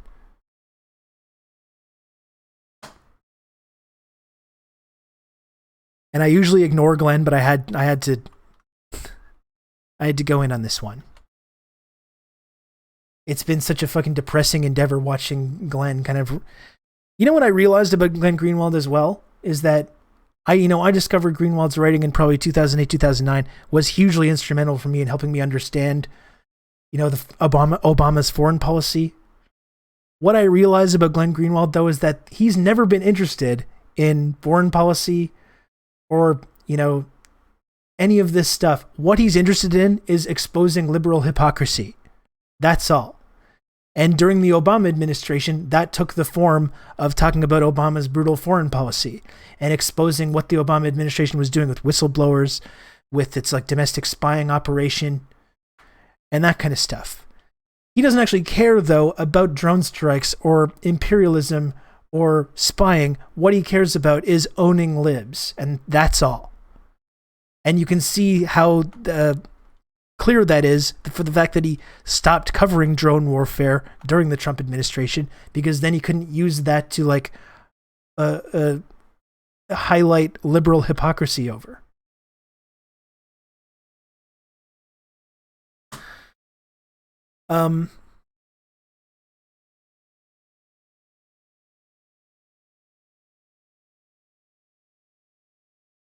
There was a really weird Bad Faith episode earlier with some almost self-awareness about the weird fascist-adjacent friends that they've been making. Well, yeah, now there's this whole Peter Thiel funded, by the way, Thiel, who also funds Glenn Greenwald, this whole Thiel funded New Right thing, right? Which is trying to which is just a tired rebrand of, it was the alt-right. It's every fucking couple years they rebrand. It's with all the exact same ideas. But now you have that going on, and with this kind of cool podcaster aesthetic. People also forget that Glenn supported the war in Afghanistan and wrote screeds about how awful Castro was years ago. Supported the Iraq war as well.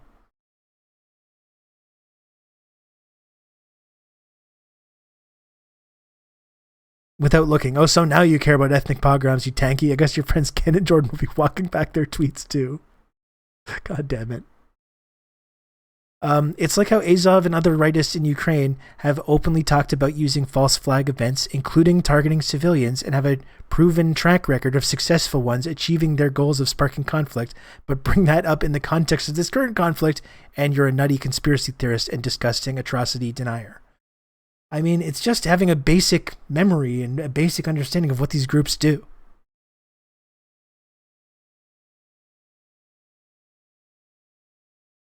Right? It's just having a basic understanding. What do these groups do? They carry out horrible atrocities, and then use propaganda to try and use these atrocities that they've committed to destabilize the common enemy of the United States security state. Perhaps they're doing that right now. This same thing that they've been doing for decades and decades and decades. But no, when you ask that question, people get very upset. It would be so irritating if he wasn't so insistent that he was the sensible voice in the room, like when he defended the Roe v. Wade ruling on judicial precedent grounds. Like he knows exactly what he's doing. His arguments are so bad faith. It's very true. By the way, we should also talk about, briefly, we should definitely mention how this Buffalo shooter had a bunch of anti-trans bullshit in his manifesto as well. And the way that, the anti-trans shit has been given oxygen from people.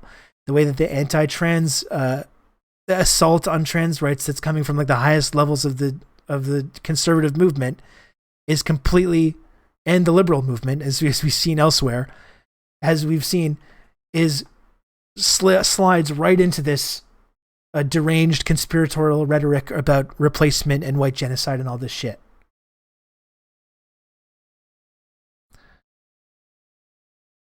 Why is everyone so fucking credulous? It's like we live in an adult daycare when no one knows where to be skeptical. I don't get it either, Lana. I don't know. This is why I come on here and yell about this stuff all day. Because like we were saying before, it makes you feel crazy. And you get insulted and called a genocide denier or an atrocity denier or a tanky or whatever for just being having a basic understanding of history and similar events that have happened in the past and asking questions about whether these events are currently happening or whether these processes are currently going on, or whether we can trust these institutions that have repeatedly lied time and time again throughout the decades, which should be not controversial. This should not be controversial in any way. I don't follow the news on this outside of stuff. I don't follow the news on this outside of stuff in Discord. Did this guy get taken alive or not? Of course he did. Yeah, of course. Of course. He probably got a nice Burger King at the police station too while they were getting his confession.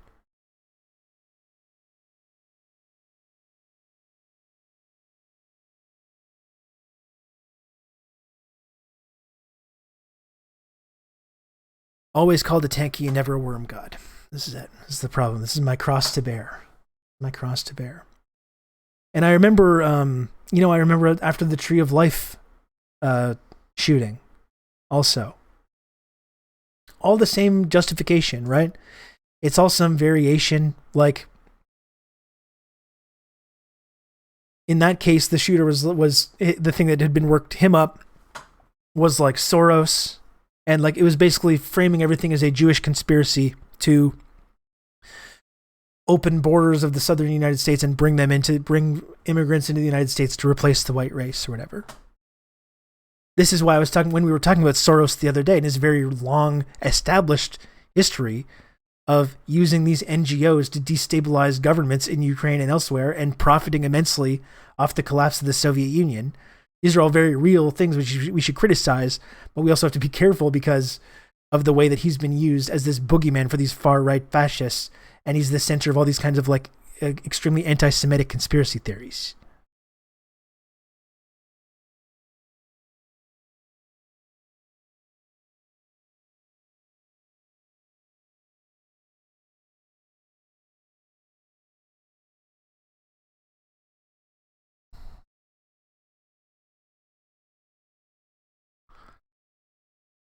And before I have to go, I have to take a look at this fucking loser too.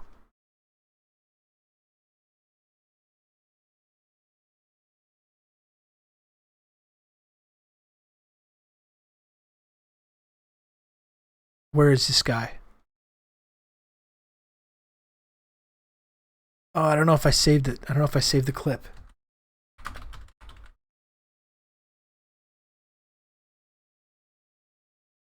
Oh.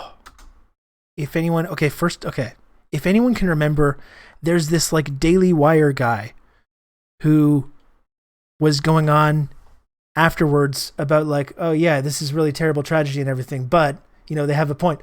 The Democrats really are opening the border and trying to replace us as well. So you had this weird rush of right-wing guys rather than trying to distance themselves from this fellow, this fucking murderer in Buffalo, and instead they logged on immediately and were like, yeah, this guy kind of has a point. There was a number of people doing this, and this guy was literally from South Africa.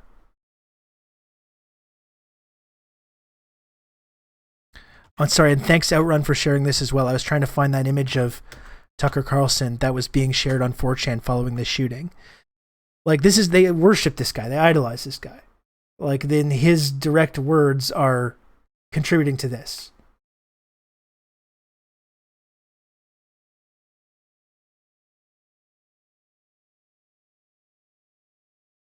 And again, this is the tinfoil hat conspiracy zone stuff. When you talk about the domestic gladio and the ties to the intelligence community and that, but like MK Ultra, like we said, it's not the CIA contacting some guy and saying like, here's what you have to do. You got to go to the grocery store and you kill this person and this person.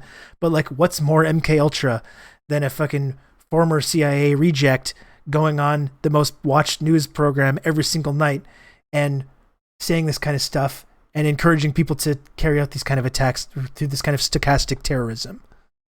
What's more MK Ultra than that? Activating people that they know are going to be susceptible to this kind of thing. I don't know. Again, I don't want to go too far down the conspiracy rabbit hole with this, but I think there's some links which are worth asking questions about.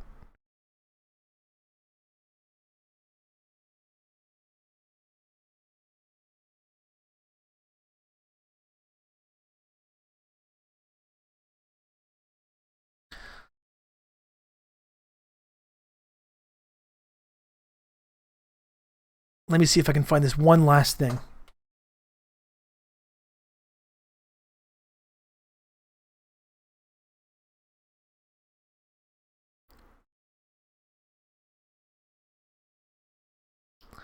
Joel Pollack. Yeah, this is how sick these people are. These people are just open. They're openly the role or the normalization of fascism across the spectrum has been so fucking alarming. And now you have these guys that feel very comfortable in the wake of these mass shooting terrorist attacks.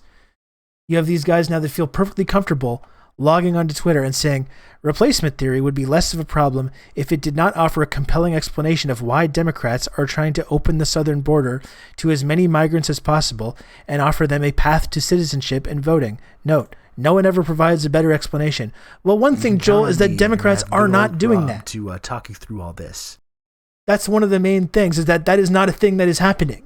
The idea that Democrats are opening the southern border. President Barack Obama literally deported more people than anyone in American history, any president in American history. And these guys are just openly comfortable talking about this. And this motherfucker, Joel Pollack,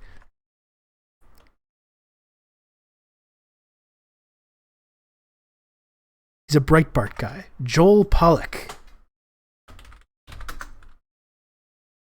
Would you believe that this motherfucker is not from America, but he's from fucking South Africa? This is some guy, Rob Russo, some leftist based in Canada. Would you believe that Joel Pollack is from fucking South Africa? Oh my goodness. Oh my goodness gracious. Love. You can count on me to get have rated Rob to, by talk you through all professional this. diamond tier Twitch streamer Kira Chats. Wonderful. Thank you very much, Kira Chats, for the raid. I appreciate it. And thank you, Disturbo, for the 7 months of tier 1. We love our Kira Chats. We do. It's true. Thank you. She is a bit of a loose cannon. That's true. You can count on me. You're going to have good old Rob to talk you through all this. Mac10SC, thank you for the 6 months of tier 1 as well. Notorious woman supporter Rob. That's what they call me. Good old Rob to talk you through all this. That's what they call me. And thank you, Tyler Madsen, for the 2 gifted subs as well. I'm talking about this like right-wing shooting in Buffalo. Count on me. You're going to have good old Rob to talk you through all this. Maverick, thanks for the gifted sub as well. Thank you, Maverick. I've just been talking about this shooting in Buffalo, how it fits in with the larger context of right-wing violence. You know, there's been a string of right-wing terrorist attacks over the last decade. It's an international movement, you know, very similar MO, very similar ideology. They're all inspiring each other and taking and you know, becoming heroes to these right-wing figures. And I was talking about the normalization of fascism in the West and how, you know, images like the Sonnenrad have been normalized so much over the last couple of weeks as part of this the Russia-Ukraine invasion, and talking about how guys like this, like Joel Pollack, again, who is from South Africa. This man is not from America. He's a white South African American who now feels comfortable going online after these incidents take place and saying replacement theory would be less of a problem if it did not offer a compelling explanation of why Democrats are trying to open the southern border to as many migrants as possible and offer them a path to citizenship and voting. Note, no one ever provides a better explanation. Personally, if you ask me, after a horrific terrorist attack in which 10 people who were just innocent people going about their days shopping for groceries were brutally murdered by a person who believes this thing, personally, this is just me, I would not be logging on to twitter.com and being like, you know, that guy kind of has a point. You know, I kind of agree with that guy that did that. That's just me, though. I'm built different. And yes, this motherfucker is not even American. He's from South Africa. He's a white South African who feels very comfortable in the wake of this pogrom that took place, directly inspired. Again, this is a Breitbart editor, directly inspired by this guy's own friends and their rhetoric that they use, and feels very comfortable logging online and saying like, hey, he kind of has a point. Kind of has a point, that guy. What would you say if black South Africans talked about black replacement theory? Well, all these guys are obsessed with South Africa and white genocide in South Africa. They talk about it all the time.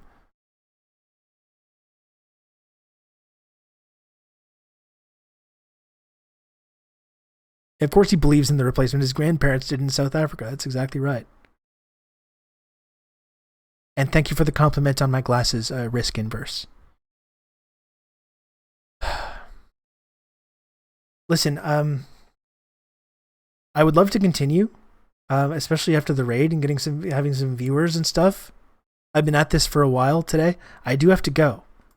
I got to go in a couple minutes.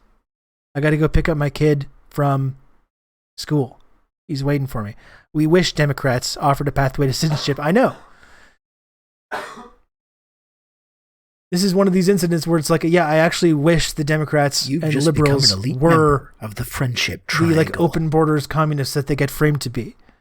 But these guys, like, they're politically illiterate, right? They're fucking politically illiterate. They actually think that Democrats are opening the borders to everyone, which is not at all something that is happening. M. Gauntlet, thank you very, very much for the 5 gifted subs. Thank you very much. I appreciate it. So yeah, they're not even doing that though. They're not even doing that. If only they were an elite member of the friendship triangle. As an American POC, I'm getting sick and tired of the USA and especially white liberals. As you should. That's a normal reaction, I think. Squatch True, thank you so much. I was just about time to beg people for subs, and you all come through and get to the sub goal without even having to ask. Thank you very much, Squatch. I really appreciate it. Thank you. Literally, like, the Democratic administration right now is literally like whipping immigrants and telling them, do not come. Yes, do not come. They're sending, record numbers of Haitian migrants back to Haiti in the completely destabilized environment of Haiti, which is literally destabilized because of decades of American intervention. In the middle of a pandemic, they're sending Haitian migrants in record numbers back to Haiti. And then they hire a Haitian press secretary and they're like, look how woke we are. Look how amazing we are. Everyone thank us for being so inclusive. And then they get framed by fascists like Joel Pollack as being like open borders communists. While welcoming Ukrainians, which is really, it is very curious, isn't it? It is curious.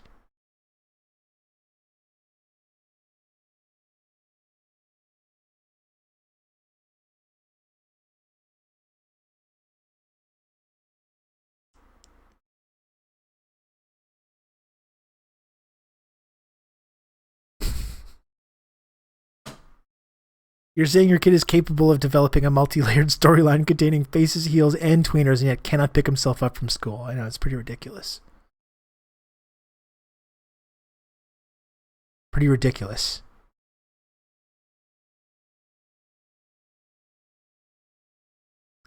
With Republicans, you get the abject cruelty. With libs, you get the same cruelty, but with a side of holier-than-thou hectoring. And that's why I wanted to bring this up right off the bat, to talk about the ways that, like, this replacement theory shit has been embraced by mainstream media figures and political figures on the right. But like, liberals that are talking about this don't really have much of a leg to stand on when liberal administrations have been responsible for this barbaric, dehumanizing immigration system. And putting kids in concentration camps and all this stuff. The liberals are just as responsible for that. Although you might say, no, now they're not in concentration camps. They're not in cages. They're in plexiglass compartments now. That's the big difference. And this is just a fundamental lesson, too, of why you can't play these right-wing games to show that you're tough on immigration or whatever.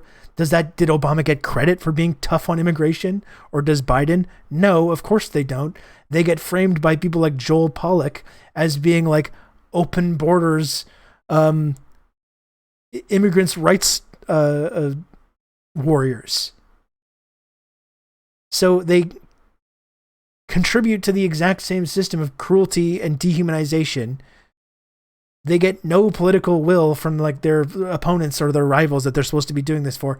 And you still have right-wing psychos carrying out pogroms against racialized people and immigrants.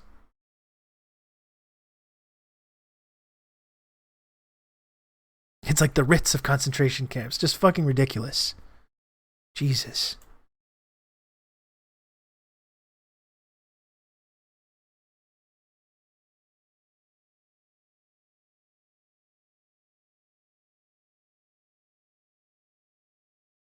Thanks for watching the stream today, everybody. I appreciate it.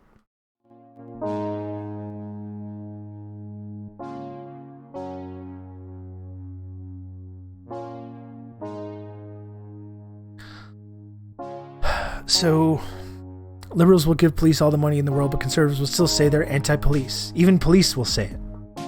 So these people are fucking brain dead sometimes.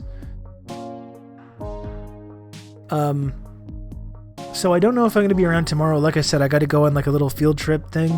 Tomorrow I'm like a parent supervisor on this like this field trip thing.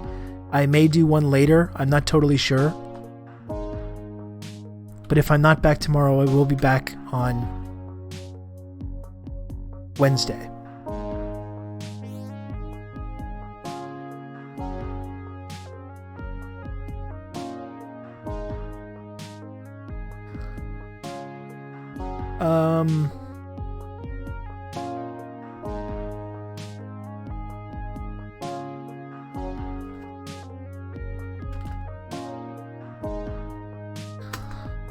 I saw Dan Simpson is talking more about this like lone wolf stuff. So that seems to be a good, appropriate raid. Talking about similar subject matter. Going to apply for a job now. Wish me luck. Best of luck, valued community member Weenus. Weenus of Lore. Thank you.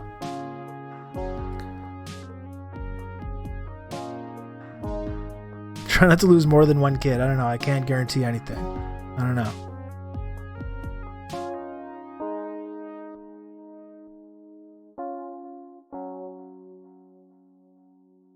Thanks again for watching, folks. And by the way, join the Discord server. Click on that link right now. Click on the Discord server's link. Do it. Do it. Click it. Join the Discord server. Smash the follow button if you haven't already.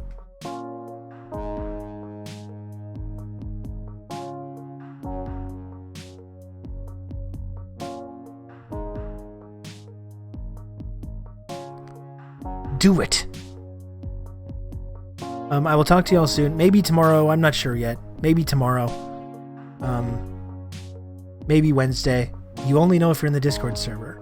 Talk to you soon. Goodbye.